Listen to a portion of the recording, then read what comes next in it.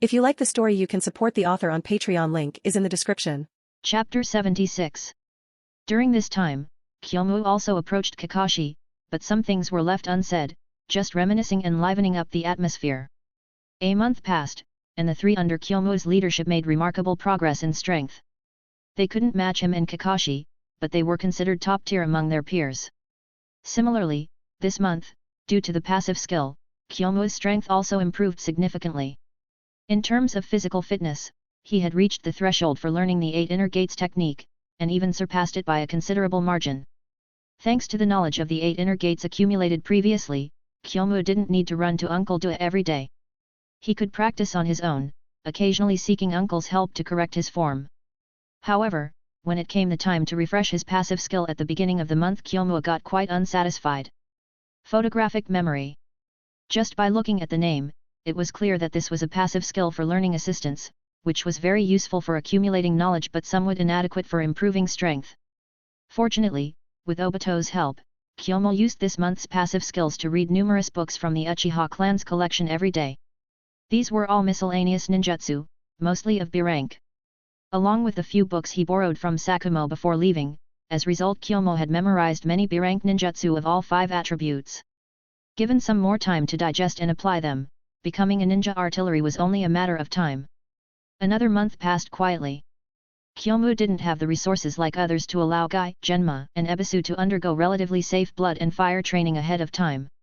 So he continued to teach the 3 of them according to their chakra attributes, teaching them a few C-rank ninjutsu, and continuing to lead missions in the village executing D-rank tasks. It felt pretty good, especially watching them clean up dung and pick up garbage in the stinky sewers. Kyomu's gloomy mood improved a lot, as watching people suffer like he did was cathartic. But as the new month arrived, Kyomu became even more restless. It wasn't that the passive skill was bad, but rather that Sakumo hadn't returned to the village yet, and Kakashi had been sent out of the village on a mission. Suppressing his unease, Kyomu finished guiding Gai and the others before plunging into intense training. Efficiency. This month's passive skill, as long as you put in the effort, your rewards will be twice as much, and there won't be any bottlenecks. A very powerful passive skill, albeit not as overpowered as rewards of diligence, mainly because it lacked the insane recovery power, which was not enough to support Kyomu running 24 hours a day. But Kyomu was content. Relying on this passive skill, he focused most of his energy on swordsmanship and the 8 inner gates technique. It's not that he didn't want to pursue an all-around path, but when encountering such a good passive skill, Kyomu had to focus on his strongest areas to maximize and speed up his strength improvement. The storm was coming, and he didn't have much time. Finally, in the 5th month, Sakumo returned secretly with his team. If Kyomu hadn't heard the gossips in the village, he wouldn't have known about it. Leaving Gai, Genma, and Ebisu behind, Kyomu hurried to Sakumo's residence.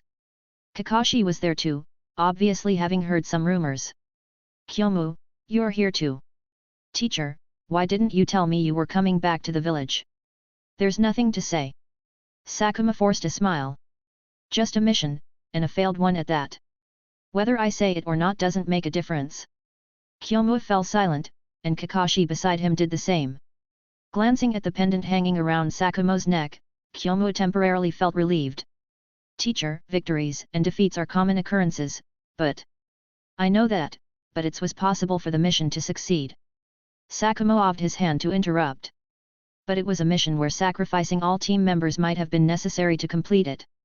I hesitated and chose to withdraw." Sakumo didn't have any intention of hiding it, and the mission report would undoubtedly state it as such. "Father, you said, ninjas are duty-bound to complete missions." Kakashi calmly interjected, "But why did you? They've been through life and death with me for many years. I didn't want to leave them behind." Sakumo's expression was calm, but the struggle in his heart was fully reflected in his evasive eyes. "Ninjas are not just emotionless task machines.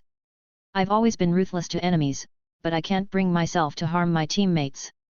Sakumo didn't describe the specific details of the mission, but Kyomu could understand that the situation at the time was really hard to explain. It's like the dilemma of choosing between saving your wife or your mother. No matter how you choose, you're wrong. "Teacher, I understand you." Kyomu comforted, "With the original team intact, it's like preserving people over territory. The day to reclaim it will come sooner or later." Sakumo's eyes brightened slightly, and he smiled and nodded at Kyomu. It was evident that at this moment, Sakumo's mindset could still hold steady. Kakashi looked at Kyomu and then at Sakumo. Being somewhat awkward in this regard, he finally spoke up. But the duty of a ninja. Kakashi, if I were to die, and you could complete the mission, what would you do? Kyomu countered Kakashi, but I can tell you, faced with such a situation, my choice would be the same as teacher's. Kakashi fell silent, and after a moment, he suddenly opened up, I would do the same. Kyomu smiled and placed his hand on Kakashi's shoulder, that's friendship. We're the ones who can rely on each other's backs. Even if we fail once, as long as we're still here, we can regain what we lost. Kakashi smiled in relief, I understand. This time it's not father's fault. Right, just like I told you before. Tactical retreat, right. Kakashi answered, stop making excuses. You're just afraid of dying. But I'm more afraid of you dying before me, Kakashi. Kakashi didn't say anything more, but he already understood everything in his heart. Father's choice this time was not wrong. There are many missions, and losses can be compensated, but lives can only be lost once. Sakumo also smiled along, this is a bond. With people you trust, you can fail once or countless times, but as long as you win once, everything can be regained. Kyomu nodded, affirming that Sakumo didn't take the rumors rising in the village to heart. But the next moment, Kyomu's heart sank. Teacher, who are your teammates?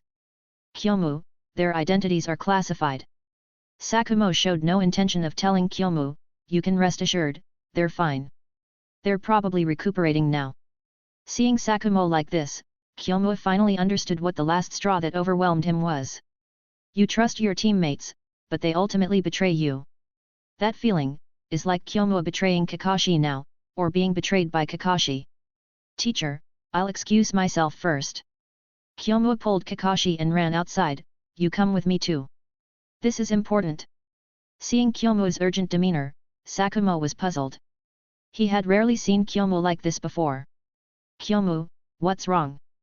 Someone is plotting against Takaharu. Impossible. Kakashi decisively denied, who dares to harm my father? My father is. Teacher is not yet the Hokage. Kyomu immediately explained, the rumors spreading in the village are unusual. Such confidential missions shouldn't be known to anyone outside the village leadership. Kakashi suddenly realized. He had also carried out many missions, but the more confidential the mission, the less likely it was to leak. Even if someone knew, it would be limited to the ninja circle and wouldn't need to be known by the whole village. Kyomu, tell me what you know, and I'll listen. Kakashi made a quick decision. In this situation, teacher should have some awareness. He's currently laying low and handling it quietly. But the reason he can maintain his composure is because of the teammates he trusts, or rather, comrades and close friends. Kyomu's thoughts were clear. As long as they are fine, when the storm blows over, teacher will reappear in public in his original capacity. But if he's betrayed, it's like suddenly stabbing you in the back from behind, can you understand that feeling? Kakashi's eyes flashed, and he immediately made a decision, I'll go find the Hokage. I'll search for clues at the village hospital. Their division of labor was clear, but Kyomu's heart couldn't stop sinking. What he could think of, Danzo shouldn't fail to think of. This man was a master at exploiting the darkness in people's hearts. Immediately, Kyomu instructed again, Kakashi, if there's no way, go find the Inoshikacho trio. They come every New Year's Day, there's friendship there, and you have more influence than I do. Nodding, Kakashi rushed away, and Kyomu immediately took action. It had to be fast. Chapter 77. The Hokage's office. Inside, smoke filled the air, and Hiruzen's furrowed brow remained tight. The losses from this mission failure were immense, truly immense. And it could have succeeded, but because of Sakumo's soft-heartedness. Apart from, the village suffering losses, as the Hokage, he couldn't escape blame. After all, he was the one who made the decision, and his signature was on the document. Sakumo, oh Sakumo, why weren't you more ruthless at the time? In this situation now, I'm in a difficult position. Sarutobi was anxious, especially with two of the three Hokage advisors present, and their first words were accusations. Koharu, there's still room to salvage this situation, Hiruzen finally spoke up. Although the loss is significant, we can recoup it from other sources. At most, we'll just have to complete some more challenging missions. Is it really as easy as you say, Hiruzen? Homura's words carried impatience. The economic loss is secondary, the most crucial issue is the boiling public sentiment, which is not good at all. A flash of severity crossed Hiruzen's eyes. How did the public learn of such a confidential mission? Wasn't it you? Koharu exclaimed in surprise. Nonsense. Hiruzen slammed the table and stood up. My intention was to handle it quietly, I never intended to publicize it. This kind of behavior is dangerous. It indeed wasn't Hiruzen. Danzo strode into the office, followed by two root ninjas, with a person dressed as a merchant who had been tortured and coerced in their midst. It's this enemy country spy who, following orders from above, spread the news of Sakumo's mission failure. Hiruzen glanced at Danzo, then at the enemy country spy, struggling internally. He only half believed Danzo's words, the other half automatically filtered out. It had been like this for many years between them. Is it investigated thoroughly? It's been thoroughly investigated, and this is the confession. Danzo handed over the documents. And we've also used the mind transmission jutsu on members of the Yamanaka clan to confirm, without any doubt. Suppress the rumors. Hiruzen made a decisive decision. Letting rumors spread will easily lead to problems, especially concerning Sakumo. It's too late. Danzo's face turned cold. Once rumors gain momentum, forcibly suppressing them will only make them worse. What we need to do now is to release another rumor to overshadow Sakumo's incident. How easy do you think that is? Homura furrowed her brow. We're well aware of Sakumo's prestige within the village. With someone's manipulation, as much as he was praised before, he will be equally scorned now. Hiruzen, you can step forward. Danzo looked at him seriously. You can clarify the situation and. Danzo, are you crazy? Homura interrupted him. Hiruzen is the Hokage. If he steps forward to clarify, the criticism of Sakumo may be suppressed, but Hiruzen's reputation will take a hit. How can he stay in the position of Hokage in the future? That's exactly the effect Danzo wanted, but he played it flawlessly. But if this continues, Sakumo might be adversely affected by the rumors. In the worst-case scenario, the village will suffer even greater losses. But we can't sacrifice Hiruzen's reputation. Homura firmly refused. Think of other ways, like changing the nature of this incident. Sakumo abandoned the mission for the sake of his teammates, which aligns with the will of fire. Hiruzen's eyes brightened, about to speak, but Danzo preempted him. I've considered this, but Sakumo's exemplary role is too strong. If we set this precedent, won't the villagers also voluntarily abandon missions for this reason? Danzo waved his hand decisively. We can't set this precedent. Even if there's some understanding, we can't codify it in writing, otherwise, how will everyone behave? Silence. A long silence. Breaking the silence first was still Danzo. Hiruzen, only you stepping forward can. No. I disagree. Homura and Koharu immediately took an opposing stance, and they were very firm about it. Compared to Sakumo, Hiruzen appeared more important. He wasn't just a village Hokage but also the source of authority for these two advisors. If Hiruzen were to step down because of this, would their roles as Hokage advisors still hold any value? Let the rumors run rampant, let Sakumo suffer a bit. I believe after the rumors subside, he will understand everything. Homura sighed deeply, offering the worst solution. This was exactly what Danzo wanted. Moreover, this was his original plan, and the development of events was exactly as he had designed. Whether they lost Hiruzen or Sakumo, for him, it was a win-win situation. And he had to play the good guy and hide his intentions. This is not appropriate. Sakumo has contributed greatly to the village. What do you suggest then? Then, let me go. Danzo looked at Hiruzen. I provided the mission intel, and although there were no issues, I'm responsible for half of the mission failure. So, let me clarify and take the responsibility. Everything will be resolved. Hiruzen looked at Danzo, remaining silent for a long time. He already had a guess in his heart, but he had no evidence, and because of the bond between him and Danzo, he lacked the courage to sever it. In the midst of conspiracy, there was also strategy. This time, Danzo clearly played a better move. Handle it discreetly. Hiruzen gave the order. But at the same time, try to release other news to suppress the rumors. Also, pay more attention to Sakumo's side. Forget it, I'll personally go and explain to Sakumo. After giving a few more instructions, Hiruzen left the Hokage's office and headed towards the direction of the Hotaki residence. At the same time, Kakashi also encountered Hiruzen, but his request was rejected. In his view, Kakashi's actions were just causing trouble. Moreover, the response strategy had already been decided, so there was no intention to change it. Without any credit, Kakashi headed towards the residence of the Inoshikacho clans. However, Shikaku's intelligence was high, he had already analyzed it as a political maneuver and didn't want to get involved. The Yamanaka, Nara, and Akimichi clans maintained neutrality and watched from the sidelines. If they wanted to remain neutral, they should at least stay consistent, with none of the three factions assisting. In the evening, Kyomu also met with Kakashi. You go first. The two spoke simultaneously, then fell into silence. Let's go home. Kyomu broke the silence, since we can't do it, let's block those messages. At the very least, don't let the teacher hear the rumors. Kakashi nodded and followed Kyomu back. The relationships of the two were based on Sakumo's existence. Their real identities were now in turmoil, so how could they break free? In the end, Kyomu and Kakashi were just 7 years old, special jounin in the village, and nothing more. Get lost. Just as they arrived at the door, Kyomu placed his hand on the hilt of the Yai sword, his gaze fierce as he looked at the crowd. Listening to rumors is like listening to the rain. My teacher's previous contributions to the village have all been wiped out because of this mistake. And do you think the will of fire is just empty words? As Kyomu's voice fell, the people in front of the door immediately retorted. Isn't it a fact that he caused losses to the village? Yes. Sakumo should wash away his shame with death. We used to think he was great, but we didn't expect him to voluntarily abandon the mission, which goes against the duties of a ninja. And is the will of fire like this?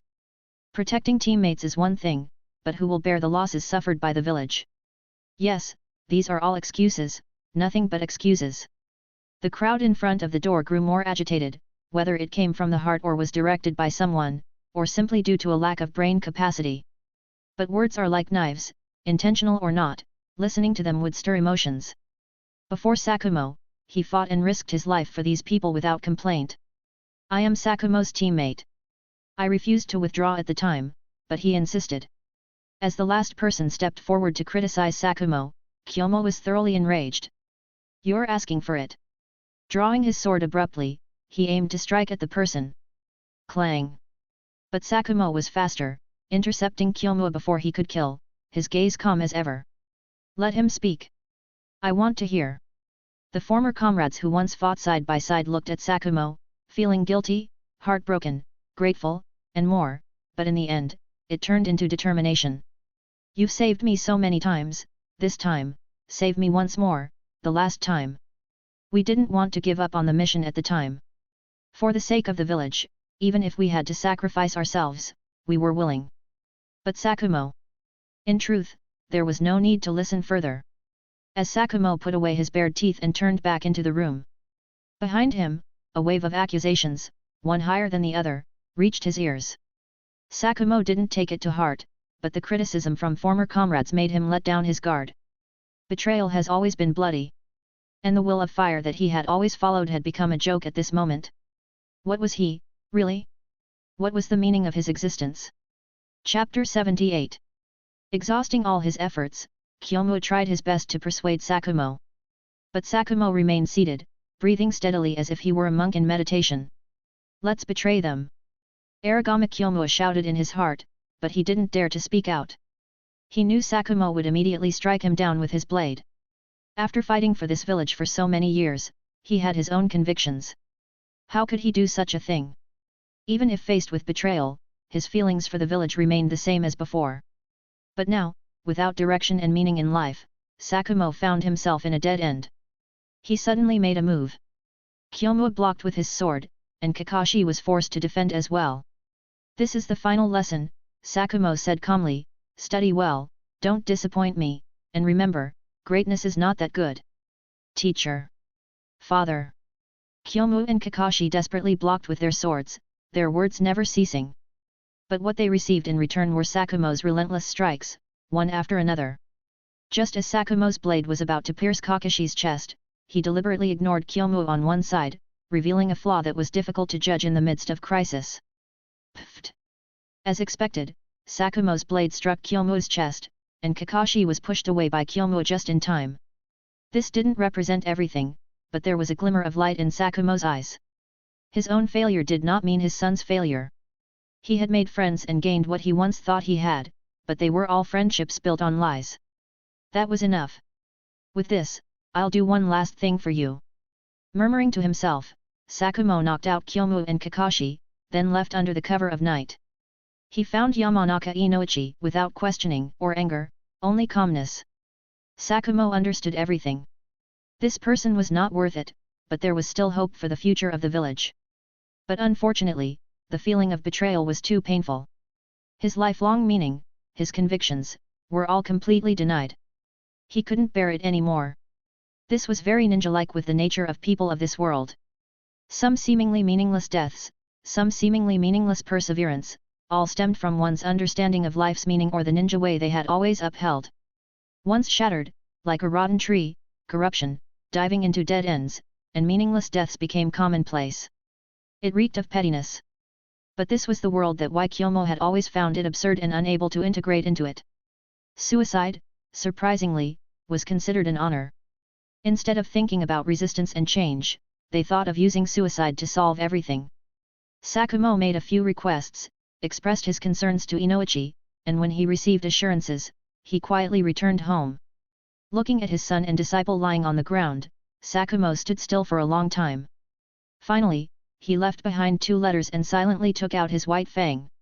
He carefully wiped the blade and then ended his own life. But at the same time, the pendant hanging around his neck shattered into pieces. The Shinigami who had come from the Pure Land were once again deceived. What they took from Sakumo was just the illusion of a pendant, but they were oblivious, thinking it was Sakumo's soul. Dash! The smell of blood filled the air, and Kakashi panicked as soon as he opened his eyes. Father! Don't wail, he's not dead yet. Kakashi crawled to Sakumo's side, placing a hand on his carotid artery. No movement.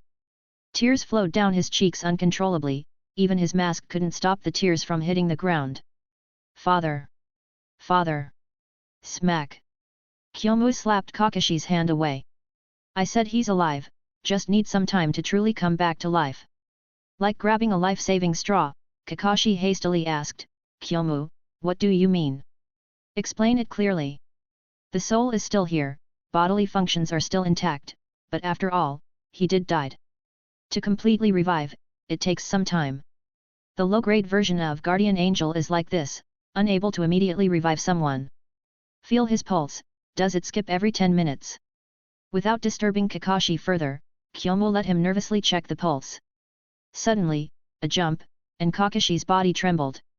His eyes lit up suddenly, it's true, it's true. The pulse is still beating, Kyomu. Yes, but don't make a fuss. Why? Look at the letters left by our teacher, and you'll understand. Kyomu had awakened earlier than Kakashi and had read his letter along with Kakashi's. But he felt that what Sakumo said was too self-righteous. Why should he suffer while letting the culprit go unpunished? For Konoha? Impossible. Kyomu didn't lose the traditional arts he brought from his previous life. Martial virtue must be abundant, oppression must be overturned, and if I can't live, you won't either. Without Sakumo to shield them from wind and rain, they would inevitably face some grievances in the future. But the words in the letter remained unchanged by Kyomu. He wanted to personally recruit Kakashi. Done reading. Kyomu looked at Kakashi. What do you think? I don't know. Kakashi's mind was in chaos. Even though he was precocious, he was still just a 7-year-old boy. Even if Sakumo hadn't truly died, the events that had occurred were vivid in his mind. I don't know what the will of fire that our teacher and everyone else talk about really is. Kyomu shook his head, but one thing is clear, this will is dual-sided, and the real answer lies not in the will itself, but in the person who controls and interprets it. I understand. Kakashi wasn't stupid, he knew where the problem lay. So you have no opinion? Kakashi suddenly clenched his fists, his body trembling.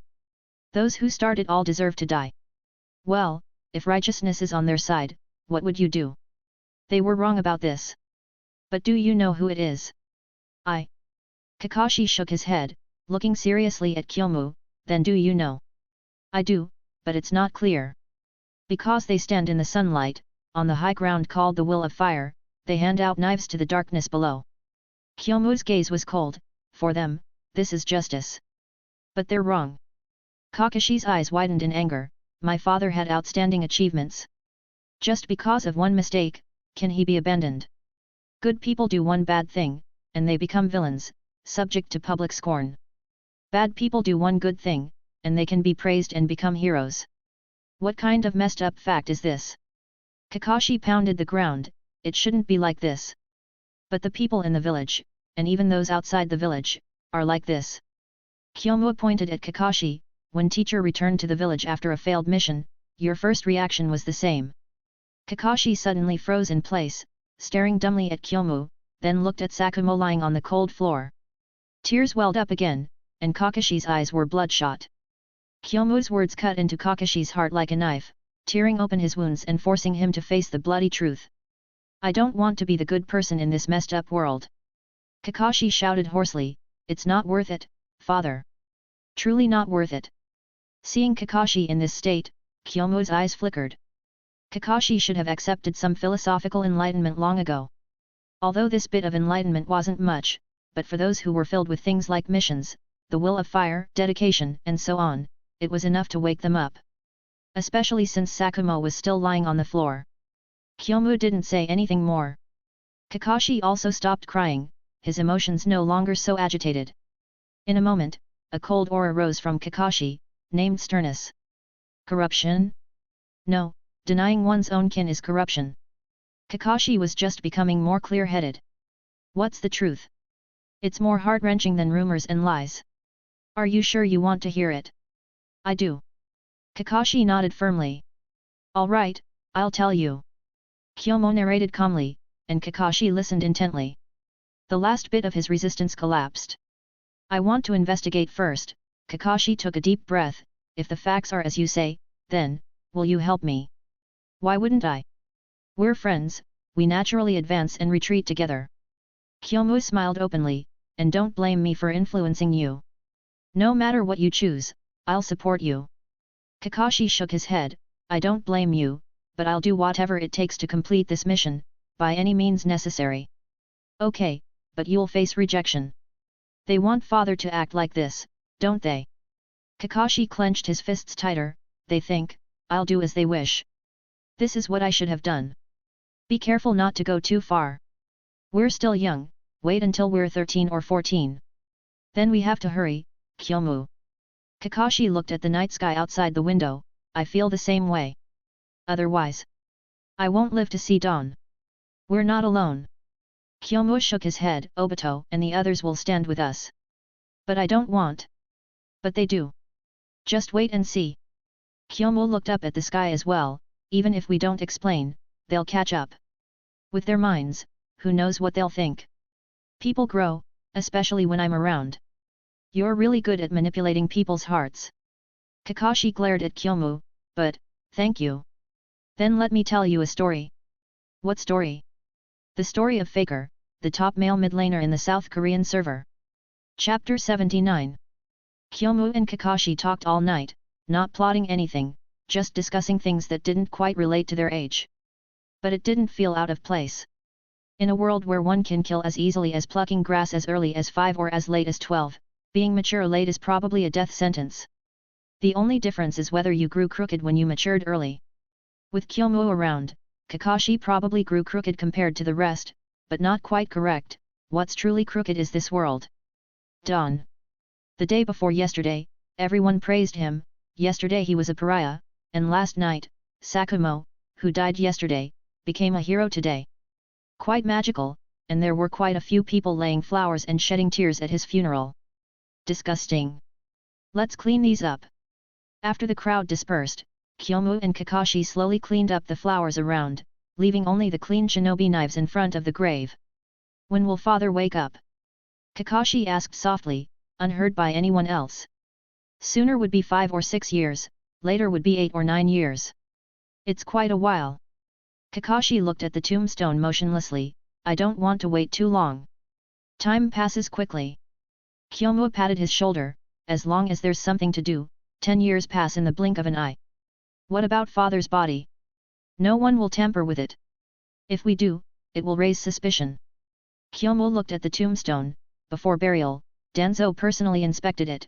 He didn't suspect anything. I thought he sincerely carried the coffin for father.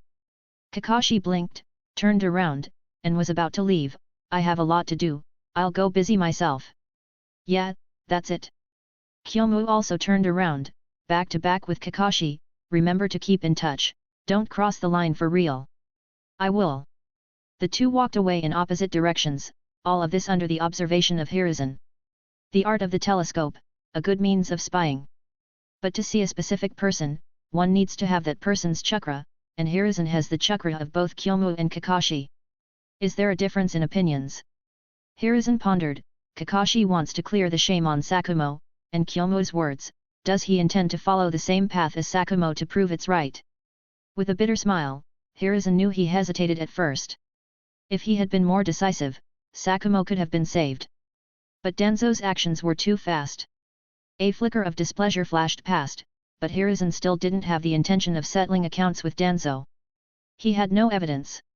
Although a Hokage doesn't necessarily need evidence to deal with someone, there are some people that require evidence to make Sarutobi Hiruzen act decisively. Hokage-sama. A member of the ANBU Black Ops rushed in, intelligence from undercover agents in various countries, there are movements in all countries. His brow furrowed even deeper. What exactly is happening? They're preparing for war supplies. Sakumo just died, and such reactions occurred so quickly. Hiruzen's eyes were cold. The spies within the village need to be cleaned up. Order the 3rd and 5th ANBU squads, as well as the route, to take care of this. Yes, Hokage-sama. As the ANBU left, Hiruzen sat back in his chair, his expression remarkably intense. Danzo has been extremely happy these days. Sakumo died, Tsunade was incapacitated, Jiraiya disappeared, and Orochimaru was under his control. He had a lot of dirt on him, ready to ruin his reputation at any time. And the ninja world was brewing a new storm of blood and violence, days of making achievements and gaining reputation were approaching. This was the best opportunity for him to ascend to the position of the 4th Hokage, without a doubt. But it's also a bit regrettable. Before Sakumo died, he said something to Hiruzen. This guy died protecting both Kakashi and Kyomu, so Shimura Danzo never had a chance to take action against them. However, judging from the reactions of Kakashi and Kyomu, it seems that they each inherited Sakumo's bright and dark sides. Shimura Danzo chuckled lightly. Kakashi will be influenced to become a cold-hearted task machine, disregarding the lives of his teammates for the mission, while Kyomu seems to be overly concerned about bonds and teammates. Sakumo, you've really left 2 talents for Konoha, this is the will of fire, isn't it? Ha ha, ha ha ha.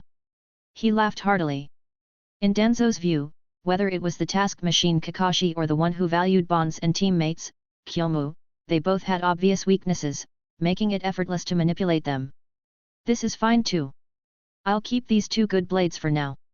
In the future, when I become the 4th Hokage, they will surely shine under my leadership. Turning away from his stone chamber, Danzo prepared to do something productive, first cleaning up the spies in the village, then polishing his reputation. As judged by both Hiruzen and Danzo, Kakashi and Kyomu's ideals diverged, resembling Sakumo's 2 extremes. One became a task maniac feared by everyone in ANBU, willing to sacrifice teammates when they're held hostage or used as bait. As long as the mission is completed, Kakashi would stop at nothing. For the ninjas on his team, if they encountered missions to crush the enemy, it would naturally be smooth sailing. Kakashi was very strong in combat and could complete missions without any surprises. But in situations where the strengths were evenly matched, Kakashi would become an unstable factor. Once teammates affected the mission progress, Kakashi would abandon them lightly or use them as disposable pawns, acting decisively and ruthlessly. In short, the mission was a ninja's duty, and for the mission, Kakashi was willing to sacrifice anyone's life. Hokage-sama, this is the 6th ninja to die after being on the same team as Kakashi. The captain of the ANBU Black Ops wore a pained expression. This is his information, his strength was quite impressive. Hiruzen lit his pipe, took a deep puff, and his mood calmed down. What's your opinion? Kakashi is no longer suitable for ANBU. He disregards the lives of teammates for the mission. The captain of the ANBU Black Ops suddenly lowered his voice, then stopped halfway through his words. Is he going to follow in Sakumo's footsteps and abandon the mission for the sake of teammates? Good people end up like this. His face stung a bit from the slap. Hiruzen was even more troubled. Kakashi's actions proved whether Sakumo's approach was right or wrong. But it's a done deal, how could he possibly vindicate Sakumo? He could only bear with Kakashi's actions. After a moment of thought, let's do this, let the medical ninja conduct a comprehensive psychological evaluation of Kakashi. If there are any problems, suspend his missions for a while. Yes, Hokage-sama. The captain of the ANBU Black Ops breathed a sigh of relief, thinking that he could finally kick this star out of his squad, otherwise his subordinates would all be depleted in missions. Sakumo, I'm sorry, I hesitated back then. Hiruzen muttered in his heart, then called for someone. It was the bright and cheerful Kyomu, the man with the most healing smile in all of Konoha. Sakumo was scolded for abandoning the mission to save a teammate, and his son, Kakashi, was suspended for abandoning a teammate to complete the mission. It was quite fitting. Hee. But Kyomu didn't say much, didn't think much, just politely declined. Hokage-sama, the team I trained is just right, and Kakashi has graduated for many years, his strength is almost close to that of a jonin, with mature combat style, experience and tactics against the enemy. My strength is almost incomparable to his, there's really nothing I can teach him, and it's also difficult for Kakashi to fit in. Kyomu, Obito and Rin were once good friends of Kakashi. Hiruzen provided an answer, and because of what happened with you, Kakashi became somewhat extreme. I think only past friendship can bring him back on track. And I think Kyomu is more suitable than Obito and Rin for this. They haven't been in touch much since your teacher death. Hiruzen's face grew even more bitter, it seems that there's a difference in ideology between them, which might have affected their friendship. The only solution I can think of is you, Kyomu. I know your personality. I think you can correct Kakashi, right? Kyomu hesitated for a moment, then calmly nodded, if necessary, I can accept this task, but the extra team member. I'll handle it. Thank you, Hokage-sama. Kyomu bowed and left. When he stepped out of the door, a hint of bitterness appeared on his face. What exactly is right and what is wrong in this world? Chapter 80. Within the borders of the Land of Wind. Kyomu stood with a sword in hand, accompanied by his teammates and disciples, Shiranui Genma, Ebisu and Might Guy. Further ahead was a young woman with a heroic bearing, estimated to be about 5 or 6 years older than Kyomu. Although only 13 or 14 years old, she had an elegant figure, and her daring outfit, with its backless top, showcased her curvaceous spine like polished jade. If this is all you've got, you'd better flee while you still can. Kyomu's voice was calm. Although we're killing ninjas from your village, you're not within our mission scope, Pakura. You know me but I also know you. Oh? You know me? Kyomu raised an eyebrow. Am I that famous now? Not just famous, the name Instant Shadow Aragami Kyomu is known in every ninja village. So, what's your plan? Pakura's eyes gleamed with hatred, but more so with eagerness. Since we've met, I naturally want to test the extent of your fame as Instant Shadow Kyomu. While that may be the case, I've killed many like you. Kyomu entered a state of readiness. But forgive me for being blunt, your strength doesn't even register among the souls I've reaped. Arrogant! Pakura shouted angrily, without making any hand seals. Multiple blazing fireballs materialized around her. Scorch release, flame ball barrage. Swoosh, swoosh, swoosh. The high-temperature fireballs continuously shot towards Kyomu, but Genma, Ebisu and Guy didn't hesitate to dodge. Swish! But where the fireballs covered, there was no trace of Kyomu's shadow. Pakura's pupils contracted. Suddenly, without warning, 4 identical figures appeared around her, making it difficult to distinguish reality from illusion. The shadowy blades thrust forward, 4 simultaneous sonic booms rang out, but Pakura showed no intention of dodging. Why dodge? Others might fear the instant shadow blade formation, but Pakura, with her scorch release Kekii Genkai, wasn't afraid. Forming a hand seal with one hand, Pakura's scorch release chakra was instantly activated, enveloping her in a scorching aura. At the same time, fiery flames tinged with a faint blue erupted, unleashing a high-temperature shockwave that, under the influence of the scorch release chakra, was enough to desiccate any living being within her vicinity, turning them into mummies. Scorch release, vaporize kill. With a thunderous explosion, a massive fireball burst, leaving a 10-meter radius around Pakura devoid of life. The earth dried and cracked. Ban! One of Kyomu's shadow clones was instantly shattered, but the other 3 images around her remained. Thrusting the blade forward, Pakura's pale back immediately broke out in a cold sweat. How are they still here? Is it genjutsu? Just as Pakura had instantly guessed, she was indeed under the influence of the instant shadow blade formation's psychological suggestion type genjutsu. It was still C rank, but when used, it was silent and undetectable, and it was a suggestion type genjutsu, almost devoid of chakra, causing her body's warning functions to react slowly. Just narrowly avoided being hit. Though her mind eased slightly, Pakura still swiftly retreated, nervously scanning her surroundings for Kyomu's whereabouts. Swish! The sound of breaking space struck again, but this time Pakura faced 9 figures, still unable to discern which were real. Scorch release, flame ball barrage. One advantage of being a Kekii Genkai user was that many bloodline ninjutsu could be released without seals. Of course, the power was stronger with seals, but in emergencies, it was still useful. 9 fireballs smashed towards the 9 Kyomu figures simultaneously, but only 3 turned into smoke, while the remaining 6 continued their actions. When did she fall into this annoying genjutsu again? Pakura dodged again, as expected. But suddenly, a change occurred. Although the genjutsu had been dispelled, an image that had suddenly dissipated reappeared out of nowhere. Pakura's pupils constricted, as several fireballs appeared by her side while she wielded her kunao to block.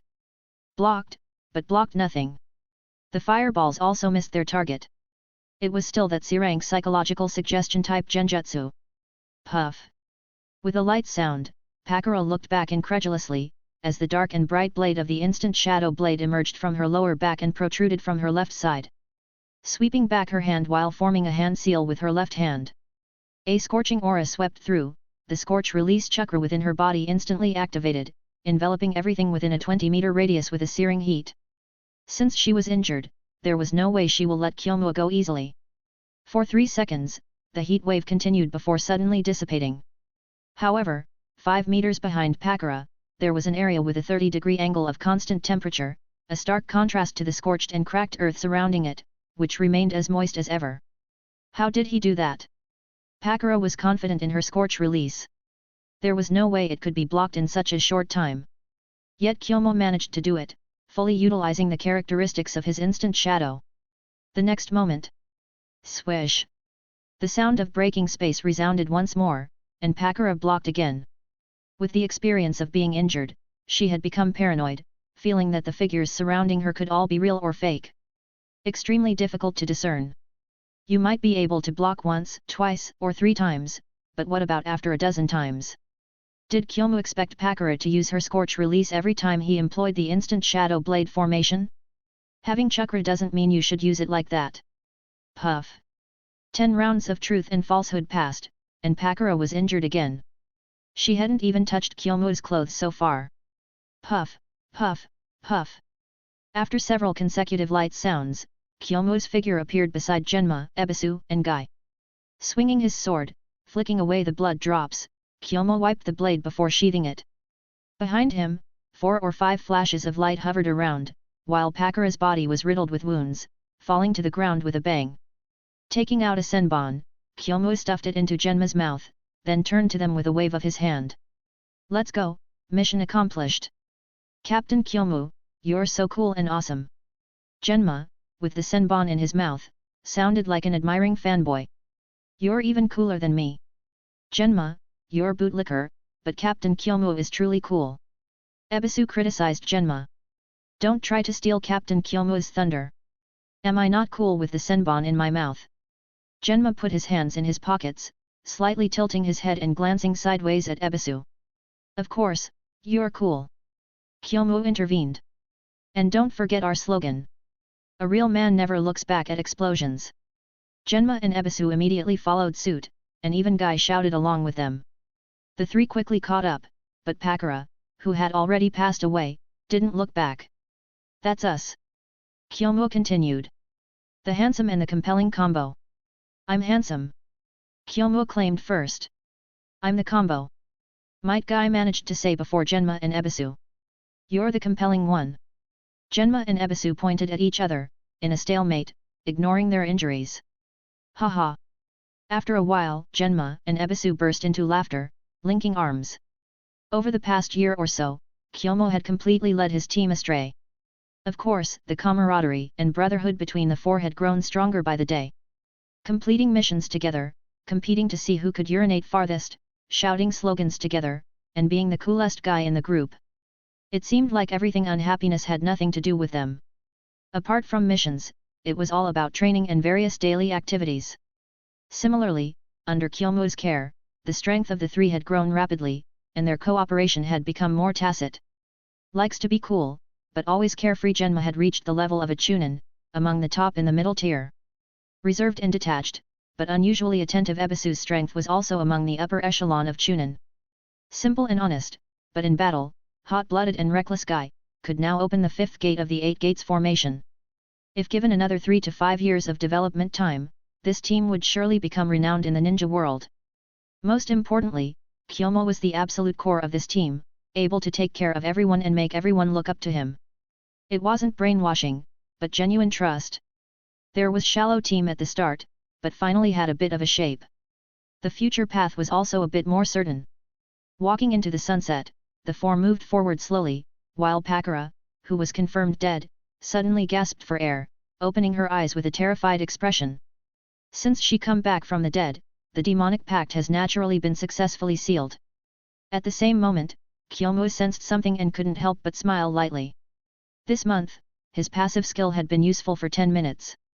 Extending his palm, a cluster of solid flames leaped in his hand, unmistakably Pakura's scorch release Kekii Genkai. End of chapter. Comment. 11 Comment. Vote. Chapter 81, Chapter 81 Omake. In the bustling streets of Konoha, where shinobi darted between buildings like shadows, there existed an enigmatic figure known as Kyomu, the elusive ninja whose skills were matched only by his mysterious aura. One fateful day, Kyomu found himself strolling through the village alongside his fellow ninja, Kakashi Hatake, the famed copycat ninja. As they walked, Kakashi couldn't help but notice the curious glances and giggles directed at them from passing women. He nudged Kyomu and remarked, "Looks like we're catching some attention today, Kyomu." Kyomu, ever stoic under his mask, simply nodded in acknowledgement. Their peaceful stroll was abruptly interrupted when a group of enthusiastic women surrounded them, their eyes sparkling with admiration. "Excuse me, are you two ninja?" one of them asked, batting her eyelashes. Kyomu remained silent, while Kakashi replied with a nonchalant smile, "Indeed, we are." The women squealed in excitement, causing a few nearby birds to take flight in alarm. "Oh my goodness! We've always dreamed of meeting real-life ninja. Can we take a picture with you?" Before Kakashi could respond, Kyomu stepped forward, his voice a low whisper, "Kakashi, I don't think this is a good idea." Kakashi chuckled, dismissing Kyomu's concern. "Relax, Kyomu. It's just a harmless photo." As they posed for the picture, Kyomu couldn't shake the feeling of impending trouble. Sure enough, the moment the photo was taken, chaos ensued. The women, overcome with excitement, began showering Kyomu and Kakashi with affectionate gestures, from hugs to kisses on the cheeks. Kyomu found himself at a loss, his usually composed demeanor faltering under the onslaught of affection. Kakashi, on the other hand, seemed to be reveling in the attention, his eye crinkling in amusement behind his mask. "Kakashi, we should probably make a tactical retreat," Kyomu suggested, attempting to extricate himself from the enthusiastic admirers. But before they could escape, a booming voice cut through the commotion. "What's going on here?" It was none other than Naruto Uzumaki, the 7th Hokage, accompanied by his ever-loyal friend, Sasuke Uchiha. The women, startled by Naruto's presence, quickly dispersed, leaving Kyomu and Kakashi standing amidst the aftermath of their unexpected encounter. Naruto arched an eyebrow, a knowing smirk playing on his lips. "Looks like you two got yourselves into quite the situation." Kakashi chuckled sheepishly, while Kyomu remained silent, his face hidden behind his mask. From that day onward, whenever Kyomu and Kakashi ventured into the streets of Konoha, they made sure to keep a low profile, lest they attract another wave of amorous admirers. And as for Kyomu, he learned that sometimes, even the most skilled ninja couldn't escape the chaos that came with being in the spotlight. Chapter 82. Skill Description. During the skill's duration, anyone who dies at your hands but refuses to accept death will enter into a contract with you. Once the contract is formed, the dead person will be resurrected, and the price they pay is their most important ability. Note, the method of obtaining abilities is through replication, and the level of ability obtained is at its initial state, not at the peak state of the contract signer. Skill duration, 30 days. Note, damn it, as a Shinigami of the Pure Land, I've been played by some despicable guy again. This month's passive skill is very strong. Though the process is a bit cumbersome, Kyomu doesn't mind at all. Captain Kyomu, where are we going for dinner today? Genma interrupted Kyomu's thoughts, holding a toothpick in his mouth and his hands in his pockets. During this mission, you showed the best performance, so you choose the place, and you pay, Kyomu replied with a faint smile. I'd rather not be so outstanding, Genma flipped his hair. But I can't help it. My charisma can't be hidden, haha. Praising each other, boasting, teasing each other, spending money together, and dealing with things together had become the distinctive mark of this team. Of course, Genma almost died this time, just to protect Ebisu. If it weren't for Kyomu's presence, the fight against 3 Chunin and a special Jonin would have almost ended in disaster. You can boast all you want, Ebisu rolled his eyes. Being so outstanding will easily get you into trouble. He couldn't help but worry, but more importantly, he cared. Don't be reckless. I could handle it at the time, why did you rush in? You're saying I wasn't cool enough at the time. Genma put his arm around Ebisu's shoulder. Cool, definitely cool. Ebisu punched him in the ribs. Too cool to care about your life. You're also reckless when it comes down to it, Genma shook his head. And being too cool violates the ninja rules, doesn't it? It doesn't, Kyomu kicked Genma. But in my book, people as cool as you aren't allowed to exist. Haha. Genma laughed happily. Captain, if you're jealous, just say it. You haven't had a chance to be cool yet. Brothers, this guy is too cool, I can't stand it, what do you say? Let's punch him. Guy surprisingly responded first, he blended in quite well. The 3 of them ran off, while Kyomu suddenly stopped in his tracks. Kakashi, long time no see. In the shadow of the back street, Kakashi's figure gradually emerged. Kyomu, long time no see. How have you been recently? I proved that what my father did was right, but it doesn't mean anything. Because. Kyomu glanced at the sun.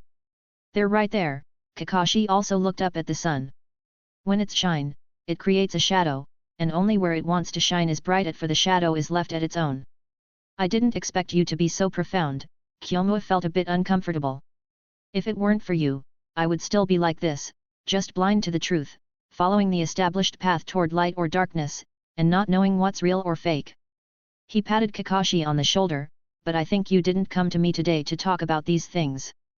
Kakashi narrowed his eyes, I've been suspended, it feels relaxing, I want to laugh. You're causing quite a stir. Kyomu raised an eyebrow. No wonder they all have headache. But they're reassured, Kakashi walked forward slowly. I heard you've got 2 new disciples, take me to see them. What disciples?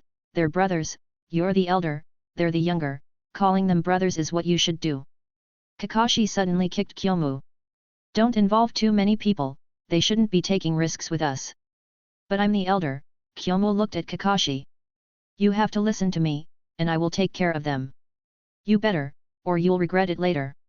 The 2 of them spoke softly and soon arrived at the designated place, which was Ichiraku Ramen. Captain, come sit, I saved a seat in the middle for you. Genma was still the most active. But as soon as he spoke, Genma's gaze fell on Kakashi's face. Kakashi. Genma, I remember you. Haha, then come sit quickly, Genma naturally made room. Although I'm treating, you and Captain are the protagonists. Kakashi took his seat, glancing casually at Genma, I'm the teammate killer, aren't you afraid? But I believe Lord Sakumo is right, under the invisible influence of Kyomu, Genma was nothing like before. And you have proven this, although a bit late, some people should feel guilty. Of course, the only thing that didn't change was his carefree attitude. But the most admirable thing about you is wearing a mask, it's really cool and arrogant. Here. Genma handed over a toothpick, put it on, double the coolness and arrogance. Can you please calm down? Kyomu rolled his eyes. You're almost becoming the social butterfly of our team, getting familiar with everyone. I only make friends with handsome and cool people, that's my principle, can't change it.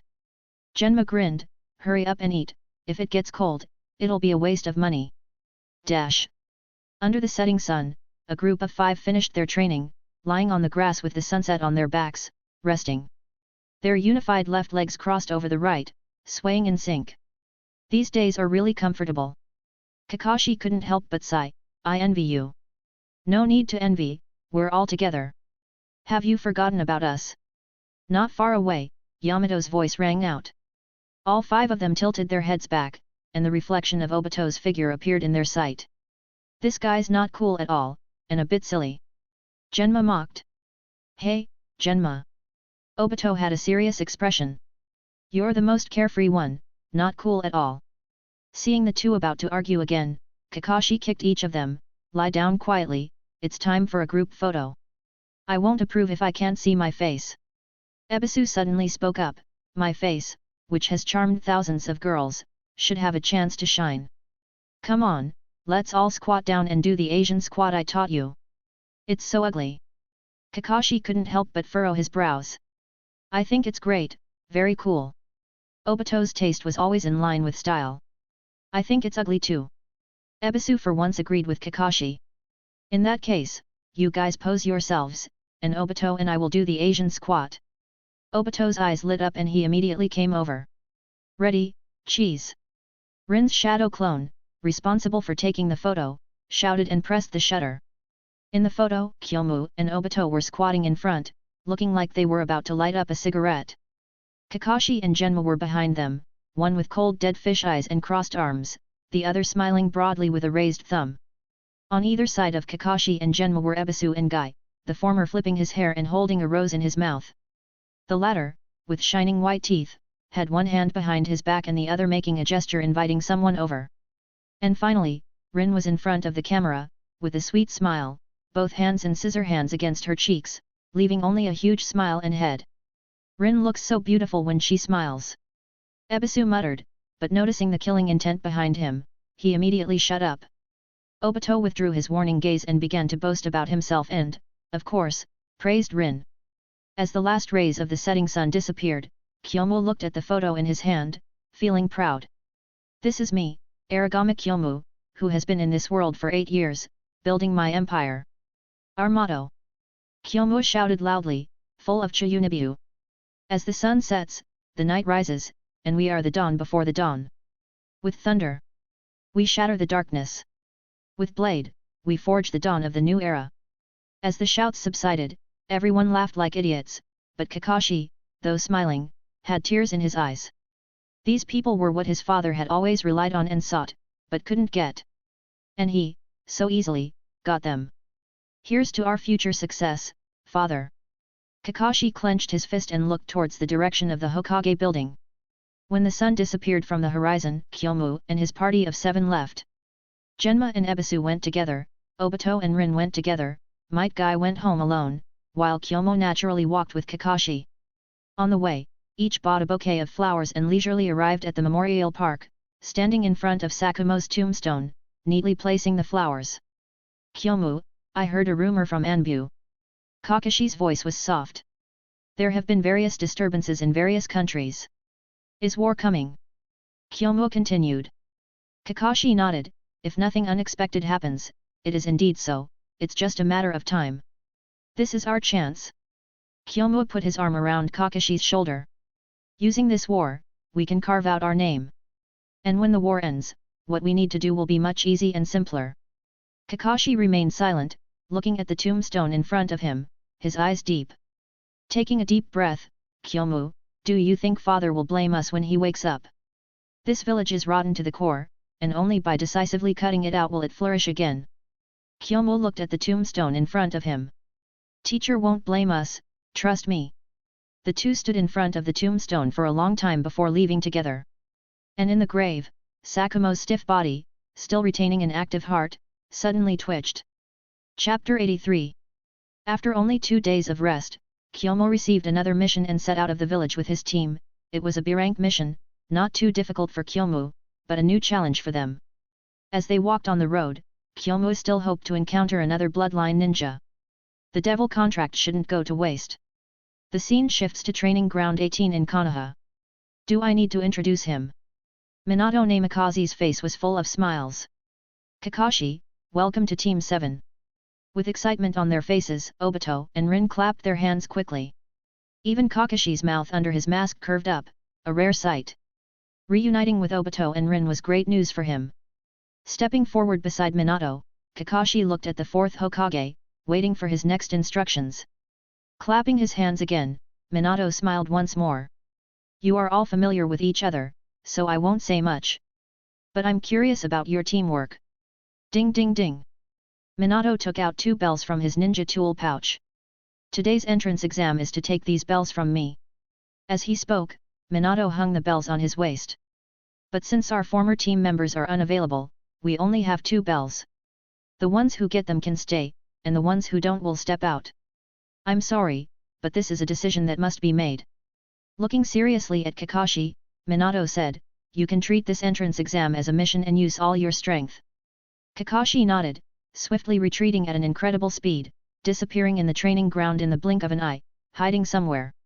Meanwhile, Obito and Rin exchanged a glance and organized their attack, rushing towards Minato. In the Hokage's office, Hiruzen watched the scene in the crystal ball, unable to hide his smile. Minato is clever, and his teaching style is gentle and adaptable.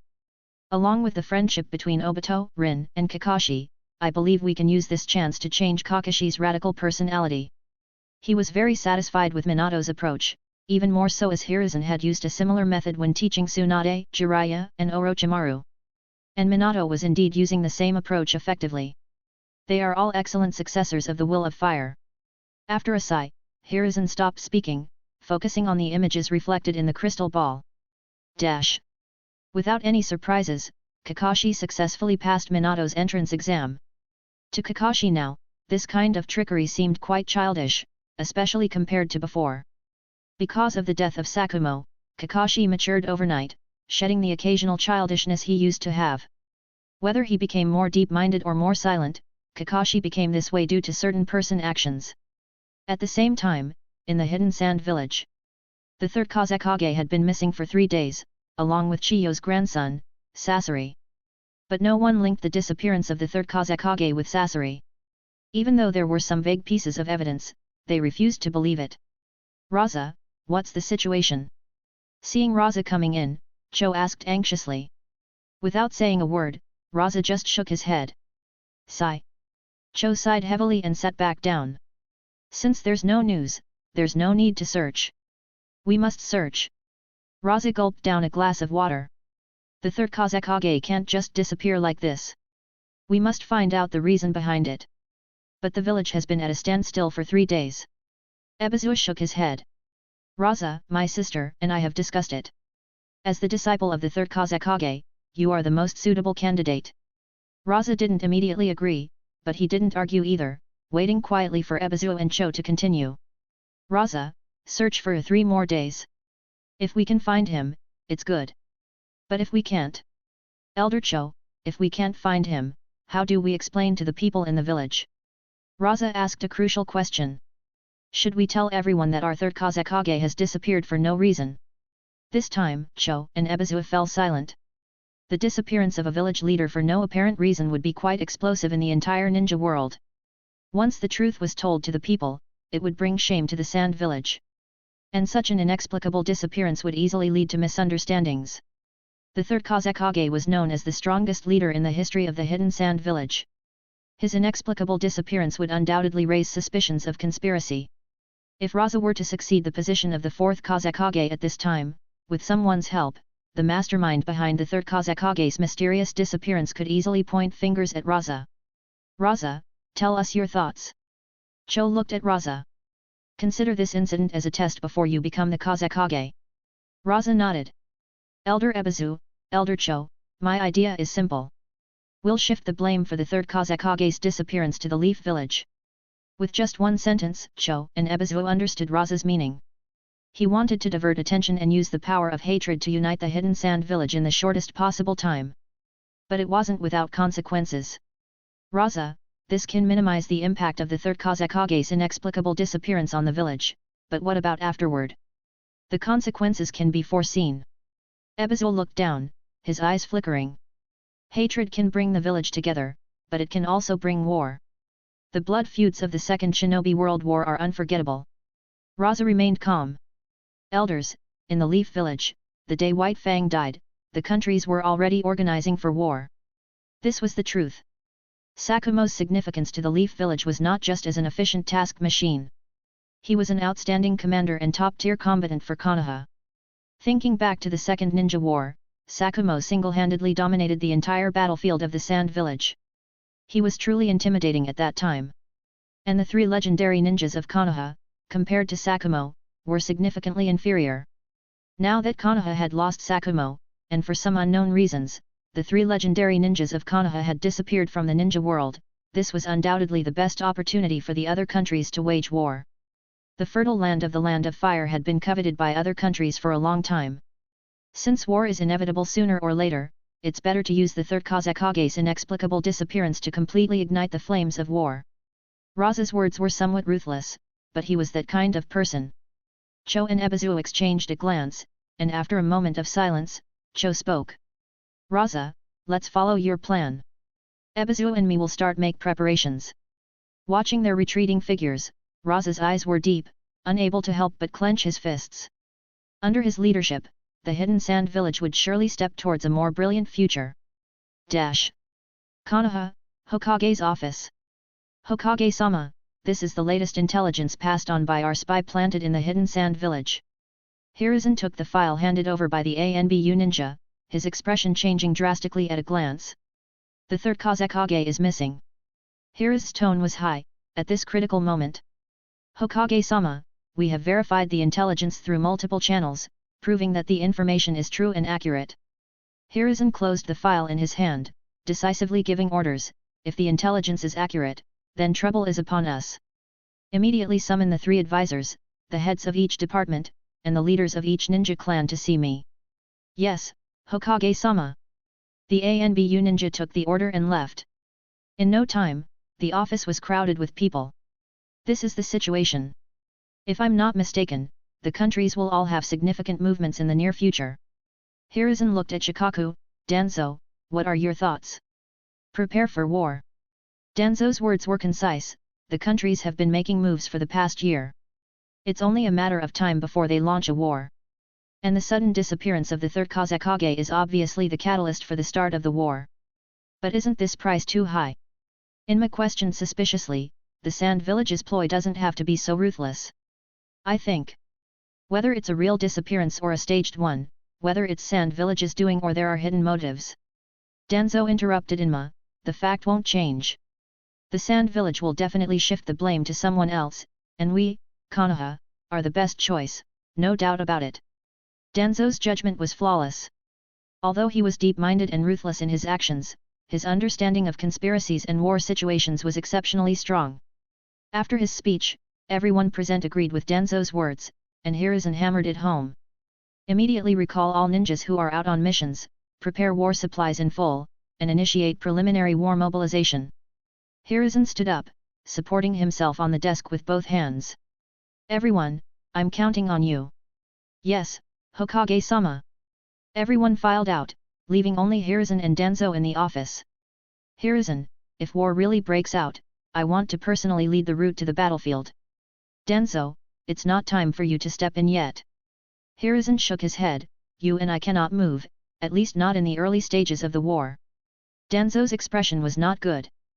Hiruzen, with you sitting in the village, it's enough. I can. Danzo, don't argue anymore. If the situation deteriorates further, or if it becomes extremely dangerous, then we, the old folks, can step in. Hiruzen showed an expectant look. But I believe Minato, the new generation of Ino Shikacho, the two twin geniuses, and others will perform exceptionally well in this war. Despite Hiruzen's words, Danzo was still unwilling to give up. But in terms of leadership, we need someone experienced. If it were me. Danzo, have you forgotten about Jiraiya, Orochimaru, and Tsunade? Hiruzen continued to refuse, and for a good reason. They are experienced in commanding a ninja force independently during the Second Great Ninja War and have won several battles. They are fully experienced. But there are only 3 of them, and there are so many battlefields. I'll entrust one of the battlefields to the new generation of Ino Shikacho, especially Shikaku. His intelligence should be fully utilized and not wasted. Very well, let's go with your plan. It seems I'm redundant. Danzo turned and left, making quite a noise when closing the door. Watching the closed office door, Hiruzen fell into silence, his eyes flickering. How could he not guess what Danzo was up to? Chapter 84. Kyomu felt quite frustrated as well. Halfway through the mission, he was urgently recalled. It didn't matter if the mission was aborted, but his plan to hunt down foreign ninjas had completely failed. The passive skill Devil's contract lasted too short, considering the time spent traveling back and forth, resting, and accepting missions. Kyomu felt extremely pressed for time to hunt down foreign ninjas for new Kekii Genkais. Well, I did take care of a ninja of the level of the Scorch release blood limit, so I'll not consider this month passive a waste, Kyomu comforted himself, while also looking forward to the passive skill next month. If only I could get a passive skill similar to his soul absorption, Kyomu thought wishfully, but whether luck would be on his side next time was another matter. Turning his head, Kyomu pushed aside thoughts of refreshing his passive skill. He was different now, from when he first acquired the passive skill King of Nonchalance. Since then, he had refreshed a total of 51 passive skills. Despite some being good and some bad, the sheer quantity and variety helped Kyomu steadily strengthen his foundation, even if he had them only once each month. Especially with this month's passive skill Devil's Contract, which gave Kyomu access to the Scorch Release bloodline limit. Although Scorch Release wasn't the best bloodline limit, being able to go from nothing to having something was a significant improvement. As long as the newly refreshed passive skill didn't backfire him, it was acceptable. Looking up at the stage, watching Hiruzen speak, Kyomu regarded his words as background noise. Everyone present, listening to Hiruzen's speech, was no ordinary civilian. Moreover, none of the ninja present had a lower strength than a Chunin. It was a classic scene of pre-war mobilization. Looking around, all he could see were densely packed heads. Roughly estimating, there were around 3,000 people in total. This was the core backbone of Konoha Hidden Leaf Village, representing its entire strength. As for the 3 to 4 times more genin ranks, they were considered cannon fodder and reserves for the core forces. To be honest, while genin had some use in ordinary C-rank or even B-rank missions, when placed on a real battlefield, a large-scale B-rank ninjutsu could easily take out 3 to 5 genin at random, or even more. Consumables, that's the role of genin in war. But with so few people, Kyomu muttered to himself, facing the joint siege of the 4 major hidden villages, it seems a bit inadequate. In Konoha, a typical ninja team consisted of 1 Chunin leading 3 genin. This was a squad. And every 4 squads formed a team, led by a special jonin or a jonin, totaling 17 people. Further ahead were larger units, composed of 4 teams, totaling 70 people, with a team leader and a deputy team leader, most of whom were jonin, with very few being ANBU.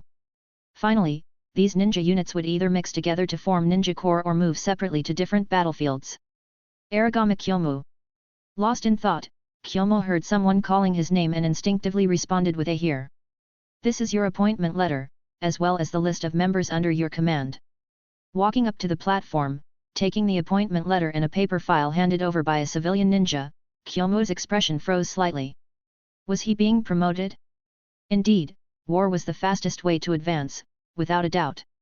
Taking the appointment letter and stepping down from the platform, Kyomu lowered his head to take a look, immediately knowing who his immediate superior was.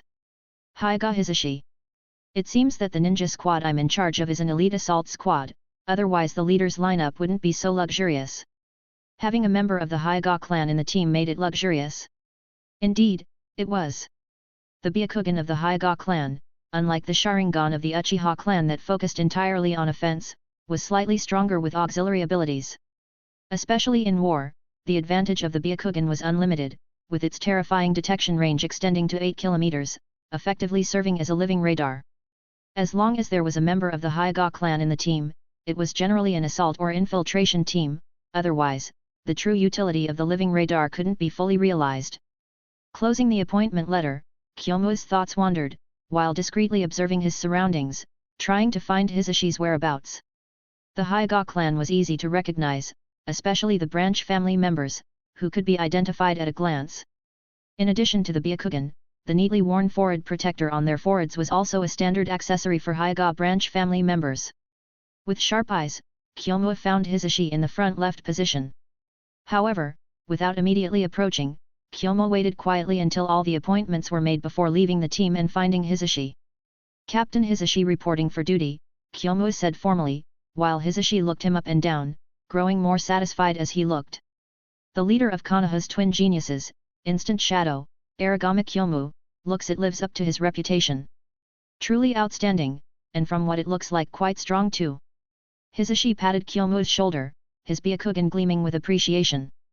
The Byakugan could see the human body's acupoints and meridians, as well as the flow of chakra within the body, allowing for a rough estimation of a person's chakra level. Obviously, in Hisashi's eyes, the chakra in Kyomu's body was as vast as a river, definitely top-notch among ninjas of the same level. Although the amount of chakra didn't necessarily represent a person's strength, the stronger the ninja, the more chakra they would have. Kyomu politely smiled, "Thank you for your praise, Captain. Compared to you, my reputation is indeed not worth mentioning." Without further ado, Hisashi didn't beat around the bush with Kyomu. "Anyway, the situation is urgent now, and everything needs to be done quickly. Kyomu, as the leader of Squad 4, I order you to bring your squad members here to assemble in 1 hour." "Yes." Kyomu responded and turned to leave. Soon, Hisashi found the 4 squad leaders he had been appointed and gave them the same orders. Without lingering, Kyomu left the assembly point, quickly heading towards Training Ground 17. Guy, Genma, Ebisu, and others, who were also squad leaders, were already there, preparing to embark on a mission. However, the war hadn't started yet, and they were only on standby. Kyomu exchanged glances with the other 3 squad leaders, briefly getting to know each other, before Hisashi disbanded them for the day. Currently, it was just a preliminary mobilization and personnel appointments. The exact timing of when the military would deploy depended on Hiruzen. After the team dispersed, Kyomu met up with Kakashi and others to discuss the situation. Minato was now a jonin, as Hiruzen intended to train a new generation of ninja leaders. Minato was appointed as the captain of a large squad, with the Hyuga branch family member as the deputy captain. Obviously, the squad led by Minato was also an assault and infiltration type of ninja team. After a brief exchange with Kakashi and leaving contact information, they bid farewell to each other. Returning to his own house, Kyomu lay back in his rocking chair, gazing at the moon in the sky, patiently awaiting the refreshment of his passive skill. As soon as midnight struck, the passive skill refreshed right on time. Passive skill, Strength in Adversity. Skill description: upon activation, gain a long-lasting combat buff, and all physical attributes will be comprehensively enhanced based on the duration of the battle, with no upper limit. Note: this passive skill feature can only be triggered during combat. After the battle ends, the long-lasting combat buff resets to 0 and recalculates for the next battle. Skill duration: 30 days. Message: those who can't kill me will only make me stronger. Taking a deep breath, Kyomu felt considerably relieved. Although it's not a passive skill for auxiliary training, for my current situation, this kind of combat assistive passive skill is undoubtedly the best solution. I got lucky this time. Kyomu rocked his chair twice, closed his eyes, and slowly drifted into slumber. The next morning, Kyomu arrived at the designated location that was set yesterday, where all 16 members under his command had already gathered. That's right, 16 people. Yesterday, when he went to gather people, Kyomu had no trouble at all. After all, the name of Might-do, the perennial genin of Konoha, was known to almost everyone. During wartime, having a powerful teammate by one's side increased the chances of survival by 10%. Everyone preferred to team up with strong individuals rather than being burdened by weaker ones. And so, do naturally became a target for those considered weak. Similarly, the Uchiha, usually despised by everyone, had become a hot commodity. Although the Uchiha's temper was foul and they weren't the best at getting along, as long as they were strong, they were fine with it. Following them made survival easier and achievements more likely. As such, under the shadow of war, the residents of Konoha had rarely shown such solidarity, cooperating with each other without reservation. Let me explain briefly. Kyomu cleared his throat.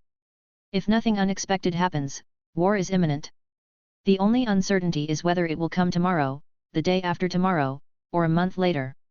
Regardless, we will be going to the battlefield when the time comes, and encountering danger is inevitable. So today, I only emphasize one thing: get to know and trust every teammate around you. When we're on the battlefield, they'll be the only ones you can rely on. If any of you engage in treachery or sabotage on the battlefield, the blade in my hand will not hesitate.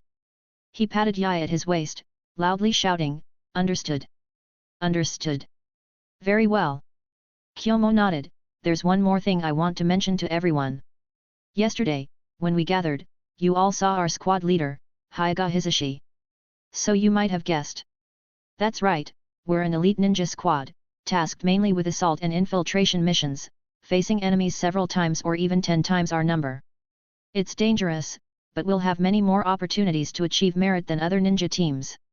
I've told you the advantages and disadvantages. Now, I'll ask one last question: is anyone afraid and wants to quit?" Silence fell over the scene. Kyomu waited for a while, nodded satisfactorily, and then waved his hand. "Since that's the case, let's establish some rules. Some of you are in your teens, some in your 20s, and some in your 30s, while I'm only 9 years old. You may not like it, and I have no need to prove myself to you. But once insubordination or similar situations arise on the battlefield, I will show you why I'm the squad leader. But by then, it'll be too late. I will not hesitate to cut your throat. Understood. Understood." With a burst of murderous intent, Kyomu's speech ended. He paused for a moment, then waved his hand. "As fellow ninjas, I believe you all know what war supplies you need to prepare. I won't say more. But if anyone is short on supplies, feel free to come to me. I may not have everything, but I have enough kunao, shuriken, explosive tags, and ninja blades. All right, disband." After briefly rallying the team, Kyomu disbanded them. All preparations were complete, only waiting for the arrival of war. The blade that had been honed for so long was finally about to be put to full use. Chapter 85. Raza succeeded as the 4th Kazekage of the Hidden Sand Village. During his inauguration ceremony, he delivered a passionate speech, blaming Konoha for the disappearance of the 3rd Kazekage. As anticipated, old grudges mixed with new ones, uniting the entire Hidden Sand Village against Konoha. Internal conflicts were successfully diverted. Fueled by boiling public opinion, just 3 days into Raza's reign as the 4th Kazekage, he, along with the feudal lords of the Land of Wind, brazenly launched a war against the Land of Fire. The vanguard force consisted of around 10,000 soldiers, including over 90 elite jonin, nearly 150 special jonin, over 2,000 chunin, and the remaining serving as cannon fodder, or also called the genin corps, totaling over 7,000 people. Under such a display of power, bordering the Land of Wind, the Land of Rivers, which served as a strategic buffer zone between the Land of Wind and the Land of Fire, collapsed entirely. The feudal lord of the Land of Rivers fled with his followers to the Land of Fire.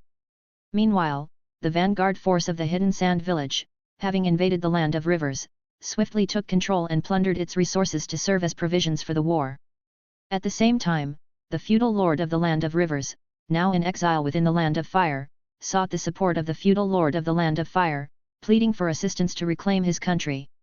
The feudal lord of the Land of Fire naturally agreed. With the endorsement of the exiled feudal lord of the Land of Rivers, the Konoha ninja forces could legitimately enter the Land of Rivers and engage in combat with the Hidden Sand Village forces. The fires of war would not blaze within the Land of Fire, at least not in the early stages of the war. As for the Land of Rivers caught in the middle, whether it would be devastated and whether its civilians would be displaced was of little concern to the Land of Wind and the Land of Fire. The sorrow of small nations is often overlooked. At the same moment, the bells rang within the Hidden Leaf Village, signaling the onset of war and the assembly of ninja forces. Kyomu, cleaning Yoi, suddenly looked up, immediately ceased his actions, grabbed the 2 prepared ninja pouches hanging from his waist, and dashed out at the fastest speed. Assemble! In the streets and alleys, ninja sprinted everywhere, with cries echoing continuously. In less than half an hour, a ninja army of around 4,000 soldiers had assembled, with Kyomu among them. Clearly, Kyomu's main battlefield was the battlefield of the Hidden Sand Village. As for the remaining Konoha ninja forces yet to assemble, they were reserves, prepared to support or open new battlefields at any moment. Depart! Orochimaru stood on the platform, and with a sweeping motion of his hand, everyone in the muster field turned around in unison and, under the command of their respective captains, rushed out of Konoha. Orochimaru is taking command on the battlefield of the Hidden Sand Village. Kyomu murmured to himself, that's not surprising. Immediately ceasing to worry about the choice of commander, Kyomu turned around and looked back, his gaze falling on Du, who was closely following him. Uncle Du, why are you carrying such a big bag? Just carrying a lot of stuff, Du grinned foolishly, we're the vanguard, and with the sudden departure, it's hard to keep up with the supplies. I may not be of much help elsewhere, but my body is still strong. It doesn't hurt to bring along a few extra things. Who said Du didn't have a brain? Kyomu gave him a thumbs up, and Du grinned shyly, becoming even more spirited as they hurried along the road. To have survived from the era of the Second Great Ninja War until now, Du's war experience was quite substantial. Kyomu made up his mind to seek Du's opinion more often on the battlefield. A seasoned veteran like him was a walking pool of experience and has to be kept close. Looking around again, Kyomu noticed that not only Du but also several others in the teams were carrying relatively large bags, filled to the brim with war supplies. Moreover, Kyomu also observed that the deputy captain, who had not been seen in his team for a long time, was also a member of the Hyuga clan. Judging from the position of his forehead protector, he belonged to the main branch of the Hyuga clan without a doubt. 2 members of the Hyuga clan in 1 ninja squad. Kyomu realized something, it seems that the mission of my squad is quite significant. Of course, it cannot be ruled out that the branch member of the Hyuga clan is responsible for protecting this Hyuga. With speculation in his mind, Kyomu led his squad without stopping, tirelessly rushing for several days until they finally reached the western border of the Land of Fire. Camp and rest for a day. Orochimaru immediately ordered the rest, but Kyomu's ninja squad was not yet time for rest. Let the captain of the Hyuga squad come to see me, Orochimaru turned his head to issue the second order. Soon, the Hyuga squad captain arrived at Orochimaru's tent. Captain of the Hyuga squad, while the team is resting, the responsibility for scouting and defense is now yours, Orochimaru went straight to the point, without any courtesy. The Hyuga squad captain accepted the order and quickly distributed tasks to the 4 team leaders under him, arranging specific defense duties. Kyomu, you follow me. The rest of you, follow my previous arrangements for vigilance, Hisashi commanded. With that, the 3 team leaders left with their respective teams, leaving Kyomu's squad under the direct command of Hisashi. Kyomu, although your strength on paper is formidable, the tasks of war are different from those in peacetime missions, and I believe you understand that, said Hisashi.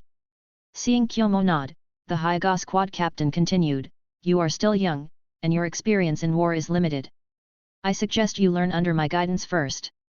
After experiencing 1 or 2 battles, I will let you lead a team on your own.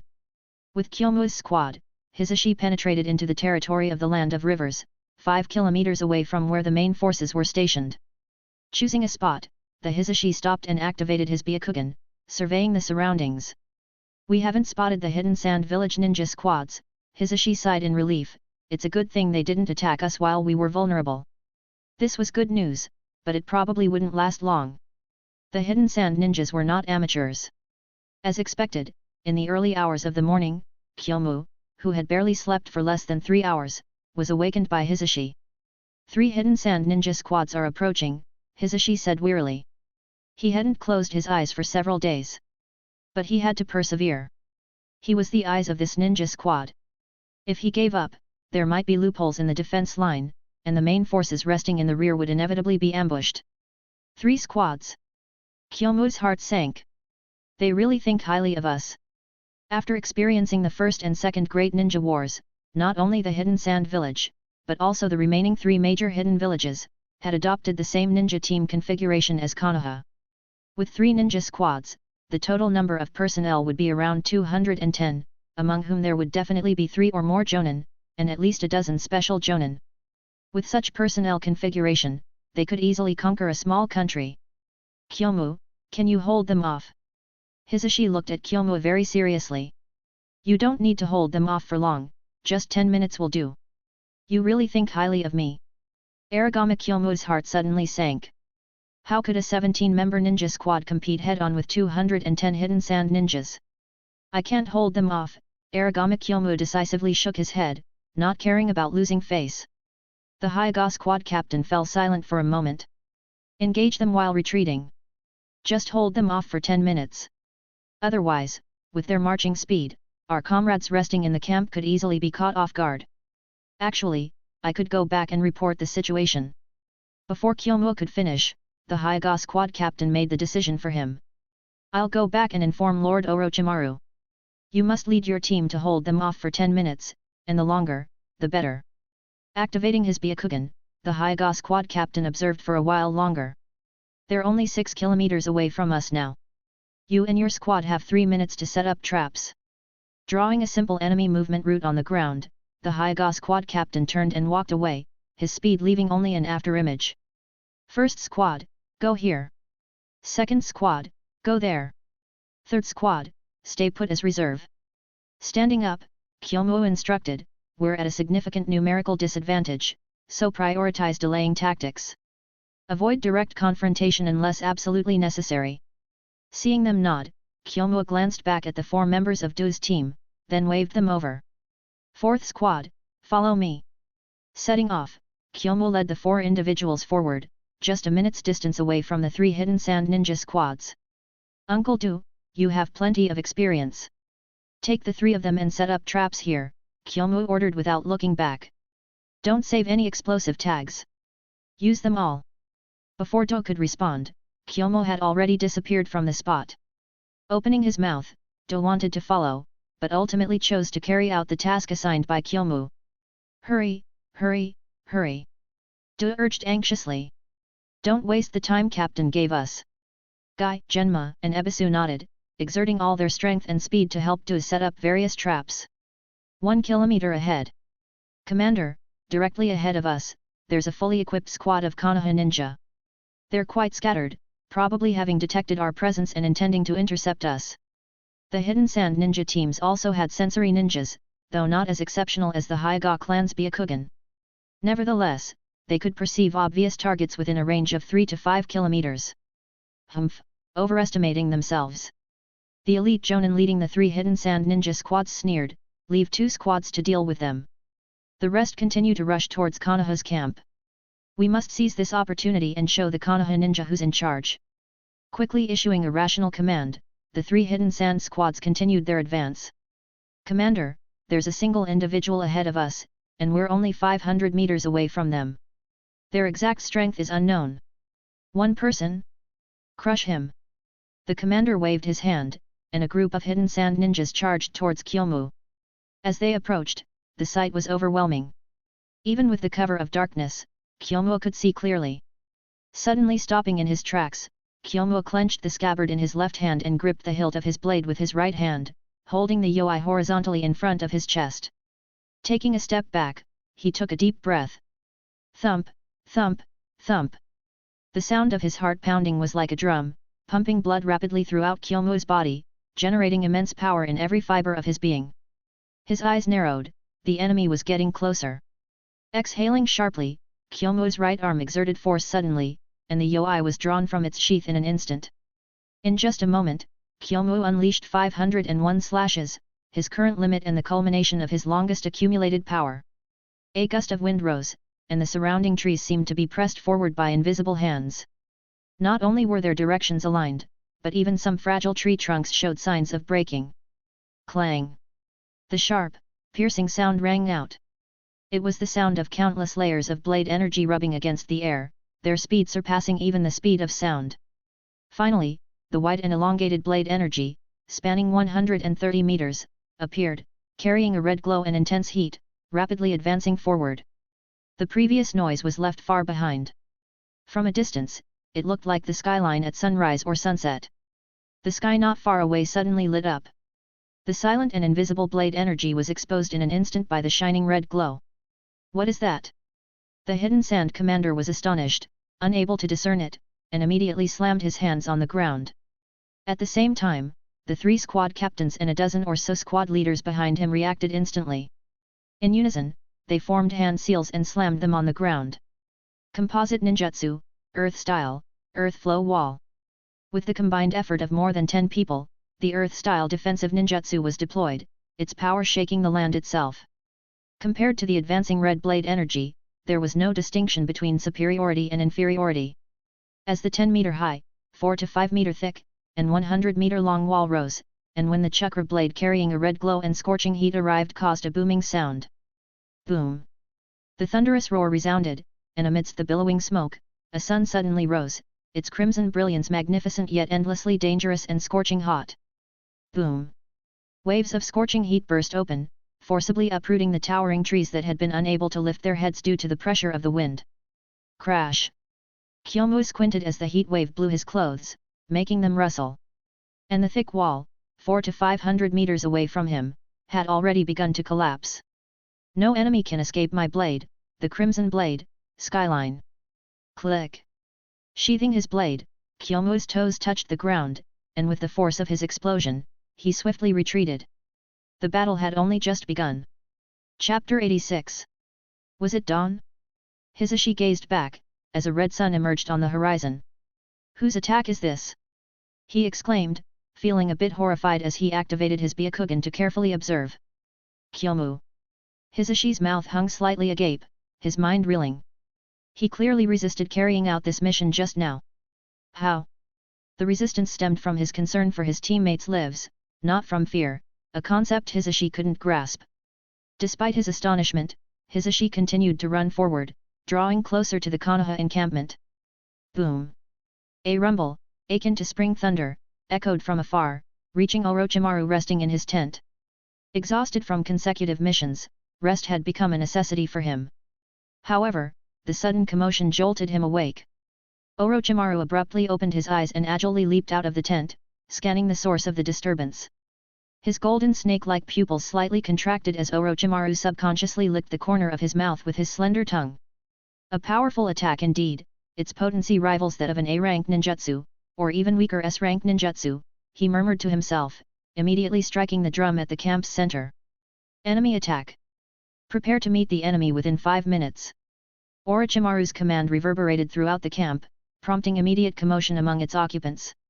Lord Orochimaru, there are 3 teams of Suna ninjas 6 kilometers ahead, totaling 271 people. Hyuga Hisashi reported promptly upon his return. Suna ninjas hold me in high regard, sending such a large contingent as a welcoming gift, Orochimaru remarked icily, then turned his attention back to Hisashi. Captain Hisashi, have the defenders been deployed? It's been taken care of. It's Kyomu's squad leading the defense, Hisashi replied. Sakumo's disciple, Aragami Kyomu? Orochimaru inquired, his thoughts drifting to his lifelong friend, Sakumo, so with a hint of impatience. Hurry up, everyone, even faster. Orochimaru urged loudly, igniting another wave of activity in the camp. 4 ninjas sprinting at full speed, covering 6 kilometers would take about 3 minutes, judging from Hisashi's report. Kyomu's squad had likely already engaged in battle with the Suna ninjas for at least 2 minutes. Though 2 minutes seemed short, in close combat where the opposing sides vastly differed in numbers, it was ample time for the outnumbered side to suffer significant losses. I hope they can hold on, Orochimaru muttered, then signaled his guard ninja squad. Follow me to the front to assess the situation. Yes, Lord Orochimaru. Led by Orochimaru, a group of 18 individuals dashed forward, aiming to arrive for support or interception within 3 minutes, buying time for their comrades in the camp to regroup. Dash. Kyomu has been engaged in battle with the Suna ninjas for 2 minutes, and surprisingly remained in good fighting condition despite his injuries. The passive skill refreshed this month is truly useful. The captain of the Suna ninja team grew increasingly anxious. Initially expecting the Konoha ninja squad to fall easily, they were instead halted by an unknown Konoha ninja for 2 minutes. Kyomu's appearance and formidable prowess had taken the Suna ninjas aback. Had it not been for a dozen individuals collaborating to defend against his Earth Release, Earth Flow River, the casualties from that single strike would have been catastrophic. Its power almost rivaled that of an S-rank ninjutsu. Although Kyomu's potent attack was thwarted, the shockwave it generated inadvertently claimed the lives of 3 unnamed lower-ranking ninjas, inflicting unnecessary harm. While the casualties were not substantial, Kyomu continued to fight and retreat with remarkable agility. If they attempted pursuit, they would inevitably encounter the relentless assault of the Crimson Sword Chakra, hindering their advance. Let's circumvent and leave that enigmatic brat to me. Focus on advancing. The Suna ninja captain proposed, recognizing the challenge of confronting Kyomu head-on. However, Kyomu, unwilling to engage the Suna ninja directly, adamantly opposed the plan. Nonetheless, lacking consensus, there seemed to be no alternative. Even dividing their forces and pressing forward would not expose vulnerabilities to the larger enemy force. With each strategic withdrawal, Kyomu's squad edged closer to the trap area devised by Dua and the others. The numerous exploding tags momentarily impeded the advance of the Suna ninjas, providing Kyomu's squad with a crucial advantage. Disregarding the renewed onslaught from the Suna ninjas, Kyomu issued commands, orchestrating a series of explosive tag traps set up within the past 2 minutes. Third team, divide into 2 groups and reinforce the first and second teams. Avoid direct combat and utilize ranged attacks while retreating. Do, stick with me, and retreat. Emphasizing retreat, Kyomu prioritized minimizing casualties among his subordinates during the initial encounter. Alone, Kyomu would gladly weather 2 rounds of onslaught, but with his team in tow, he bore the responsibility of safeguarding his subordinates. As they continued their strategic retreat, the Konoha camp drew nearer, merely 2 kilometers away. Kyomu, retreating in the face of the enemy, a cold voice rang out, causing Kyomu to break out in a cold sweat. However, upon identifying the speaker as one of the 3 Konoha Sunin, Orochimaru, known as Lord Cold, Kyomu's anxiety abated. Lord Orochimaru, my orders were to delay the Suna ninjas for 5 minutes, not engage in a death match, Kyomu explained. A valid reason indeed, Orochimaru acknowledged, surveying the scene. Your management of casualties has been commendable. Before Kyomu could respond, Orochimaru leaped forward, executing summoning art. The colossal snake body, though not completely obscuring the sky, stood at a towering height of at least 10 meters, with its coiled tail extending behind. Opening its massive maw, the snake spat words surprising to all present. It's been a while since I've had a feast. May I indulge in these, freely? If you can handle all of them, I have no objections. With that, Orochimaru leaped onto the snake's head. With so many targets, can you manage them all? Hey, Orochimaru, your tricks won't work on me. The snake retorted. I can reject your summoning art whenever I please. Rikid, along with the remaining 2 summoning beasts' places, Mai Bokuzen and Shikotsuren, possessed the autonomy to reject summoning and dissolve the summoning at will. Should they sense danger or sustain significant injury, they could escape at any moment. However, failing to react promptly would inevitably lead to their demise. Consequently, the snake retained the ability to reject serving Orochimaru. Nonetheless, Orochimaru only required its imposing presence to hinder the enemy temporarily. Furthermore, the massive snake battlefield prowess was unparalleled. With a single sweep of its tail, it could claim numerous lives. The snake was a master of slaughter. Sweeping its tail, the earth-release defenses organized by the Suna ninjas crumbled instantly. Orochimaru, perched atop the snake's head, prepared to unleash a wide-range ninjutsu. Wind release, great breakthrough. A tornado composed of innumerable wind blades surged forth, coupled with Manda tail swipe, wreaking havoc among Chunin and lower-ranked ninjas. Is this the devastation wrought by an elite ninja aided by a summoning beast? Kyomu pondered enviously. If only I had a colossal beast like Manda, perhaps I could have prolonged the engagement with these Suna ninjas. In addition to summoning beast, Kyomu took note of Orochimaru's adept utilization of wind-release ninjutsu. Indeed, Orochimaru's chakra control and mastery of ninjutsu are formidable. Echoing Kyomu's sentiments were the same as the captain of the Suna ninjas. Upon witnessing Orochimaru's iconic summoning beast, he realized the futility of their sudden assault mission. Continuing the fight was feasible but would yield minimal results while incurring significant casualties. Encircled by the regrouped Konoha ninja forces, their small contingent faced certain annihilation. Retreat. With a heavy heart, the Suna ninjas opted to withdraw, while Orochimaru, standing atop Manda head, made no move to pursue. I leave those Suna ninja bodies to you, Orochimaru directed before leaping down and walking toward Kyomu. An impressive display, Orochimaru remarked, his gaze drifting to the shadow at Kyomu's waist. That's a fine blade. I assume it was responsible for the formidable attack earlier. Yes, Lord Orochimaru. Inherited from Sakumo's ninjutsu. Taijutsu. Ah. Orochimaru raised an eyebrow, reaching out to squeeze Kyomu's shoulder. A flicker of interest flashed across Orochimaru's face as he assessed Kyomu. Your physical prowess is remarkable, so wielding such a sword is only natural. With that, Orochimaru surveyed Kyomu's team. There are strengths and weaknesses, but the former outweighs the latter. I will make note of this. With a nod of acknowledgement, Orochimaru departed, leaving Kyomu's team beaming with pride and gratitude. Let's return to camp and rest, Kyomu commanded, acknowledging his team's efforts. Our performance was commendable. We were the first to achieve merit. It's all thanks to Captain Kyomu. Approaching, the Chunin leading the third team praised Kyomu's remarkable attack. That maneuver you executed earlier was incredible. Our captain is undoubtedly the finest in the village. Genma chimed in, a sense of admiration evident in his tone. Encouraged by their leader's bravery and skill, the team members expressed their unwavering loyalty and determination to follow Kyomu into battle. As they returned to camp, Kyomu's gaze lingered on each team member's face, noting their trust and resolve. Having earned their confidence, Kyomu knew he could lead his team to victory on the battlefield. Inside the tent, as Kyomu prepared to rest, he couldn't shake off the sense of responsibility weighing on his shoulders. Rest well, everyone, Kyomu said, his voice brimming with assurance. Tomorrow, we'll face whatever challenges come our way with strength and unity.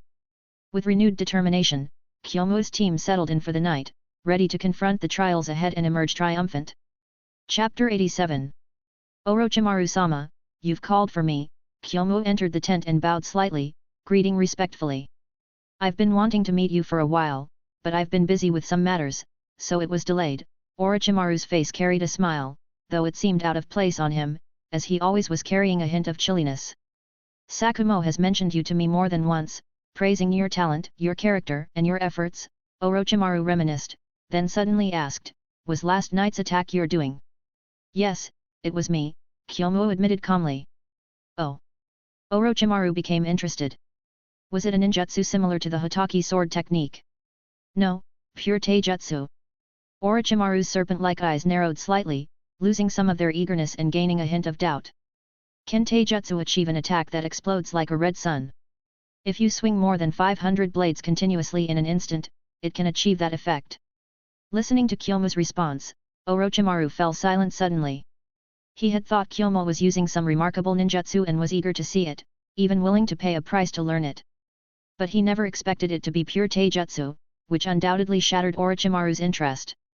Besides his enthusiasm for exploring immortality, Orochimaru's second hobby was understanding and learning various ninjutsu. But unfortunately, he had no interest whatsoever in pure taijutsu. It's a pity. He muttered quietly, then turned to Kyomu again with an invitation. Kyomu, are you interested in working with me? Perhaps worried that Kyomu might refuse or misunderstand, Orochimaru added, Sakumo was a good friend of mine in his lifetime, and I still value his disciples. Kyomu couldn't figure out what Orochimaru was up to, but with the assistance of his warning necklace, he didn't sense any malice from Orochimaru. Simply wanting to take care of Sakumo's disciple? Who knows?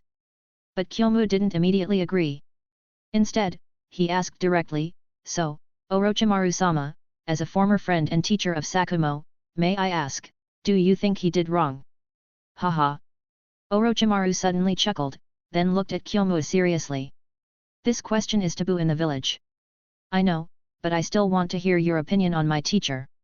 Sakumo was right, Orochimaru gave a deep answer with profound eyes. Kyomu didn't continue to ask further. He wouldn't ask Orochimaru why he didn't intervene to help at the time. Since that's the case, I'm willing to work with you.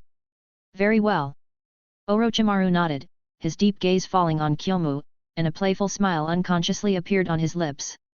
I can guess what you're thinking. Kyomu remained calm without panic or admission, giving an ambiguous answer.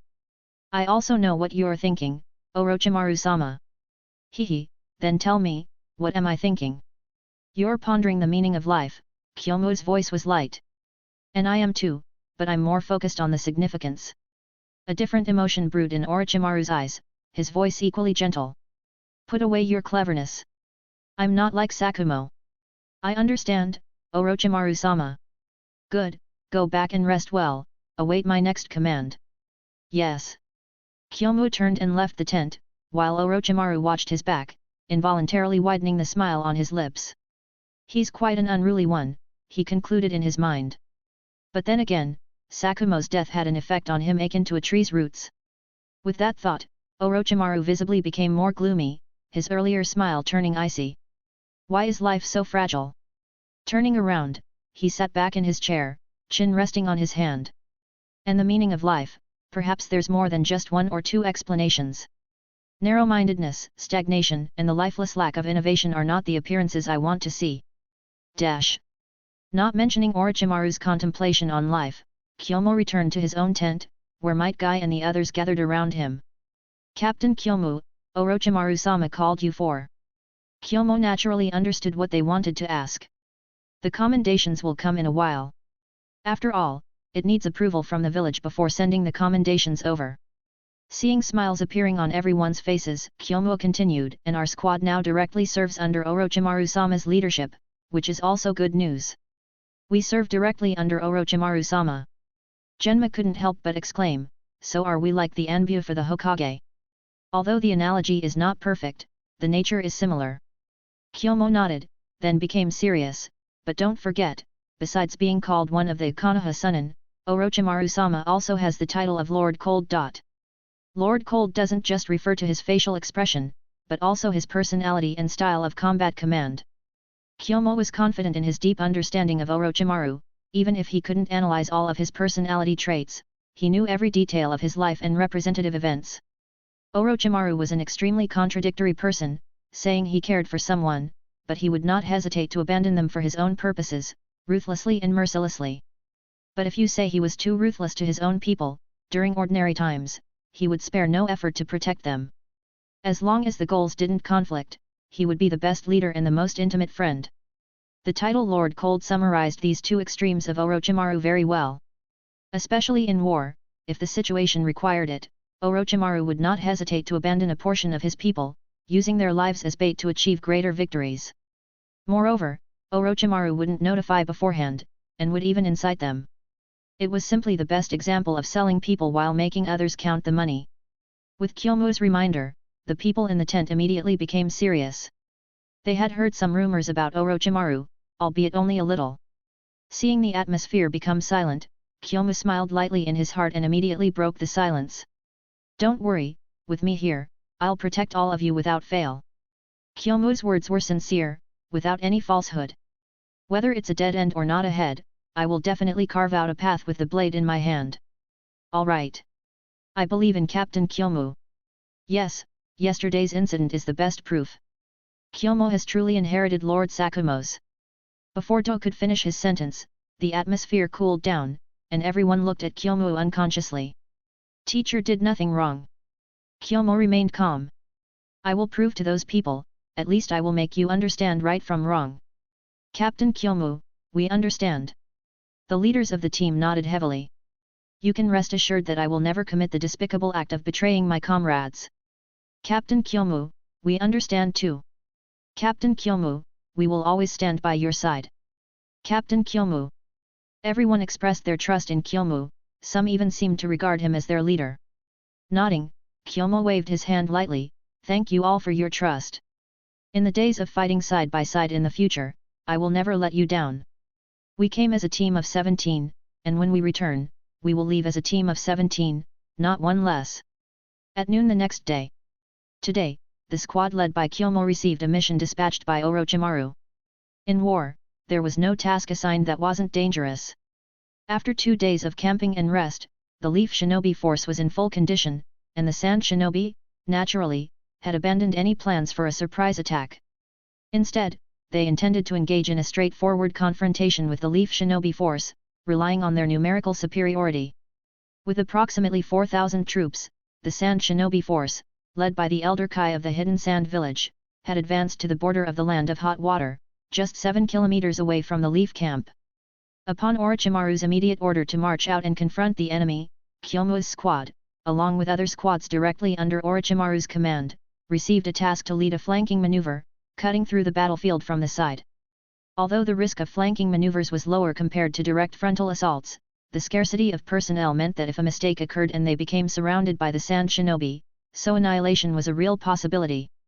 Moreover, if unexpected events occurred on the frontal battlefield and couldn't be coordinated with the flanking maneuver teams, Kyomu and his team would be left isolated, with dire consequences. Fortunately, Orochimaru was aware of the difficulties of flanking maneuvers. Among every 3 teams, he assigned a member of the Hyuga clan to increase the margin for error. As the squad directly under Orochimaru's command, it was natural for Kyomu's squad to have a Hyuga shinobi accompanying them on this mission. In this mission, although Kyomu still held the position of squad leader, he was once again elevated in terms of actual authority, leading 2 additional ninja teams. Watching the 50-leaf shinobi following behind him, Kyomu felt invigorated, experiencing one of the ultimate thrills of manhood. War! Keep up! Kyomu shouted, leading the team swiftly towards the flank of the Sand Shinobi force. At the same time, the other 3 teams set off as well, each heading towards the right flank and rear of the Sand Shinobi force. Watching the 3 teams gradually disappear from sight, Orochimaru waved his hand. Except for those guarding the flanks and rear, the rest follow me to confront the Sand Shinobi head-on. The main force moved forward and soon clashed with the advancing Sand Shinobi force. Soldier against soldier, leader against leader, Orochimaru fought against Kai, while other ninja engaged in chaotic combat on the vast battlefield. The carnage was naturally intense. Especially during the initial clash of jutsu between the 2 forces, the scene was spectacular, akin to modern warfare's artillery bombardment. Whether defending or attacking, the aftermath of clashes between jutsu, including explosions upon impact, often claimed unlucky casualties. Especially for lower-ranking ninja, in a battlefield covered with the aftermath of jutsu explosions, shuriken, kunao, and explosive tags, their deaths were often inexplicable. Their only option was to charge forward, charge forward, charge forward. Only by breaking into the enemy lines, intertwining with them, could they halt the widespread jutsu exchanges and turn the tide into individual combat, slightly increasing their chances of survival. In an instant, the battle cries resounded, and even Kyomu, who was stealthily maneuvering, couldn't help but glance back. On the battlefield, flames, lightning, water currents, rocks, and fierce winds from various jutsu, along with shuriken, kunao, explosive tags, and other ninja tools, were flying everywhere, accompanied by deafening roars and billowing smoke. So this is war between ninja. Kyomu couldn't help but sigh in his heart. Although the scale is only 5 or 6,000, the destructive power is indeed considerable. What are lower-ranking ninja if not cannon fodder? But it had to be said that the first batch of leaf shinobi sent to the battlefield, despite their small numbers, were of high quality. Even the lower-ranking ninja had 1 or 2 years of mission experience, far from the freshly graduated lower-ranking ninja. But the Sand Shinobi were not weak either, and their quality was also high. However, in terms of tactical arrangements and the quality of special Jonin squads, the Sand Shinobi were inferior to the Leaf Shinobi. They also knew the power of flanking maneuvers. After all, ninja relied on skills such as infiltration, assassination, and sabotage to make a living. But what did the Sand Shinobi have compared to the Hyuga clan of the Leaf? With an extra pair of eyes with a 360-degree field of vision and a maximum observation distance of 8 kilometers, making the Sand Shinobi's deployments transparent to the flanking maneuver teams. So the team sent by the Sand Shinobi for an ambush, under the surveillance of the Byakugan, couldn't hide at all. Their ambush turned into a gift.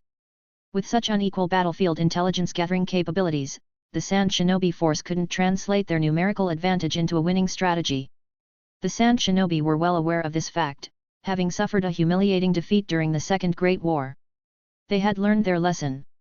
Especially Kai, this old lady knew best how her son and daughter-in-law had died. How could she not be cautious against the Leaf's flanking maneuver teams? And her response was simple and straightforward. Come, just come. You can flank us, and I can counter-surround you. The numerical advantage was her greatest reliance. This old woman, Kai, had arranged another 2,000 troops 8 kilometers behind the frontline Sand Shinobi force. As soon as the flanking maneuver teams showed themselves, the team in the rear would quietly encircle them within the limit of the Byakugan's observation distance. With the speed of ninja rushing on foot, a distance of 8 kilometers could be covered in less than 10 minutes. By then, they would be caught like fish in a barrel. Chapter 88. Kyomu was not clear about Chiyo's arrangement, and Orochimaru was equally unaware. After all, it was their first encounter, and feeling each other out was common. Moreover, even if encountering danger while infiltrating, Orochimaru wouldn't hesitate for a second. Achieving success would be ideal, but if they were to fail, it wouldn't matter.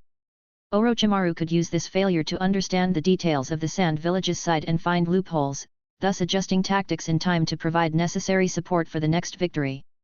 Even among the sacrificed 150 ninja, there were many skilled individuals and those with great potential, but for Orochimaru, it was entirely acceptable.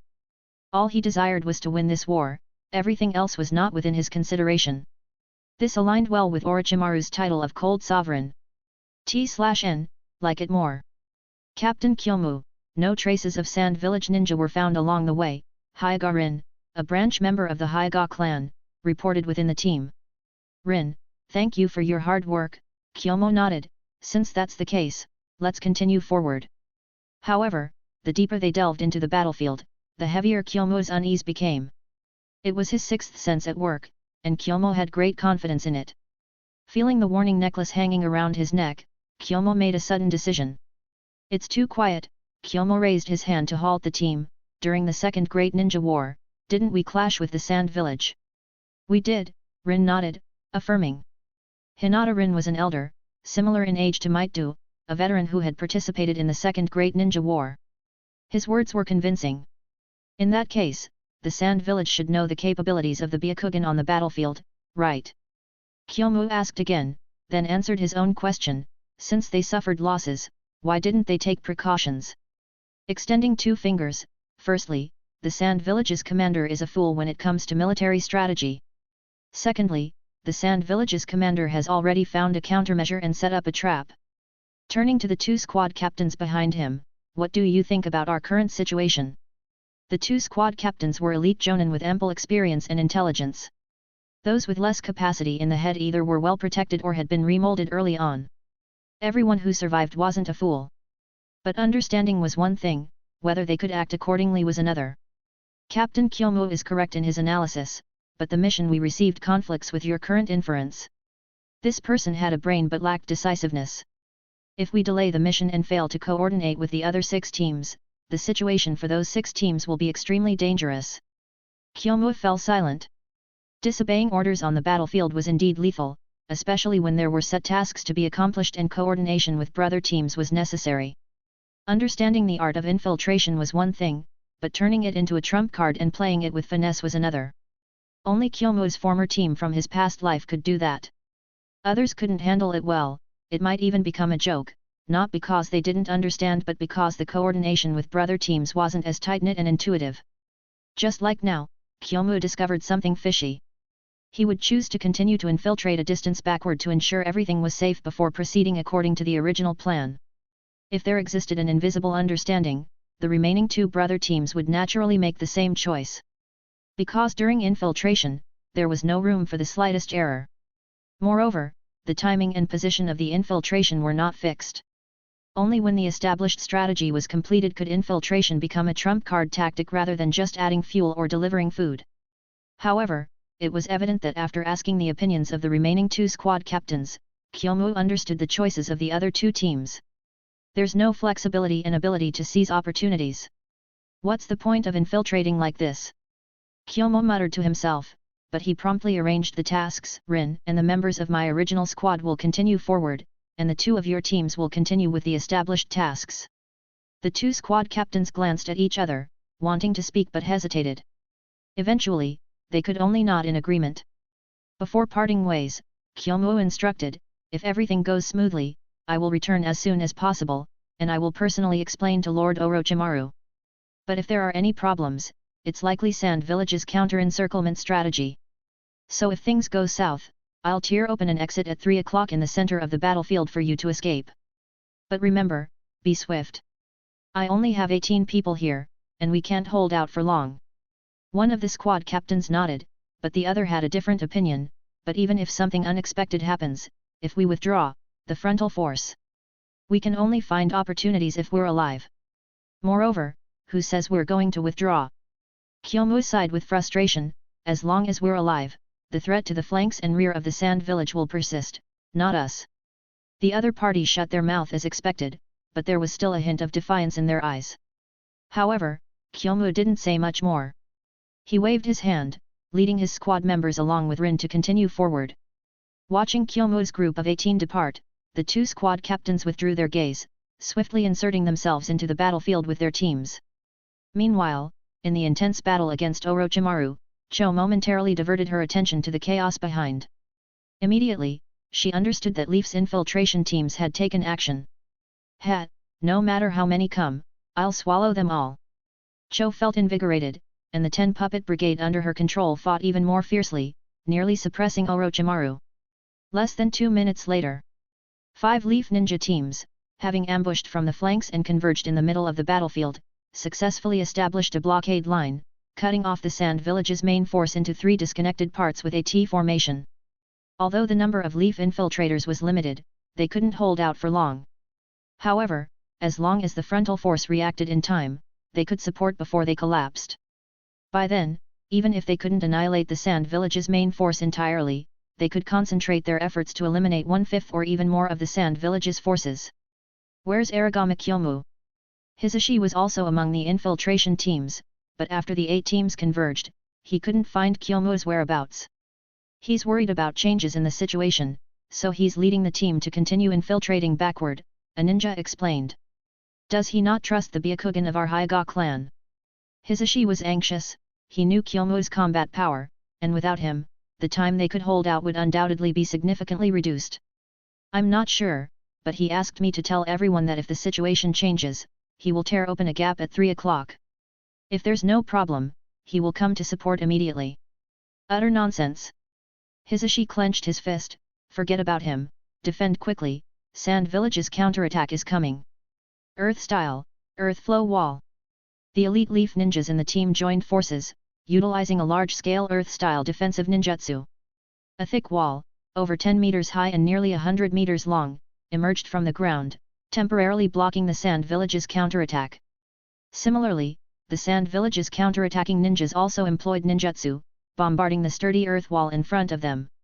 In just a short while, the thick wall began to crumble. Hisashi and his team evidently couldn't hold out for long. Upon seeing this, Orochimaru immediately issued a command for an all-out attack.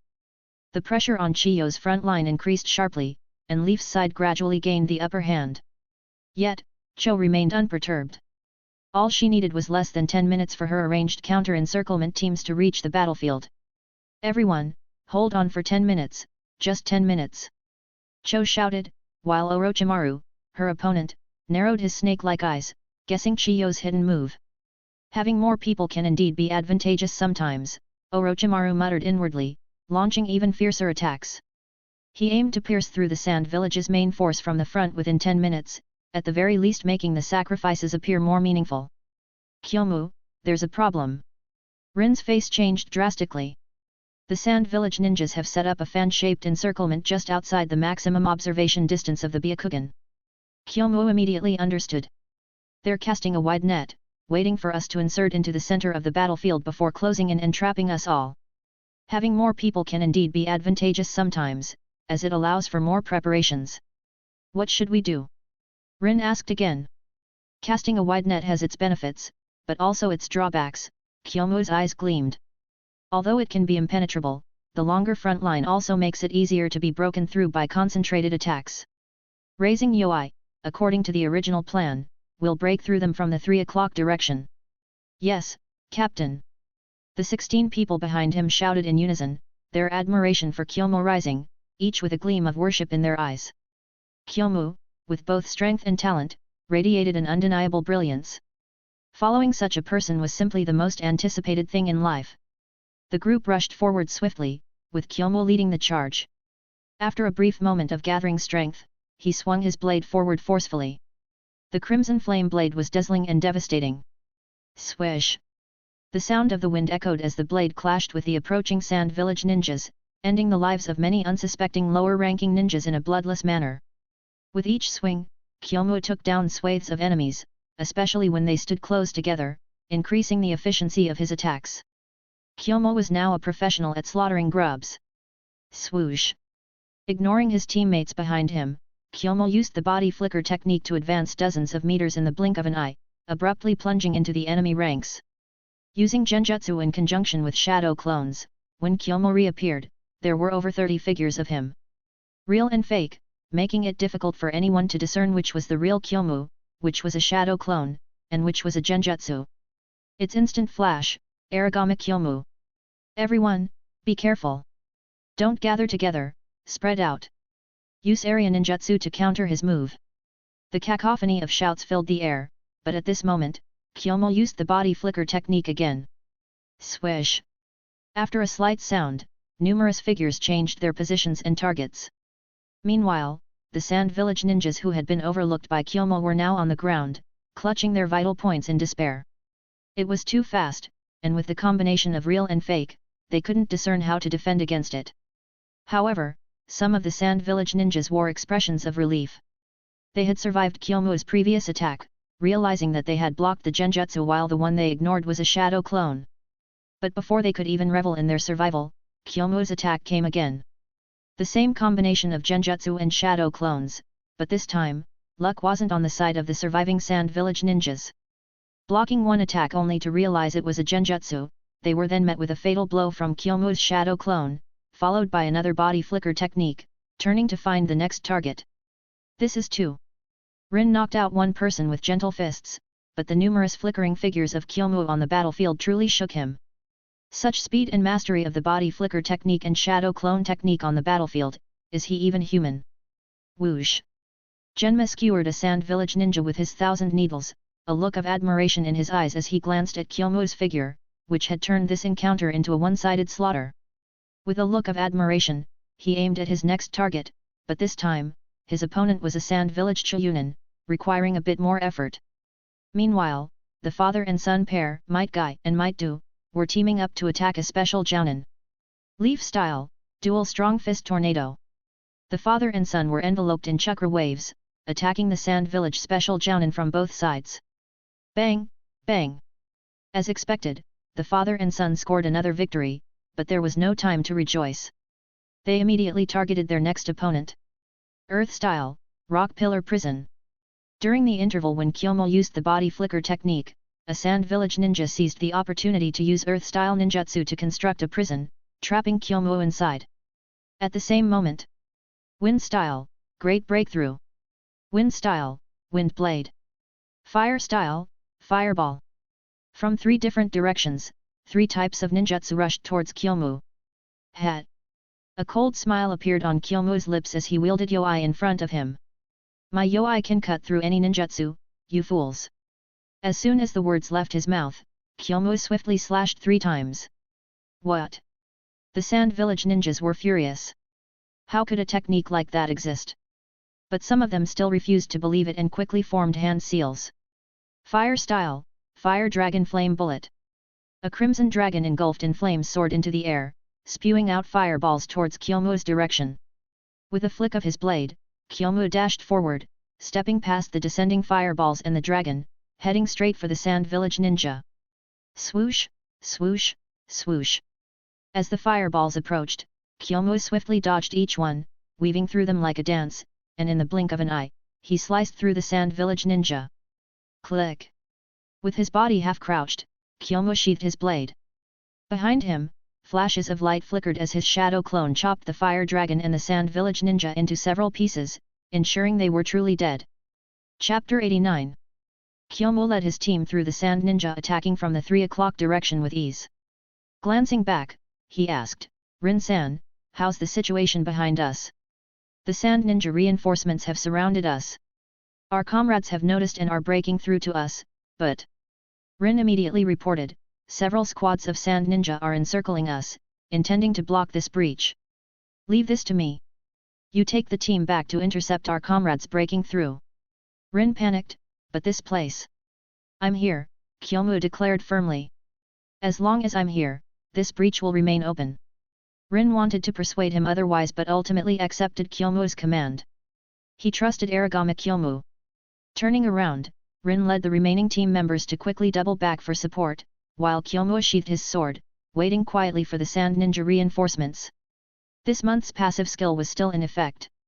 The longer the battle, the stronger Kyomu would become, provided he wasn't overwhelmed at once. His strength would reach a terrifying level as the fight dragged on. Where is my limit? As the Sand Ninja drew closer, Kyomu couldn't help but grip his sword, Yoi, tighter, his eyes shining with excitement and anticipation. Then, drawing his sword and stepping forward, he charged at the Sand Ninja. Let me test it out. With a fierce swing forward, coupled with a flicker of his silhouette, a wave of heat so intense that it turned golden yellow burst out behind him. For the first time, Kyomu's own speed caught up with the speed of his sword's glow. Click! The figure and the sword's glow separated, Kyomu sheathed his sword and stood up without even glancing back. Whoosh! At that moment, a wave of heat swept over from behind, lifting a corner of Kyomu's black cloak and scraping a layer of dust off the ground beneath his feet. Spreading out beyond Kyomu, the heat wave continued to extend forward. And the next instant, boom! The concentrated golden sword glow exploded in a line, shining brightly over nearly 100 meters, accompanied by a piercing, trembling sound. At first glance, the scene behind him looked like a horizon line splitting the sky and the earth, dazzling and powerful. Cut through all enemies. The golden glow behind Kyomu swallowed up the bodies of the sand ninja. Sever without fail. The horizontal sword glow uniformly cut all the afflicted sand ninja at the waist, the intense heat instantly melting them, disappearing in the blink of an eye. Golden horizon. Boom! A more explosive roar followed, the fierce shockwave spreading outwards in waves, peeling off a layer of the earth 4 or 5 meters deep, like mud waves in the sea. Trees were uprooted, those closer turned to ash, scattered everywhere by the golden shockwave. The subsequent sand ninja abruptly stopped, sweating coldly. What was that technique just now? I don't know, but it seems like it might be an S-rank secret jutsu. Then we were supposed to surround him, but we ended up showing fear. This is disgraceful. The subsequent sand ninja rallied, this is indeed a disgrace, but he's just one person. Let's go together, I don't believe he can use that move again. I don't believe his chakra and stamina are limitless. The strong always prevail, not fearing being surrounded. Like the third Raikage, who fought to his death, not just breaking through enemy lines once but capable of doing so tenfold. But being able to break through doesn't mean one can withdraw. When the situation doesn't allow it, one must fight to the death, a tragic yet heroic end for the strong when surrounded. However, tragedy and heroism have nothing to do with Kyomu. He lives as a legend, not as a dead hero. Flicking his sword, Yoi, Kyomu turned around, buddy, it's time to activate the health and mana regeneration features. Zing! Yoi responded with a clear sound. Ha, with my passive skills combined with my trustworthy sword, I'll surely break through something like this hundreds of times. With a light step, Kyomu dashed forward. Unsheathing his sword, he raised both hands above his head and swung down heavily. Yoi has one of its property that allows it to change its weight at will, without affecting the user. In Kyomu's hands, Yoi felt just right at 6 kilos and 320 grams, allowing him to swing with the fastest speed and fiercest strike. But in reality, Yoi's weight had been augmented by him to a terrifying degree. Not 10 tons, but based on the consumption of his chakra, a ton was possible. Indeed, this passive trait consumes Kyomu's chakra, varying the weight of Yoi according to the amount of chakra used. A 1-ton weapon, combined with Kyomu's ultimate swinging speed and explosive force, that scene can be. Swoosh! A gigantic sword shadow descended from the sky, the clouds swirling above, red flames dancing upon it, dragging a long tail of fire. This was no ordinary fire, but a blend of chakra and the natural energy absorbed by Yoi, turning into a unique flame that even Kyomu couldn't name. He could only call it purple blade fireflies. The fire danced like purple fireflies, encircling the descending sword shadow, making it appear as though a meteor was falling from the sky, its tail flames spreading wide. Boom! The earth trembled, dust and smoke billowing. A straight line was drawn on the ground, extending from Kyomu's position forward, the terrain completely altered. Wherever the sword shadow passed, the earth split open, creating a ravine several meters wide and deep, extending straight ahead. This was the power of purple blade fireflies. It wasn't just about splitting the earth, the purple flames that followed turned everything they touched into ash, leaving nothing behind. Even the air seemed to burn, the temperature rising sharply, making it hard for anyone to approach. The sand ninja who were charging at Kyomu stopped in their tracks, shocked by the scene before them. This is impossible. How can such a terrifying power exist? They had seen many powerful jutsu, but none like this, capable of altering the terrain with a single strike. Kyomu stood at the end of the ravine, his cloak fluttering, his eyes cold and indifferent. If you wish to cross this line, be prepared to face death. His voice was calm, but it carried a chilling certainty. The sand ninja hesitated, fear creeping into their hearts. They had come to capture Kyomu, but now they faced an insurmountable obstacle. The purple blade fireflies not only showcased Kyomu's strength but also his determination to protect his path, making anyone think twice before crossing that line. And so, the battlefield fell silent, the sand ninja unsure of how to proceed, and Kyomu standing unchallenged, a lone figure against an army, yet invincible. Boom!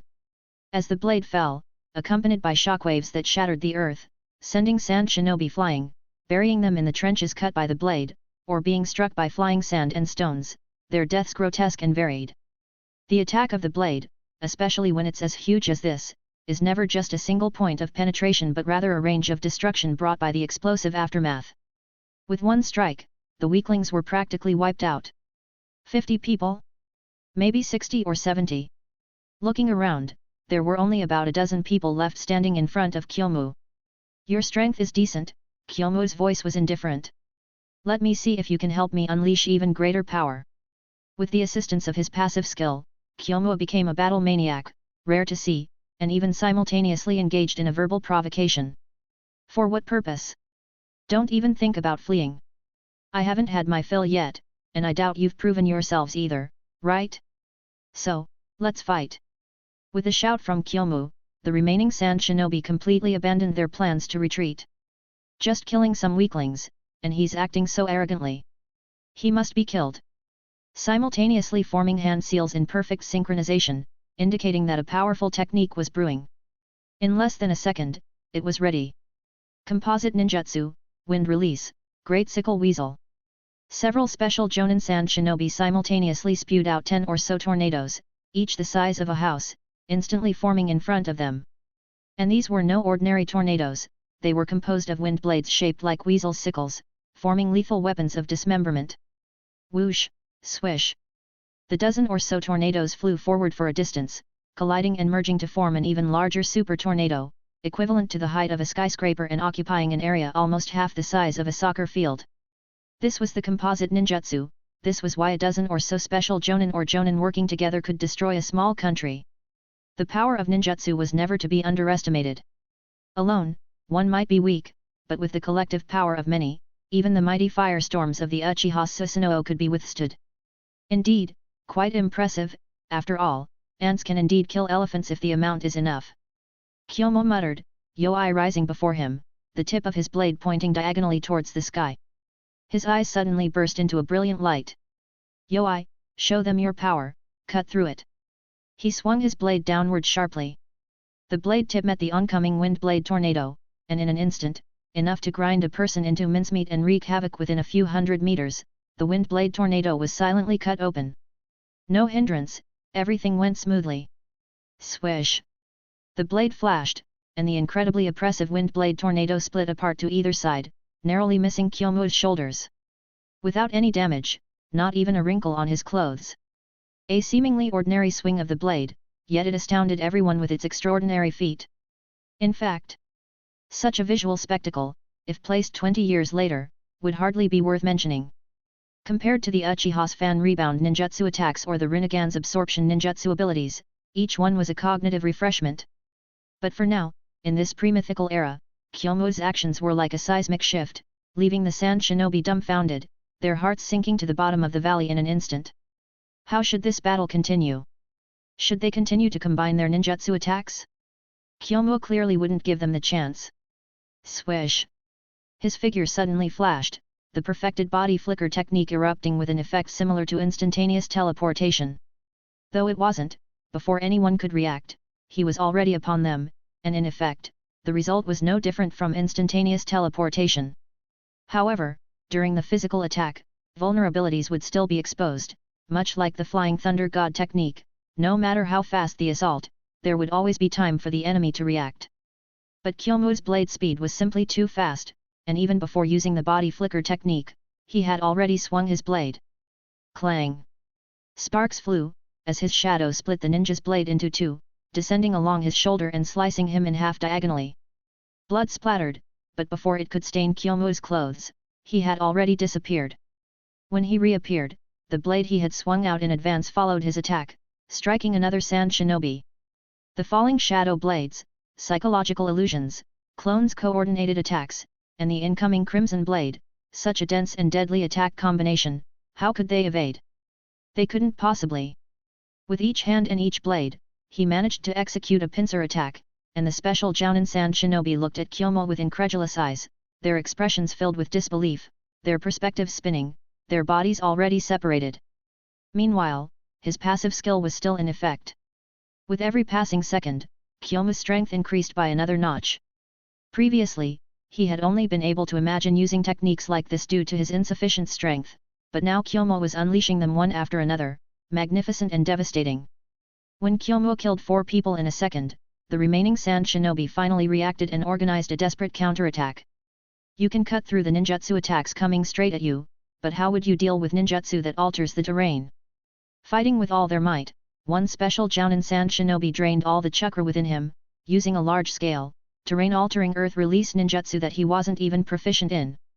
Earth release, swamp of the underworld. The next second, the ground in front of them turned into a swamp, covering an area roughly the size of a soccer field. With this range even the massive body of Manda would be completely covered by this technique, with plenty to spare. This is indeed troublesome, Kyomu frowned slightly. The body flicker technique relies on the instantaneous eruption of chakra underfoot to propel the body to move rapidly. If the footing is unstable, it can still be used, but the effect is greatly diminished. But Kyomu quickly devised a countermeasure. Although I mainly use swordsmanship, occasionally incorporating a few ninjutsu to deal with enemies, it doesn't mean I can't use ninjutsu. And besides, I also have the Scorch Release Kekii Genkai. With a fleeting thought in his mind, Kyomu brushed the blade with one hand, the wind chakra and fire chakra within his body merged, instantly forming Scorch Release Chakra, which covered Yoi. A rising heat, although Yoi blade's appearance remained unchanged, the ground under Kyomu, previously covered in mud, now emitted wisps of steam, obscuring his surroundings like a beautiful mist. Danger! The Sand Shinobi's warning had barely sounded, but Kyomu had already swung his blade horizontally, combining the crimson blade with Scorch Release, resulting in a violent chemical reaction. For instance, the previous technique, Golden Horizon, had flames that were golden in color, with temperatures around 1300 degrees Celsius.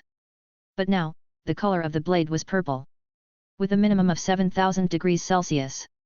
The purple streaks swept across the ground, cracking it open amidst the steam.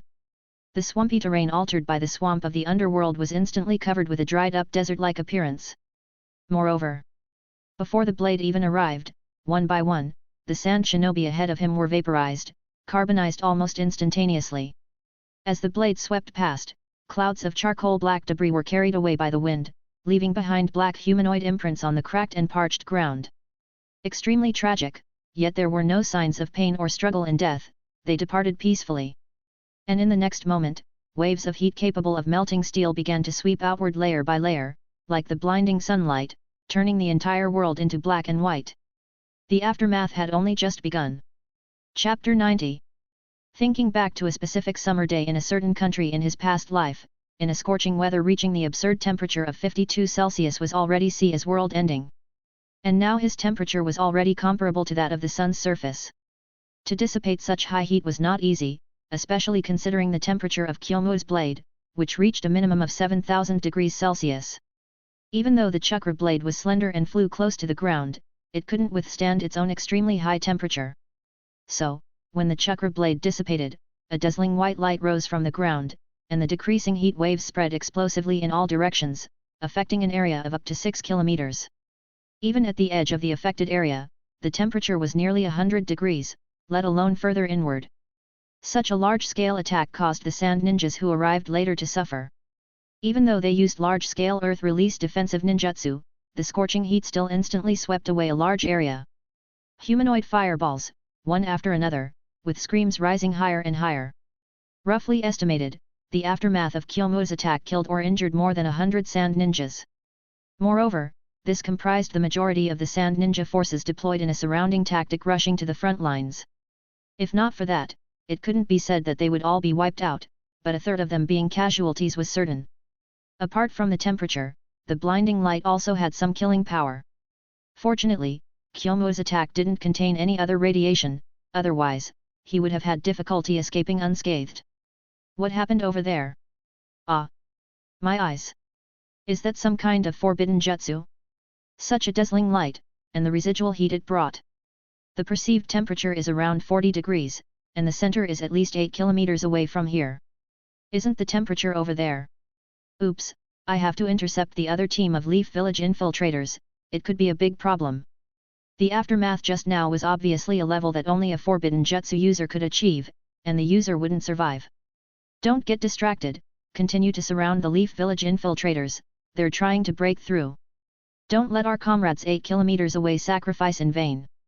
The sand ninjas affected by the aftermath gradually regained their senses, their eyes filled with hatred and anger, focusing all their abilities on the Leaf Village shinobi. At the same time, Orochimaru, fiercely battling Cho, felt a sudden tremor in his snake-like eyes, a look of disbelief evident. What happened several kilometers away? Did the sand ninjas deploy the Jinchuriki? After sniffing the burnt smell in the air, Orochimaru immediately dismissed his previous judgment. The full-powered tailed beast bomb indeed had such a wide attack range, but its attack form mostly consisted of chakra-formed shockwaves, with the majority being impact force, and the temperature couldn't be that high. The next moment, Orochimaru's pupils contracted again as he thought of someone. Aragami Kyomu. The astonishing strike from before was still fresh in Orochimaru's memory, he had even inquired about it twice afterward. But...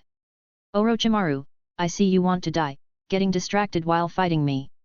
Chiyo's sinister voice rang out, controlling her group of 10 puppet warriors, 3 of which formed a peculiar formation. Puppet Secret Technique, Triple White Secret Destruction. Puppet Secret Technique, Assault. The immense suction affected Orochimaru, and with Cho multitasking, controlling 2 other puppets, they rushed toward Orochimaru from both sides. Coming back to his senses abruptly, Orochimaru immediately used the substitution jutsu just in time, narrowly avoiding the attack. Though there were no injuries, he had consumed a considerable amount of chakra. Ha, you should worry about yourself. Orochimaru smirked, your rear seems to have suffered quite a bit. Cho obviously didn't believe Orochimaru's words, but the lingering burnt smell in the air made her turn to glance at her surroundings. The dazzling light had dissipated, but the residual heat remained, distorting the air into a mirage-like appearance. Her pupils shook, and Cho turned back angrily to rebuke Orochimaru, did you use a tailed beast? Orochimaru sneered, dealing with you from Tsunagakure doesn't require a tailed beast. Don't overestimate yourself, it's easy to fall flat. As he finished speaking, Orochimaru lunged forward again, engaging in a fierce battle with Cho and her controlled puppets. However, Cho was obviously distracted, her attacks not as swift as before. She was deeply concerned about the safety of the rear defense line. If Konoha really mobilized a tailed beast? No. Cho made a firm decision. If it were true, with the power of the tailed beast, their losses would be devastating. It was only the first day, although it was a large-scale direct confrontation, it was still just a test. It wasn't time to go all out yet. Retreat and fight another day. Cho once again multitasked, commanding the shinobi corps to retreat in an orderly manner. Meanwhile, Orochimaru understood that he needed to seize the opportunity and continue to press forward with the Leaf Village shinobi, taking advantage of the brief chaos caused by the retreat of the sand ninjas to exhaust their remaining forces. Mountain Graveyard. The aging Uchiha Madara listened to White Zetsu's report, unable to help but open his somewhat cloudy eyes. A purple flame blade. Madara repeated, are you sure it's at such a temperature? I'm sure. White Zetsu shouted, I monitored the battlefield with several spore clones. They only managed to transmit a bit of information before being vaporized, and hiding underground was useless. Aragami Kyomu. Madara murmured, to achieve such accomplishments at such a young age is barely considered impressive. As if thinking of something, Madara's mouth suddenly curved into a smile, appearing both excited and somewhat cruel. That's good. When I return at the peak of my plan, it won't be so dull. He can serve as a good warm-up. Having said that, Madara resumed his normal demeanor, closing his eyes once again. Continue collecting battlefield information, and keep an eye on Obito. He's an indispensable part of my plan and must not fail. I understand, Madara-sama, White Zetsu nodded. Oh, by the way, Madara-sama, Kyomu seems to have a good relationship with Obito, almost like brothers. In that case, I'm even more looking forward to Obito's performance. Madara had already planned everything for Obito, friendship, love, family, these are the sources of Sharingan power. They will make the Uchiha stronger. Suddenly remembering Uchiha Izuna, Madara's heart twitched, waving his hand somewhat irritably, indicating for White Zetsu to leave. White Zetsu, of course, wouldn't dare to disturb Madara any further. He silently retreated, leaving the mountain graveyard and returning to his own habitat, waiting for further orders. The ultimate battle between the Uchiha and Senju was about to begin in a few years, and he, as a part of it, would play his role to the fullest. Once all the aftermath settled, Kyomu also felt a sense of loss in his heart. After exiting the combat state, the passive skill reset due to its effect. The temporary half-peak experience card has expired. Kyomu grimaced, feeling out of sorts. After experiencing such immense power, I suddenly feel pitifully weak. Shaking his head, Kyomu surveyed his surroundings. The terrain had completely transformed into vast desert plains. Even the sand shinobi were nowhere to be seen, and vegetation had disappeared without a trace. However, Kyomu didn't dwell on that for long. He refocused his attention on the battlefield. The subsequent encircling forces from the hidden sand village found it increasingly difficult to patch up the loopholes here. Even if they attempted to do so, Kyomu could tear through them once and still have the capacity to do so again. With the shadow clone in tow, Kyomu decided not to continue defending and instead dashed towards the direction of the sand shinobi forces, intending to support the infiltrating teams breaking through. Within minutes of speeding towards their destination, Kyomu encountered the leading members, Hyuga Hisashi and Hyuga Rin.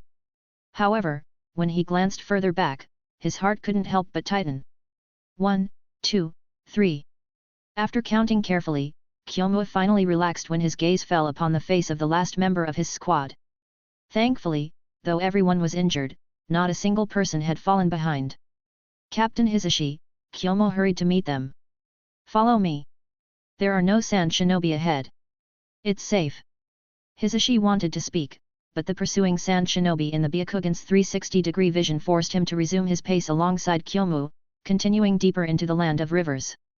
The border with the land of fire was gradually becoming more distant. However, not long into their journey, when the wooden clogs beneath their feet touched the scorching desert, Hisashi Hyuga couldn't help but speak up. Kyomu, this place, and the scorching heat waves and glaring light from before. I caused that with one strike. Silence. Aside from the sound of footsteps and panting, none of the leaf shinobi behind them spoke. They simply lowered their heads, observing the peculiar landscape around them. Hisashi was the same. He wanted to call Kyomu out for bragging, but the evidence was right before his eyes. Apart from Kyomu and their own group, there was not a single living soul around. This was ample proof, irrefutable. Suddenly halting his steps, Hisashi looked deeply at Kyomu. Kyomu, I think we don't need to venture further. You could lead us to break through the sand shinobi forces, even eliminate a few more on the way back, Hisashi said, quite rightly. Indeed, Captain Kyomu, your previous strike was as destructive as a tailed beast bomb. If you were to strike at the heart of the sand shinobi army.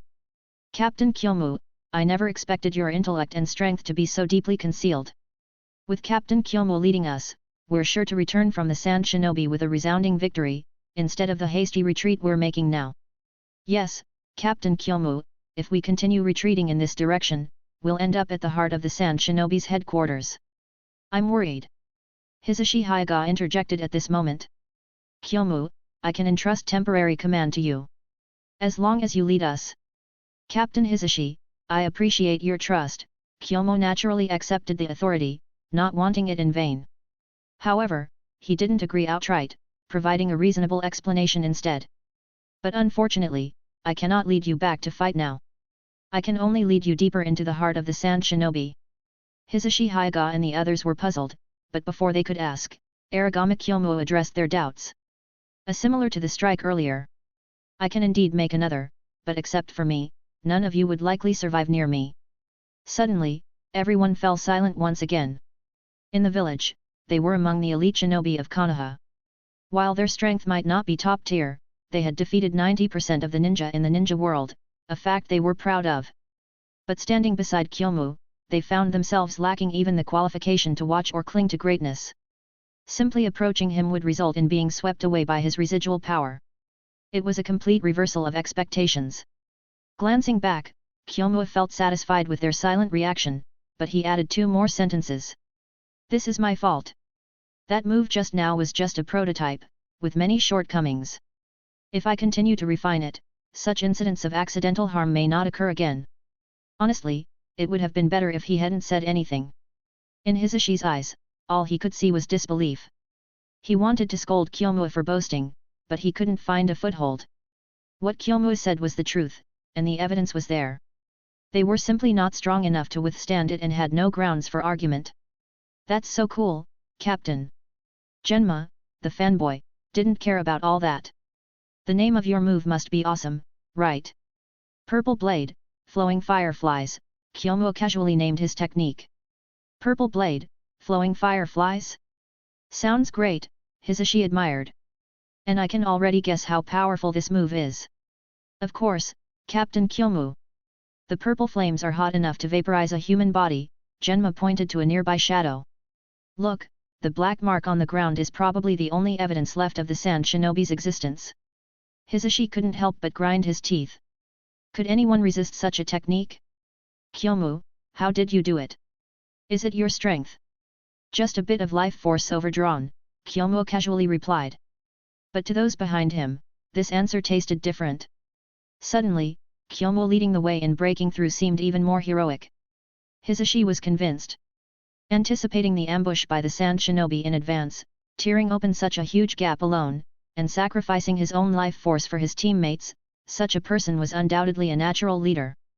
Kyomu, from now on, everyone, including myself, will follow your orders. Hisashi's tone was serious this time. Please, Captain Kyomu. Chapter 91.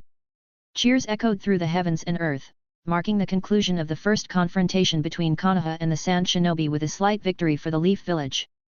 However, Orochimaru, who was being cheered on by the Leaf Shinobi, showed no signs of excitement in his eyes.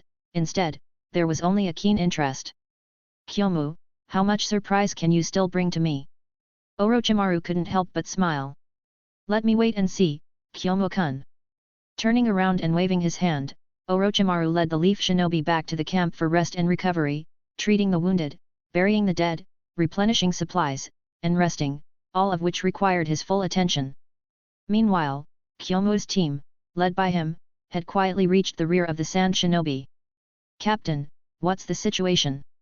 In a rocky cave, Kyomu asked Hisashi, who had just returned from outside. Within a 20-kilometer radius, there are no traces of any Sand Shinobi. As Hisashi's words fell, everyone, including Kyomu, breathed a sigh of relief. Finally, they could rest. However, Kyomu furrowed his brow again. Although there are no Sand Shinobi nearby, I believe they will soon divert their attention to surround us. The land of rivers is vast, but not that vast, and with the ninjas' scouting methods and speed, it wouldn't be difficult to organize a large encirclement in a short time. If I were that old woman, Cho, I wouldn't allow any further issues to arise in our rear before the next face-off, Kyomu continued. Hisashi nodded in agreement, that's for sure. How can we win the war if our rear is not secure? However, faced with encirclement, we only have two options, and if we try infiltration again, it's almost impossible. Kyomu understood Hisashi's meaning. The Sand Shinobi's greatest advantage is their numbers. They have enough manpower to form one encirclement after another to besiege Kyomu's group. And as time goes on, this encirclement will only tighten, making it nearly impossible to return to the base quietly relying on the Byakugan's sensory advantage. The second way is naturally to fight their way out and create a path back to the base. With Kyomu's current strength, it is entirely possible, but he doesn't want to do that. The reason, of course, is to take care of the Leaf Shinobi who follow him. They are the foundation of his rise, and losing even one of them would make him heartbroken for a long time. I have a third option. Kyomu drew out his shadow, sketching a few lines on the rock wall. Find the rear camp of the hidden sand village and give them a big surprise. They will definitely be concerned about attacking our camp and overlook your quiet transfer. Hisashi's face changed drastically. Kyomu, you mean? I've said it from the beginning, no matter how many people I bring with me, they will return in the same condition they came in. With a resounding statement, the atmosphere in the cave subtly changed once again. The most changed were the teams of Leaf Shinobi outside of Kyomu's direct command. While they weren't blindly devoted to Kyomu, they saw in him a trait worth following. Favorability increased significantly. And the 16 ninja belonging to Kyomu's team had an even stronger sense of belonging, almost to the point of being inseparable. Strength, intelligence, consideration for teammates, always leading from the front, and a winning streak. Who wouldn't fervently follow such a person? That's exactly what Kyomu wants. Although with some utilitarian motives, what he does is upright and flawless, leaving no room for criticism. What's a strategy that conquers people's hearts? This is it. Captain, since you've entrusted me with the command of the team, I naturally have to take responsibility for you all. But... no buts, execute the orders. Kyomu's face turned stern, defying his 9-year-old body with a seriousness and determination beyond his age. Yes. Hisashi subconsciously agreed, feeling no embarrassment but rather a sense of inevitability. Good, let me explain the specific arrangements. With a smirk on his face, brimming with confidence, Kyomu continued to sketch and write on the rock wall using Nyoi, assigning tasks to each team leader. The feeling of commanding with authority is truly fantastic. Next, I'll trouble Captain and Rin to take charge and arrange the next surveillance and defense tasks. Kyomu stopped sketching and turned to look at Hisashi and Rin. He was intentionally cultivating Rin. Sure enough, Rin stood up excitedly. Captain Kyomu, rest assured, nothing will go wrong with me around. I believe in you. Kyomu nodded. Well then, tonight, I'll leave it to you two. After speaking, Kyomu sheathed his blade and leaned against the rock wall with the others, closing his eyes to rest. Soon, he entered a state of deep sleep. He needed to rest his mind to face tomorrow's ambush and infiltration tasks. The headquarters of the Sand Ninja Corps. Chayu and Ebizo gathered together, their eyes locking in a stare filled with thick murderous intent and resentment towards each other. Aragami Kyomu. Chayu gritted her teeth, the next white fang of the Leaf Village. I refuse to acknowledge it, he must die. Sakumo died at the hands of his own, but his disciple must die by my hand, to avenge my son and daughter-in-law's tragic deaths. Chayu was blinded by anger, but Ebizo remained clear-headed. Sister, Kyomu must be killed, and we must do it ourselves. But they have already infiltrated the borders of the Land of Rivers and disappeared. I'm concerned he might cause trouble behind our lines.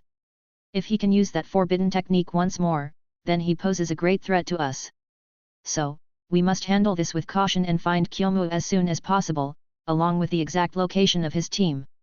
Chayu nodded, taking a few deep breaths to calm herself. I have made arrangements. I don't believe a perimeter of 3,000 people can let him slip away. Indeed, they can't, but he might manage to break through. Ebizo stood up. Sister, you'll stay here at the headquarters. I'll go meet this Kyomu. With that, Ebizo picked up a bundle of black scrolls from the table and swiftly left the tent. Chayu watched Ebizo's disappearing figure without any worry. As veteran cage-level shinobi, even though their powers had waned, dealing with a 9-year-old kid wouldn't require much effort. As for the forbidden technique Kyomu used, Chayu wasn't worried. Despite its power, forbidden techniques were named as such not only due to their difficulty in learning but also due to their dangerous nature. A child able to unleash such a formidable attack at such a young age. It would be strange if there wasn't a price to pay. Moreover, that technique, powerful as it may be, is a self-destructive move. Are you willing to sacrifice your comrades? Chayu chuckled coldly. Kyomu, you're doomed this time. The next morning. Not only was Kyomu alive and well, but he also seemed more spirited than before. Glancing back at the 100 or so people following him closely, a sense of pride surged within him. These were all his future comrades. Let's play a little trick on the Sand Ninja who are trying to encircle us, Kyomu smirked. They want to chase us? Then let's run. As we run, their vulnerabilities will become more and more apparent. Kyomu spoke lightly, but Rin couldn't muster a smile. When the Sand Ninja's encircling force revealed their vulnerabilities, it would be time for them to split up. Kyomu would lead his direct team to continue deep into enemy territory, while Do would lead the rest to retreat to the headquarters. Like Do, the other team leaders and members were silent, silently acknowledging Kyomu's capabilities. However, Kyomu wouldn't follow the same path as Sakumo. His kindness came with a price. If you wavered, Kyomu wouldn't hesitate to take your life. He never showed mercy to traitors. Fortunately, there were no signs of treachery among the team he led. Dodging and weaving in snake-like patterns, Kyomu and his team continued to lead the Sand Ninja's encirclement force on a wild goose chase. They even circled back in the evening, narrowly avoiding the tail of the Sand Ninja's encirclement force before circling back again. Such evasive maneuvers made Ebizo, who was leading the pursuit, feel a headache coming on, feeling like his intelligence was being insulted. Because Kyomu and his team weren't just engaging in hit-and-run tactics, they also wiped out 2 sand ninja squads, maximizing both their agility and destructive capabilities. Moreover, after this operation, Kyomu's team members were jubilant and once again expressed their admiration for Kyomu's leadership skills. Team cohesion rose again. However, in the early hours of the next day, Kyomu ordered a split. Except for the 16 people he led, the rest returned. Hurry up and go, Kyomu glared at the dozen or so members who stayed behind without permission. You've been running circles with the Sand Ninja Encirclement Force all day, and now that they've shown vulnerabilities, don't delay me. But we want to fight alongside Captain Kyomu. I'm not leaving. I want to. Before the words were finished, Kyomu kicked one of them. A full-grown adult of 1.7 meters was sent tumbling by the 1.5 meter tall Kyomu, a somewhat comical scene. I hate this the most. I told you to leave, leave. Say one more word, and you won't be following me anymore. I can't afford to babysit you. Kyomu's face turned cold. Get lost, don't hold me back. Anyone else who speaks, next time when it's time to die, you'll go first. Captain Kyomu, this is what you said, I remember it. One of the team leaders, with red eyes, stubbornly retorted. Get out, get out, get out. I'm going to continue leading the Sand Ninja around in circles. Next time means next time. Waving his hand, Kyomu drove away those who wanted to stay behind to drag him down and didn't linger any longer. He disappeared into the night with his team members in the opposite direction. As Kyomu and his team continued to lead the Sand Ninja's encirclement force around in circles, Rin suddenly brightened. Captain Kyomu, there's a hidden supply line for the Sand Ninja ahead. What are we waiting for then? Let's go grab it. Leading the charge with Shadow Clone Jutsu, Kyomu rushed forward, slashing at anyone in his path without hesitation. The battle ended quickly, but bad news followed. The Sand Ninja's encirclement force had already figured out Kyomu and his team's evasive patterns and anticipated them, forming an iron bucket formation. But Kyomu wasn't worried at all. Through the movement route of the Sand Ninja's encirclement force, he had already guessed where the Sand Ninja Corps' headquarters was. Follow me quickly, I'll show you something big. Kyomu called out to his team members. I can guarantee that the direction of 10 o'clock is where the Sand Ninja headquarters is located. Do nodded, Kyomu is right. Judging from the speed of their assembly and coordination, the faster and more orderly, and the larger in number, the closer to the Sand Ninja headquarters. The others pondered for a moment, their eyes suddenly lighting up. How did they not think of that? And looking at Do's expression changing, this Leaf Village's perennial Chunin had something indeed. Kyomu gave Do a thumbs up. Uncle Do, your experience is invaluable. Let's go together. Do scratched his head embarrassedly. I only have this little experience left, and I've been a drag on everyone else. Kyomu shook his head. Uncle Do, when I threaten their headquarters later, they'll definitely reinforce it. So, I'm leaving the team members to you. Do shook his head repeatedly. Actually, I've been perfecting a new move recently, which can be used in the front. There shouldn't be any problems if I go with you. Kyomu instantly understood what Do meant to express. He shook his head again, refusing. Uncle Do, this is an order. Do fell silent, following quietly behind Kyomu, his head bowed, lost in thought. Kyomu was worried that Do might do something foolish, so he added, I can handle it myself. Don't forget, I have the move I used before.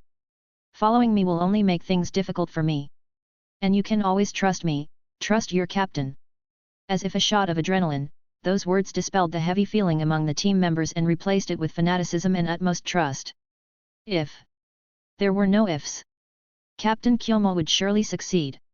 Captain, the Sand Ninja encirclement force ahead has spotted us. They're a large squad, estimated to engage in 2 minutes. Rin diligently served as Kyomu's eyes. They've notified their companions on the left and right and are rapidly approaching, expecting to converge in about 3 minutes. But the encirclement forces on the other 2 sides haven't been informed in time, causing a brief gap. It's estimated to last about a minute and a half. Kyomu nodded, it's time. Uncle Do, take them and go first. You'll lead, Rin will assist you, and move quickly. With that, Kyomu drew Yoi and rushed forward at full speed, instantly creating a considerable distance between him and his team members. Let's go. Do made the right choice. And as they began to retreat, the night sky behind them suddenly lit up, a strong wind carrying a wave of heat that warmed their backs. Guy, Genma, and Ebisu clenched their fists, not turning back. But in their hearts, they were determined. Next time, they would never let Kyomu fight alone, they would accompany him to the end. At the same time, Ebisu, who had been chasing Kyomu for a day and night, regained his vigor. The black scroll in his hand bore visible creases from his grip. Aragami Kyomu, you can't escape today. He shouted, charging forward, unfurling the scroll in his hand. Puppet secret technique, 10 blackguards. In an instant, 10 jet black puppets emerged from the scroll, resembling pines, rushing towards Kyomu from multiple directions. Chapter 92.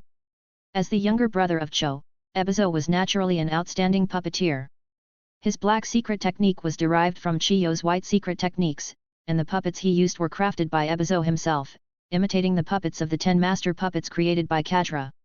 In terms of durability, the 10 master puppets could not compare to the puppets of the 10 guardsmen, but in terms of function and utility, they were almost on par.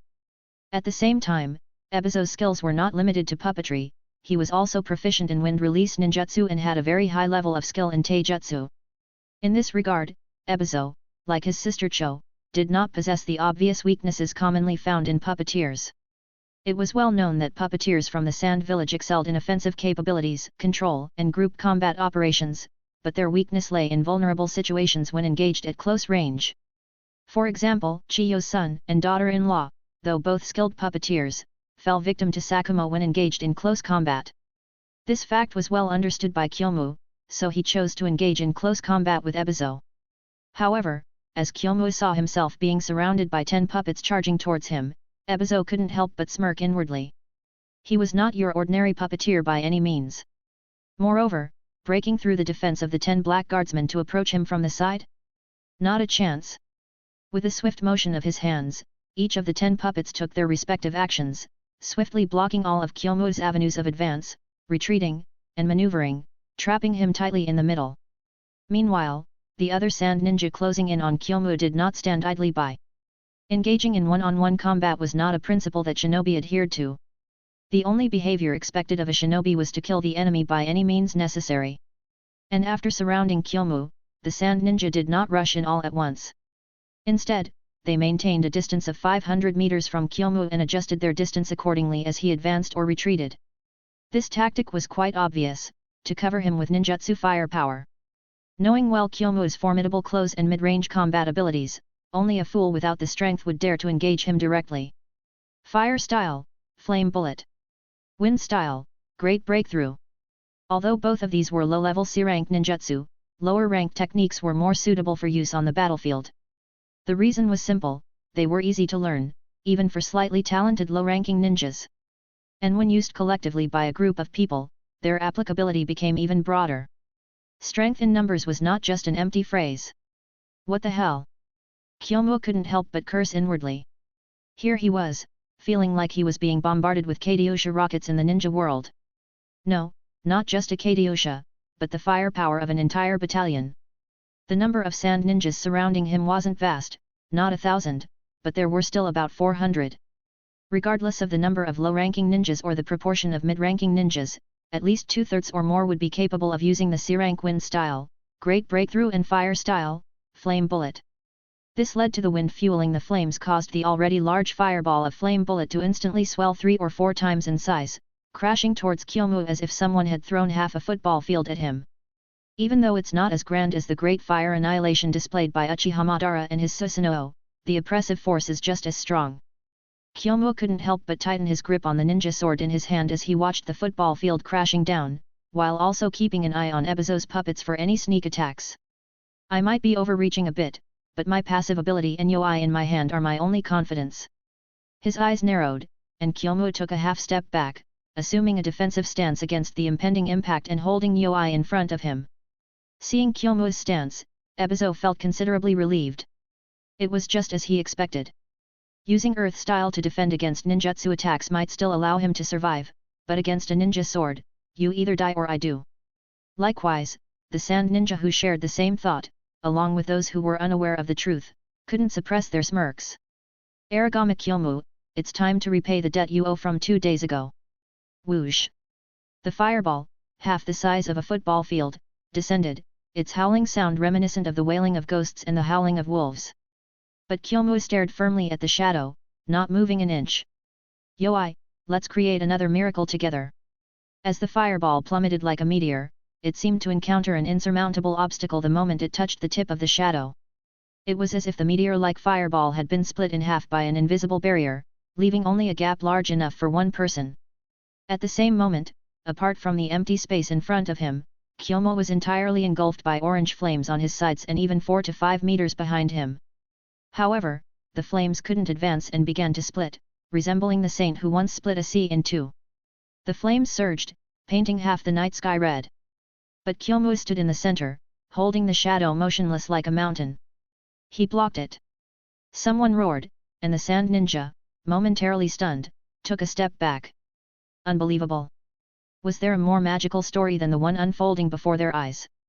Although there was no uproar, the bulging eyeballs and slightly agape mouths betrayed the turmoil within their hearts.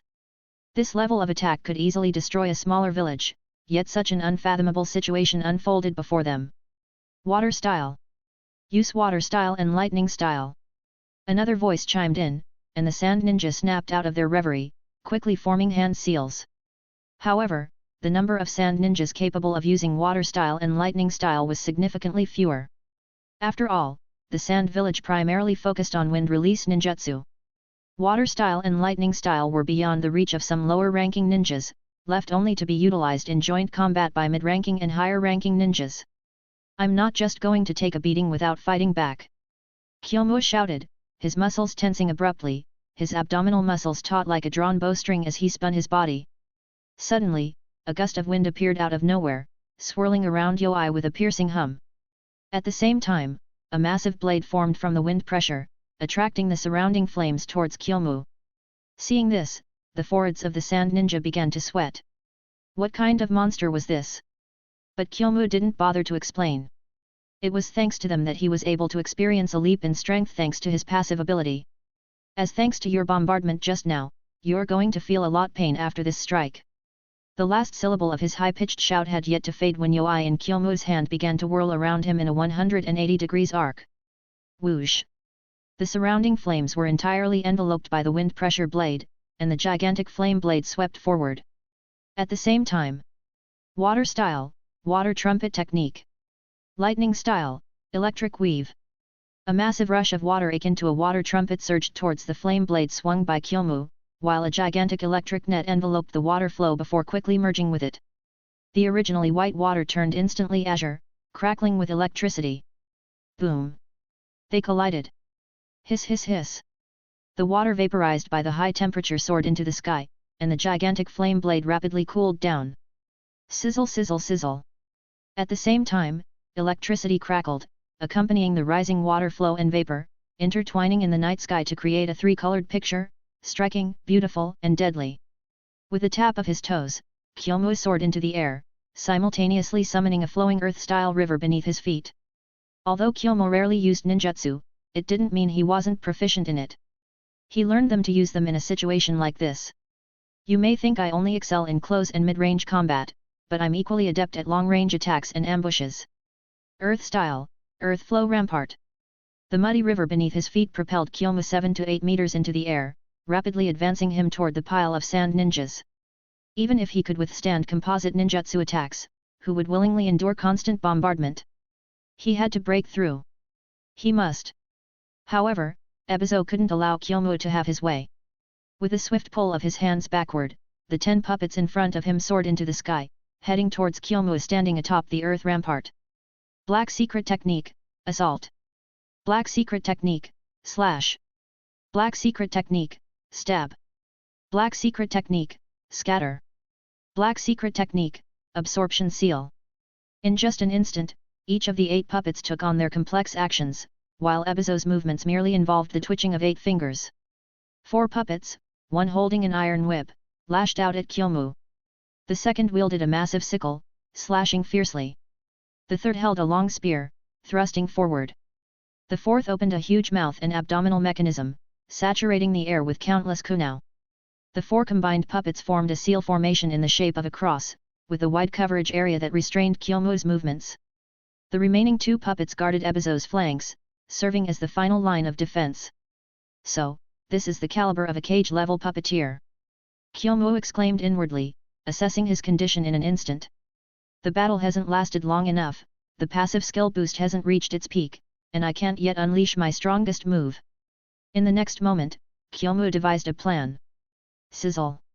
Electric arcs covered his body as the majestic lightning chakra within stimulated every cell, turbocharging his body's abilities to their maximum. And this was still under the effect of the passive skill. As the lightning illuminated the night sky, memories flashed through Ebizo's mind. His nephew and niece-in-law had been ambushed by this move from Sakumo, breaking through the defensive puppets and killing them. Hatred filled his eyes. Come on, then, hurry up and come. Kyomu taunted. The wind release ninjutsu he prepared was at its limit. Call me, and I'll come. Who's afraid of whom? Swish! With the lightning release enhancing his body and the body flicker technique, Kyomu broke free from the grip of the 8 puppets, closing in on Ebizo at the limit of his speed. Ebizo pulled again, and the chakra threads reacted instantly. The 2 guard puppets by his side moved, while the 8 that had just pursued Kyomu quickly returned to defend. Shadow Clone Technique. When Kyomu appeared by Ebizo's side, his figure split into 8, a mix of illusions, shadow clones, and the real body. But psychological illusion-type techniques were directly ignored by Ebizo, who instantly dispelled them. The images left by Kyomu were reduced to 3. Boring tricks. With a flick of his little finger, the guard puppet reacted violently. Wind release, Great Sickle Weasel. Wind release, Vacuum Barrier. Stylish wind blades swept through, while invisible walls of air blocked almost all attacks, and thwarted Kyomu's subsequent moves. It could only be said that the speed of reaction and adaptability of a cage-level ninja were incomparable. Puff, puff, puff.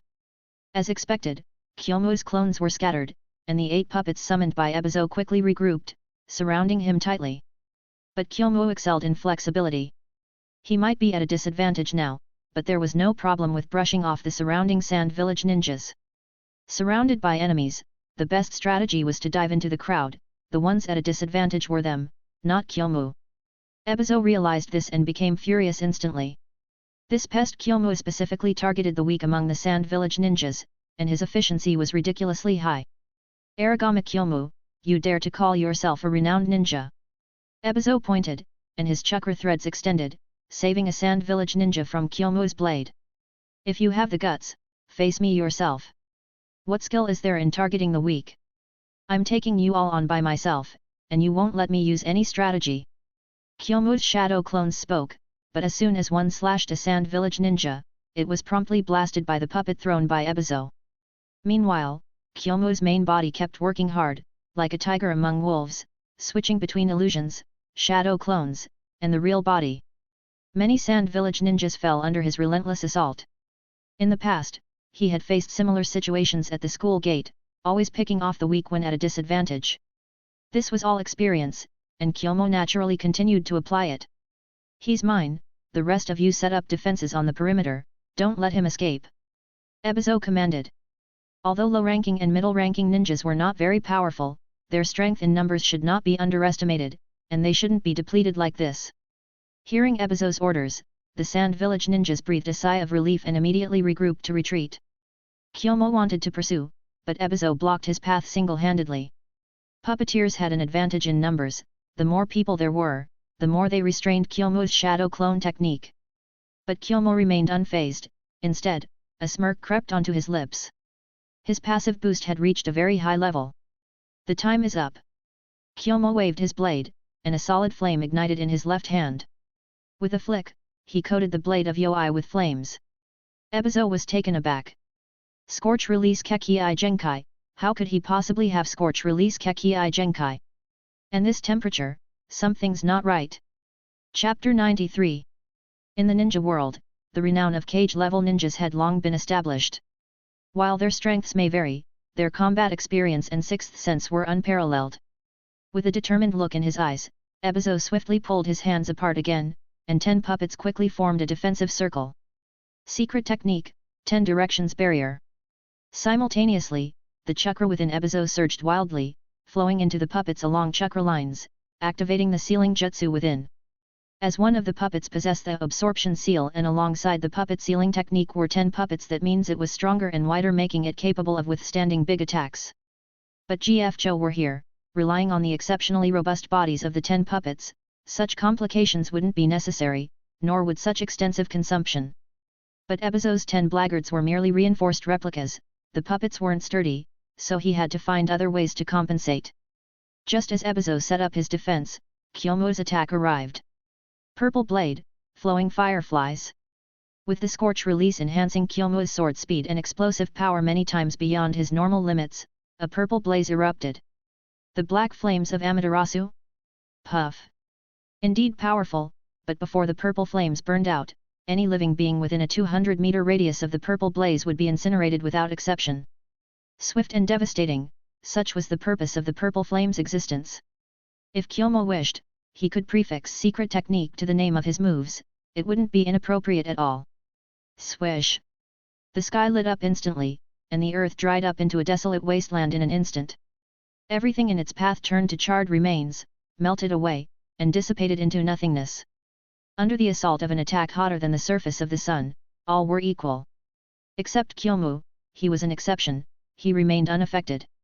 Not because his body was particularly strong, but thanks to the properties of Yoi, capable of cutting through all chakra-based attacks. In the blink of an eye, the attack reached Ebizo's position, crashing fiercely onto his 10 puppets. Boom! Flames surged and boiled, and the air around seemed to evaporate and burst, rapidly spreading its heat. As this purple blade, flowing fireflies collided with obstacles, its energy explosively dispersed over a short distance. There was no mushroom cloud, only a rising purple sun, gradually changing color from purple to orange before disappearing into the sky. During this process, the surroundings inexplicably brightened, illuminating everything within a 4-kilometer radius as if it were daytime. As for Ebizo at the center of the explosion, whether he lived or died, whether there were any traces left, Kyomu didn't know. But he knew he wasn't feeling well. Initially, Yoi's protection perfectly blocked the surge of chakra from the scorch release during the initial purple blade, flowing fireflies. However, the subsequent burst of heat waves posed a problem, causing Kyomu some discomfort. Moreover, this time was different from the last. Previously, there were no obstacles to encounter, and the second wave of heat attack exploded after flying far away. But now, Ebizo obstructed it, causing the secondary damage to erupt prematurely. Fortunately, Kyomu had foresight. With lightning chakra enveloping his body, he consecutively used the body flicker technique while leaving behind a series of shadow clones as a buffer in the direction of retreat. The aftermath continued for nearly 10 seconds, and the artificial sun in the sky lasted about the same time before quietly disappearing into the clouds. Night returned, bringing back darkness and tranquility. It seems that after being blocked, the subsequent damage from the shockwaves will be significantly reduced, Kyomu summed up, brushing off his singed hair. And some moves are too indiscriminate, it's better to use them sparingly until my strength grows, still they're quite handy against aerial targets.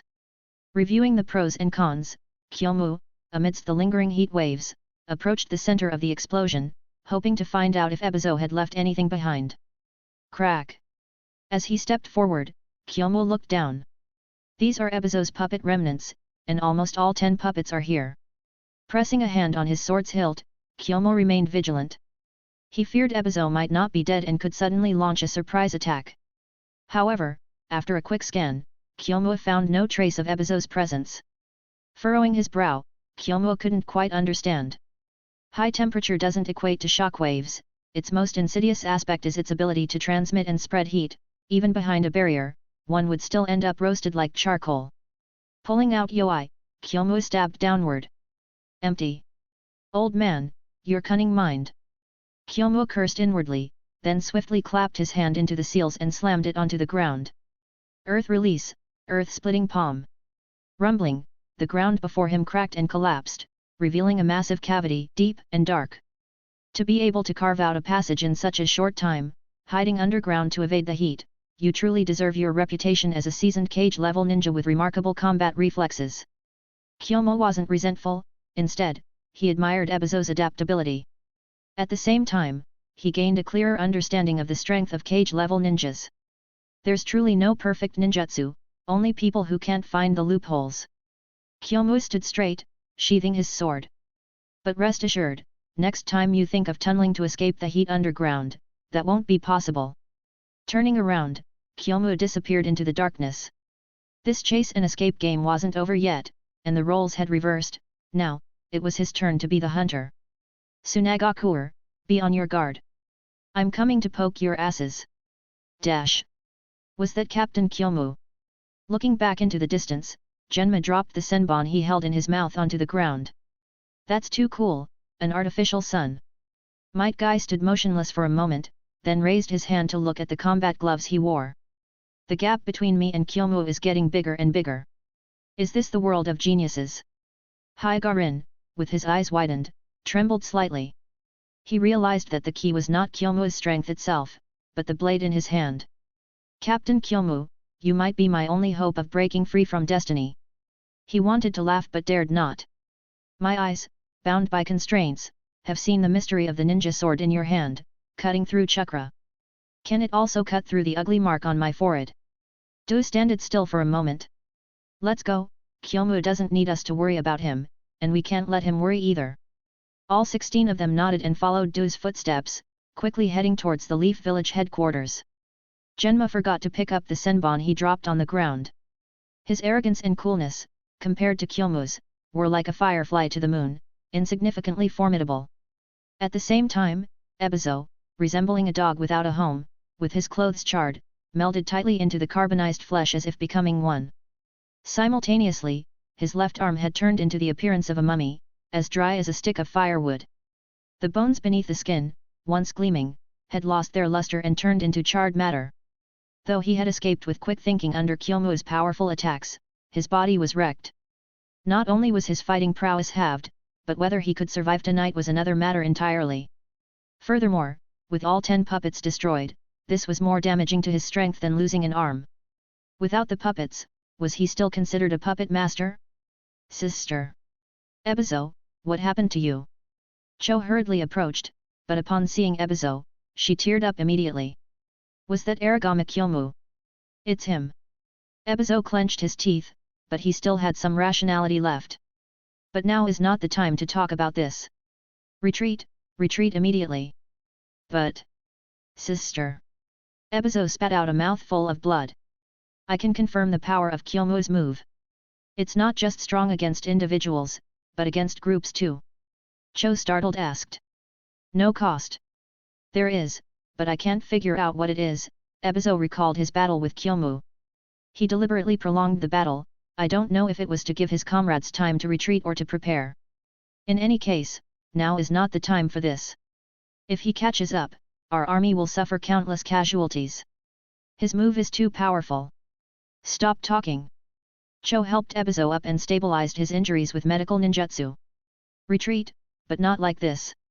She called over a sand shinobi, issuing retreat orders while tossing a sealing scroll to him. Sprinkle my poison powder along the retreat path, 1 bottle every 5 kilometers, and use wind release to disperse it. Cho arranged calmly. Unless Tsunade herself comes, no one can neutralize my poison. And even if she does, it will take at least a week. After arranging the retreat, Cho focused on treating Ebizo. Medicine and poison know no boundaries. Chiyo's medical ninjutsu was equally outstanding. She was likely second only to Tsunade in this regard. However, during the process of treating Ebizo's injuries, tears never stopped flowing from Chiyo's eyes. Like Ebizo, she was in her 50s now. Her body functions were declining, and now Ebizo had suffered such severe injuries. Forget about how much strength he could retain, his lifespan would definitely be greatly reduced. Even if his injuries were healed, he probably wouldn't have more than a few years to live. Gritting her teeth, Cho mentally took note of Konoha's Sakumo, and Kyomu. I must go back and discuss with Raza. We need to bring the Jinchuriki to the battlefield. With the decision made, Chiyo's heart was set on returning, urging the Sand Shinobi to evacuate quickly from within the Land of Rivers. The organization of the Sand Shinobi was very efficient. In just 10 minutes, they had all begun to retreat, and they didn't forget Chiyo's instructions. They scattered various poison powders along the way, dispersing them with wind-release ninjutsu. In no time, a purple poison mist formed across the entire Land of Rivers, within several kilometers, where no grass grew, and both humans and animals were corroded into white bones, creating a scene straight out of hell. For commoners of other nations, Unavoidable death is too common, as war was never gentle, no, it was even more terrifying than demons. When Kyomu stealthily caught up and saw the deserted Sand Shinobi headquarters, he slashed with anger a few times. They ran fast. I thought they would set up a trap, waiting for me to fall into it. But this... Kyomu calculated how much time his passive skill still had and felt he had plenty. So, he decided to chase and deal a severe blow to the retreating enemy. Chasing a whole army of shinobi alone felt exhilarating, like flying. However, when he saw the poison mist ahead, Kyomu felt no inclination to continue the pursuit. His physique was strong, but not strong enough to withstand Chiyo's poison. Moreover, Kyomu tried wind release and found that he could indeed blow away the poison mist, but every time he did, the mist would immediately heal and become denser than before. What kind of devilish poisoning technique is this? Kyomu was furious and then thought about taking a detour. However, after running 10 kilometers away, he felt despair. Cho truly deserved to be known as the #1 poison user, her ruthlessness was formidable. After wandering around, Kyomu suppressed the fire in his heart. It seems that I can't easily defeat the Sand Shinobi this time, and they are decisive. After this retreat, they'll probably seek help from Raza and the One Tail. Scratching his head, Kyomu showed an unusual hint of embarrassment. I've played it big this time. If next month's passive skill refreshes to something useless, won't I be adding difficulty to our side? Mumbling to himself, Kyomu turned back and retreated, ready to go back to the headquarters to inform Orochimaru of the situation. However, on the way back, Kyomu had a sudden inspiration, a fully feasible idea. Orochimaru had to be utilized, there were many woolen threads on his body that could be plucked. If I use this reason, I don't think Orochimaru will refuse. Unable to resist the urge, Kyomu quickened his pace. By the time dawn broke, he had finally returned. Come, let's welcome our hero. Leading the way, Orochimaru stood at the forefront, clapping with a smile on his face. Behind him, the Leaf Shinobi eagerly applauded, especially those who had fought side by side with Kyomu, their hands were sore from clapping. With a bright smile, Kyomu graciously accepted the applause coming at him like waves. This was what he had earned, there was no need for modesty. Moreover, he wanted to make a name for himself, by seeking military exploits, this was an essential part of his plan. Follow me, I want to know the specifics. The brief but warm welcome ceremony ended, and Orochimaru called Kyomu into his tent. Tell me, what's the deal with your scorch release Kekii Genkai? Orochimaru's eyes glittered. Didn't you tell me before that your techniques are pure taijutsu? Kyomu was straightforward, lies came easily to him. Lord Orochimaru, the red blade is taijutsu, while the purple blade is ninjutsu. The methods are different, so the effects naturally differ. What about the scorch release Kekii Genkai? By merging wind and fire chakras, you can create the scorch release Kekii Genkai. It's not unusual. Orochimaru's expression suddenly froze, he understood the theory, but Kyomu was only 9 years old. But Kyomu didn't want to discuss this with Orochimaru. The more he talked, the more loopholes he would expose. Instead, he immediately changed the subject. Lord Orochimaru, urgent matter. I found out. First, tell me, how did you merge wind and fire chakras? Kyomu ignored Orochimaru's question. The Sand Shinobi Corps have retreated entirely, and they've spread a poison mist within the land of rivers to block our pursuit. We need your advice on what to do. Orochimaru was taken aback again, and his eyes sparkled with curiosity as he looked at Kyomu. You chased after them alone. After a moment of hesitation, Kyomu nodded again. Chapter 94. Check out my Patreon for plus 20 extra chapters on all my fanfics. For $5 www.patreon.com/Zalom. Thank you for your support. Orochimaru couldn't find words to describe his feelings. What he and his other 2 friends were doing at Kyomu's age. The talented and charming Hotaki Sakumo, what was he doing when he was Kyomu's age? In any case, whether it was Orochimaru, Jiraiya, Tsunade, or the late Sakumo, none of them could recall. But Kyomu himself knew that the reason for his explosive performance this time was all thanks to his passive skill. This passive was just too overpowered. It was like Kyomu had a lot of peak experience cards. If he fought from day to dawn, as long as he didn't die, Kyomu dared to say he could wrestle with the old man of the 6 paths. But when the passive skill refreshes next month, those peak experience cards will be gone. Lord Orochimaru, I was just pretending. Kyomu found an excuse for himself. This is a forbidden technique I developed. If I try to use it again, I'll probably be in danger. As Kyomu finished speaking, Orochimaru couldn't help but nod.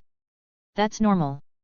If such an attack could be used casually, Konoha wouldn't need more than 4,000 troops stationed at the border of the Land of Fire, they could just send Kyomu. And Konoha could also guarantee that as long as Suna didn't start a war, they wouldn't deploy Aragami Kyomu, making him basically a natural-born nuclear threat. Orochimaru smiled. Your forbidden technique has indeed scared Suna. Their retreat was so decisive, it's the first time I've seen it. But then Orochimaru became serious. Kyomu, tell me the truth, how many times can you still use this technique? I estimate only once. Just once. Orochimaru looked towards the direction of Suna. In that case, in the intensity of the upcoming war, we'll suffer a lot. Orochimaru understood very well, and Kyomu also instantly realized after seeing Suna's retreat. The move Purple Blade, Flowing Fireflies excelled in group capabilities. As long as there was an opportunity, or if Kyomu approached the majority of Suna's forces, with one stroke, there would be barely anyone alive within 3 kilometers, and countless casualties within 6 kilometers. Before they could counter this move, Suna's forces had no choice but to retreat. And when they came back, either they found a way to counter it, or they brought the Jinchuriki to the battlefield. But it's okay, Orochimaru changed the subject.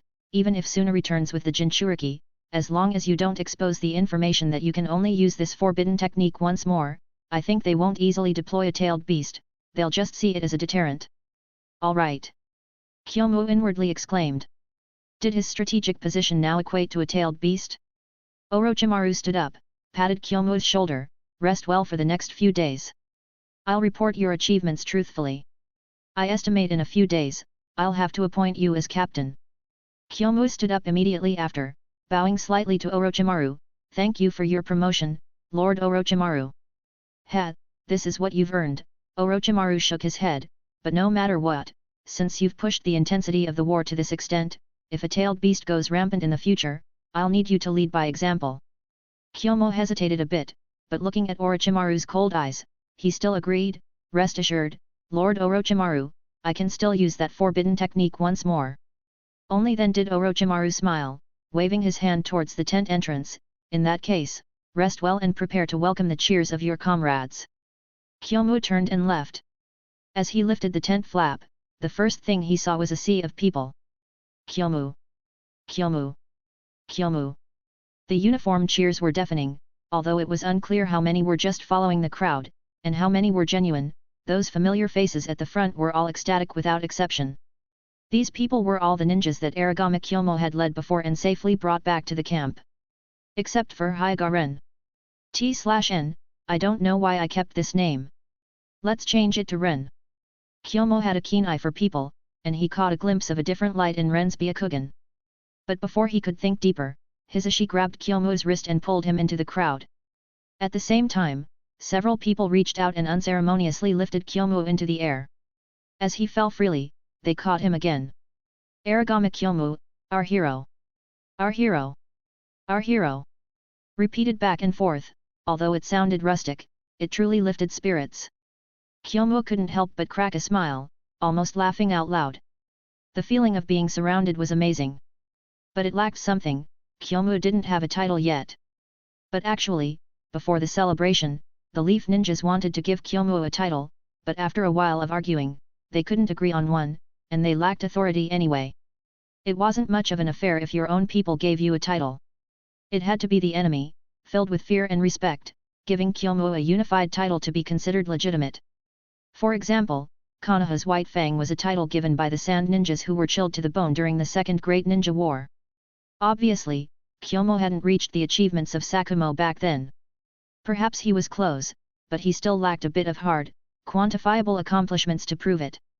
After celebrating for a while, the Leaf Ninjas were tired. Kyomu, who had been tossed around, finally entered his tent somewhat embarrassed, under the watchful eyes of everyone. Phew! I thought I'd never come down from the sky just now. Kyomu patted his chest with lingering fear. But as soon as he finished speaking, Ebisu immediately took over. Captain, if it were me, I'd rather be kept flying in the sky. You can just dream about that. Genma immediately countered. Even if I just dream about it, it's better than your head full of useless trash. Ebisu, you foul-mouthed person! Are you mad because you're embarrassed?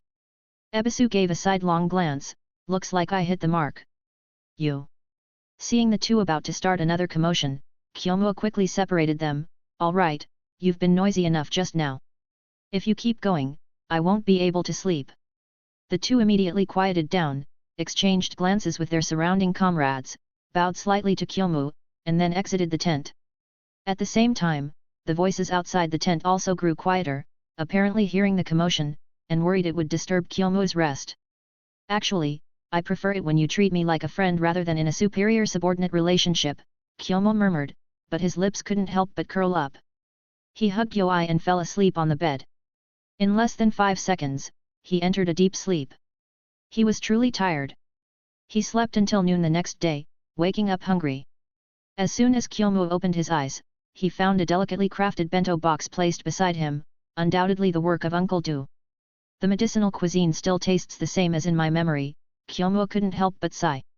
5 years have passed in the blink of an eye, time truly flies. After quickly finishing his meal, Kyomu cleaned the bento box and tidied his clothes before stepping out of the tent. Captain Kyomu, good afternoon. Afternoon. Captain Kyomu, you're looking well. You too. Captain Kyomu, good afternoon. Afternoon. The distance from his own tent to Orochimaru's tent brought Kyomu across paths with many ninjas, each of them very friendly and polite in their greetings. Many of these ninjas Kyomu didn't recognize, but since they greeted him, he greeted them back with a polite smile and exchanged a few words. Not used to it, hey. Inside the tent, Orochimaru turned around, smiling at Kyomu. Rubbing his stiff mouth with a touch of a forced smile, Kyomu responded, it's all right, they're just too enthusiastic. Getting used to it is good. I went through the same thing back then, Orochimaru remarked. So that's why you always had a cold face. Kyomu replied, half-jokingly. Orochimaru chuckled, then shifted the conversation, so, what brings you to me so soon after waking up? Kyomu carefully chose his words, packaging his recent thoughts before explaining them to Orochimaru. Orochimaru-sama, while leading my team on infiltration missions, I've noticed a fatal flaw. The communication between infiltration teams is insufficient, leading to each unit strictly following the original plan and lacking flexibility, making it easy for enemies to exploit weaknesses. Just like the previous arrangement by Cho, if I hadn't discovered the problem in time and had forbidden techniques at my disposal, myself and the other infiltrating ninjas could have been wiped out. Orochimaru nodded upon hearing this, following up, indeed, while you are equipped with wireless radios, the coverage range is only sufficient for communication between nearby squads. Moreover, this technology is still immature and susceptible to enemy eavesdropping. Therefore, I will address this issue with the village and expedite research on wireless communication. In the world of Shinobi, the technology tree was skewed. While electronic devices existed, they were not heavily emphasized, and various problems persisted. However, Kyomu's intention was not to urge Orochimaru to hasten the development of more advanced wireless communication devices but rather to propose utilizing the white phosphorus snakes in the dragon's lair. Orochimaru-sama, will there be enough time for this? Kyomu broached the subject gently. Aside from this unstable wireless technology, I place more trust in traditional methods of intelligence transmission. I suggest restructuring the ninja teams to include members of families with summoning beasts, dividing them into different squads and utilizing their shared summoning beasts to perform more real-time intelligence transmission. Using summoning beasts for various types of intelligence transmission was a favored method among ninjas, much preferred over technological means. Kyomu's suggestion seemed reasonable, with no apparent flaws. However, Orochimaru, being as clever as he was, cast a probing gaze at Kyomu, almost as if he could see through his thoughts. Kyomu, of course, noticed Orochimaru's demeanor but chose to feign ignorance. Of course, we can also request support from the Yamanaka clan to bolster our frontline forces. Their heart transference secret technique. Finally, Orochimaru interrupted Kyomu, unable to tolerate his pretense any longer. Both were intelligent individuals, and circling around each other was getting tedious. Is there a third option? Orochimaru grinned, or perhaps, how do you suggest we improve our long-distance intelligence exchange and real-time tactical arrangements? Orochimaru-sama, I believe we should utilize summoning beasts for communication between us, Kyomu stated boldly. With the passive skills at his disposal, Kyomu no longer feared Orochimaru, who, in turn, would undoubtedly regard him with apprehension. Moreover, after Kyomu gained so much reputation yesterday, he wouldn't face any pressure from his own side until the end of the war. What did they call this again? Confidence without fear. It's no wonder why Sakumo praised your intelligence. I didn't expect you to direct it towards me, Orochimaru chuckled. But obviously, Orochimaru-sama is even wiser, Kyomu immediately revealed his intentions. The first time I saw your summoning beasts, I thought of this. Are you truly only interested in establishing real-time and close battlefield contact through summoning beasts? Orochimaru stared directly into Kyomu's eyes, as if trying to peer into his soul. Not entirely. Kyomu shook his head. At this point, Kyomu had completely let go, and seeing Orochimaru's attitude, he felt even more confident. I also intend to use summoning beasts to enhance my combat capabilities, to cope with Sand Ninja's fiercer assaults in the future. Very pragmatic response, and your honesty and hidden motives coexist. You're quite interesting, Kyomu, Orochimaru said, amused. With a chuckle, Orochimaru spat out a massive scroll, still moist with his saliva, making it somewhat uncomfortable. Swoosh. Ignoring this, Orochimaru directly unfurled the scroll, pointing to the end. Kyomu, you may begin. Kyomu nodded and walked over slowly. End of chapter. Comment. 21 Comment. Vote. Chapter 95, Chapter 95. Check out my Patreon for plus 20 extra chapters on all my fanfics. For $5 www.patreon.com/Zalum. Thank you for your support. Everything went smoothly, and Kyomu formed a contract with the Ryuhoku's cave. However, whether he could gain recognition, and be able to summon a stronger snake, required Kyomu to personally visit the Ryuhoku's cave. But obviously, Kyomu didn't want to go yet. Just as Kyomu was about to leave Orochimaru's camp, he suddenly felt a faintly cold smirk behind him. His heart jolted. Kyomu hadn't even reacted yet when a summoning jutsu appeared beneath his feet. Thunk! His body abruptly turned into a cloud of smoke and dissipated on the spot, and the summoning jutsu that had just appeared vanished right after. This was the reverse summoning jutsu from the Ryuhoku's cave, one of the privileges of the three major summoning beast sanctuaries.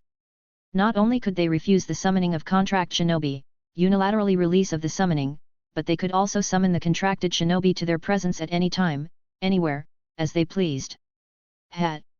Orochimaru stuck out his tongue to lick his lips. Kyomu-kun, I forgot to tell you something. The white snake sage of the Ryuhoku's cave isn't as gentle as the other two sages. If your strength isn't enough, or if they don't like you, you might not come back. With a smirk, Orochimaru rolled up the huge summoning scroll and swallowed it whole. If you gain the white snake sage's approval, then I think you are truly qualified to have a face-to-face conversation with me. Orochimaru wiped his mouth. You need to show me your worth and prove that you are the wind we're waiting for. Otherwise, hee.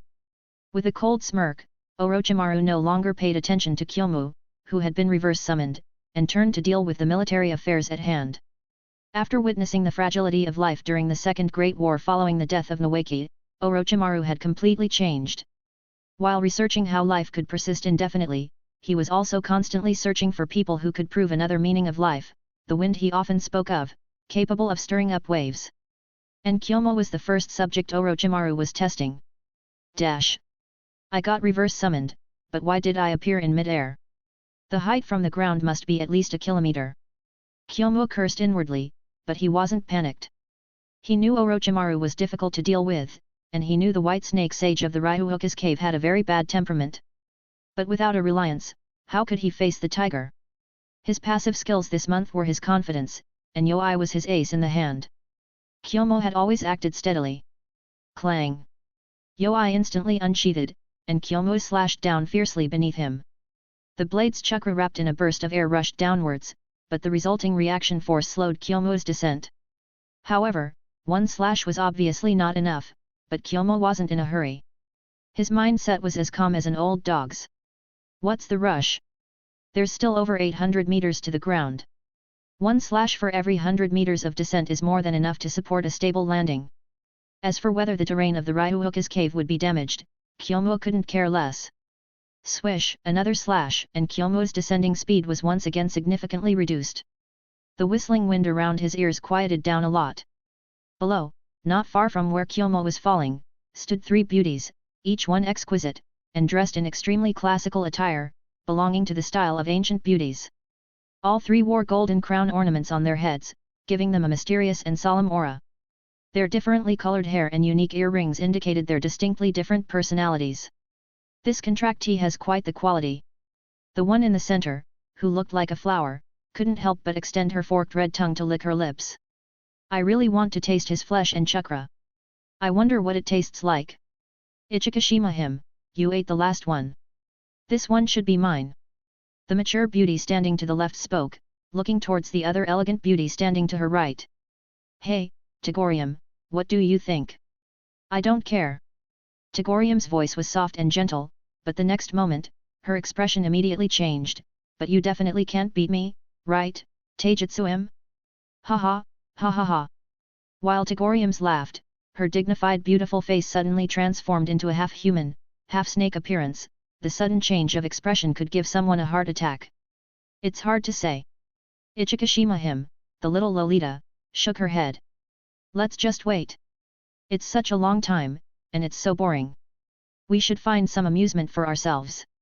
Tagorium floated off the ground, gracefully swaying with the wind as she returned to her own abode. Ichikashima him remained in place. She still had to take Kyomu, who had been reverse summoned, to meet the white snake sage. Boom! 3 seconds later, continuous flashes of blades struck the earth, and Kyomu's body, rapidly descending, used the reaction force to hover 3 meters above the ground. Sheathing his blade, Kyomu executed a very elegant somersault landing. Not only was his posture graceful, but his landing was also very stable. However, after landing, Kyomu remained vigilant, looking around at the sudden appearance of the thin mist. His right shoulder was suddenly tapped. Kyomu quickly turned his head in the opposite direction, not subconsciously adhering to conventions but following the position where his shoulder was tapped. Locking gazes, Kyomu found himself staring into the face of the beautiful Ichikashima him. Ichikashima him first froze, then instantly changed her expression. The delicate face immediately turned into a terrifying half-human, half-snake appearance, showing her expertise in frightening people. However, Kyomu's eyes remained unchanged. His sixth sense clearly told him that the Lolita in front of him didn't harbor any malice, all she had was a mischievous interest. Boring. Seeing Kyomu's calmness, Ichikashima him's mood dropped slightly. Returning to her original appearance, Ichikashima him circled around Kyomu, scrutinizing him from head to toe. Why didn't you turn right when you were tapped just now? She asked curiously. When I was a kid playing with others, I also liked to tap the right shoulder and dodge to the left. Kyomu smiled. I stopped playing that trick 5 years ago. It's boring. Ichikashima him glared at Kyomu. She knew what Kyomu was implying. If it weren't for the White Snake Sage's orders, I would have pulled you into my trial and played with you. Ichikashima him made another intimidating snake face. I bet you'd be delicious. But I think frog meat tastes better than human flesh. Kyomu showed no fear towards Ichikashima him, not just because of her intimidating appearance but more importantly, her personality. From her initial actions, Kyomu understood that Ichikashima him was someone who hadn't seen much of the world and was very playful. Have you eaten frog meat? Ichikashima him suddenly became interested. The white phosphorus giant snakes in the Dragon Earth Cave have always been mortal enemies with the toads of Myabokuzen. Compared to eating humans, Ichikashima him prefers to catch a few toads from Myabokuzen to feast on. However, things are different now. Since the incident 1,000 years ago, she hasn't hunted Myabokuzen toads again. Of course, when encountering someone who has eaten toads, she's interested in asking about it. Ichikashima him opened up, and Kyomu's path suddenly widened because of it. So that's how you roast them, hey? I used to swallow them whole. Swallowing them whole might be rustic, but toads have many parasites in their bodies, unclean. Kyomu tactfully appealed to her interests. Exactly. Ichikashima him agreed with Kyomu's statement, toads are the dirtiest, so they need to be cleaned before eating. If you like, I can roast some for you, and I have 100 ways to cook toads. Kyomu looked around, do we have any here? I'll cook some for you. We don't, Ichikashima him shook her head. But the next moment, she put away her greedy expression and became serious again. Although she wanted to chat with Kyomu about the 100 ways to eat toads, the situation didn't allow it, she had other things to attend to. You, calm down a bit, staring at Kyomu, come with me, the white snake sage wants to see you. Is this Dragon Earth Cave?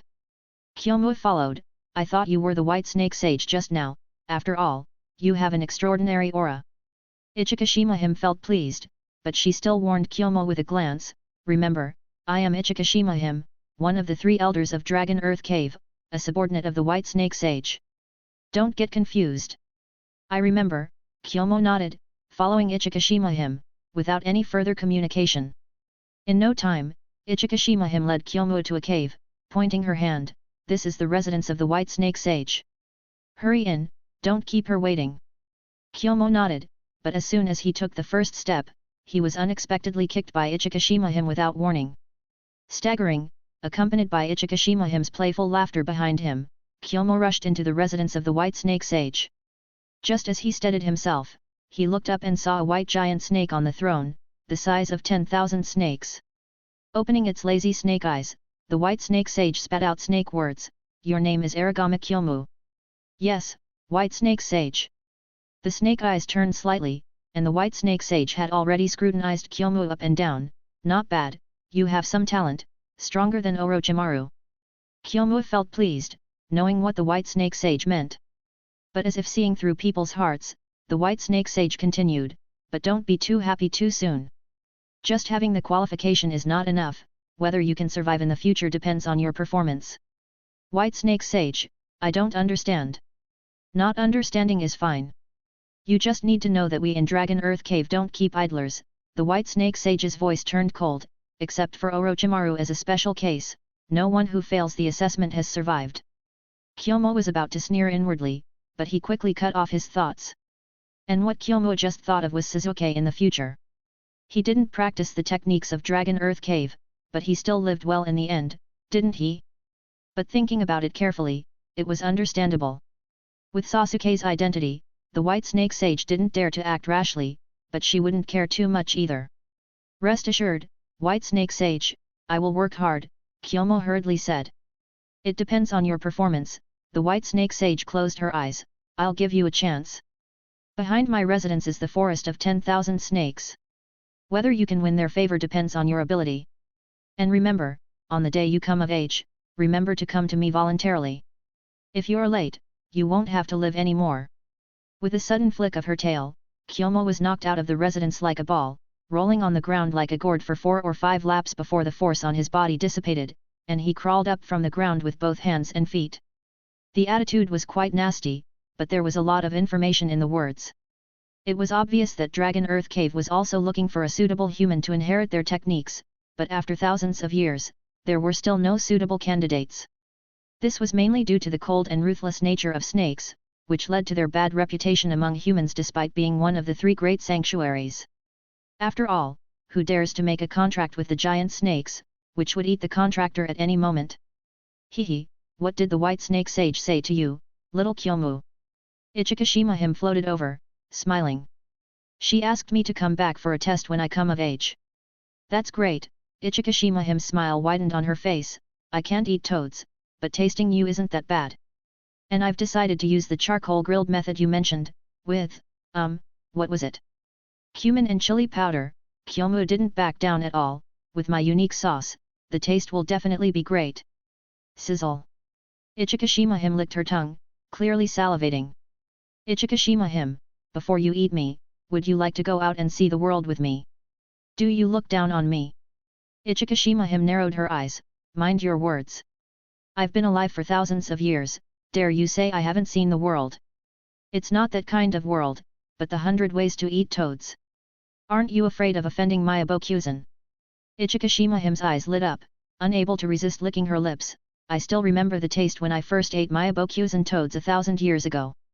Turning her head, Ichikashima him looked at Kyomu very seriously, and you don't want to try to communicate with me to assist you in battle.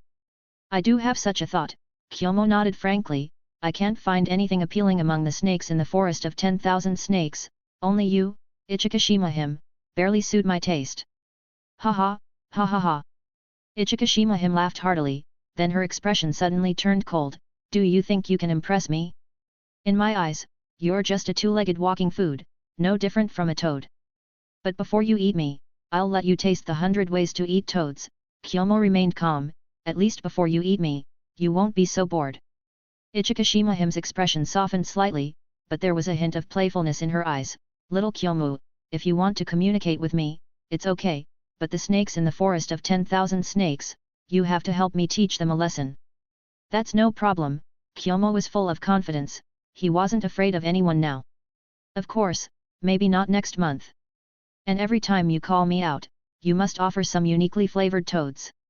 Unless you meet my requirements, the flavor cannot be repeated. That's also no problem, Kyomo readily agreed, already celebrating in his heart. Successfully lured a dragon Earth Cave Elder. End of chapter. Thanks for listening.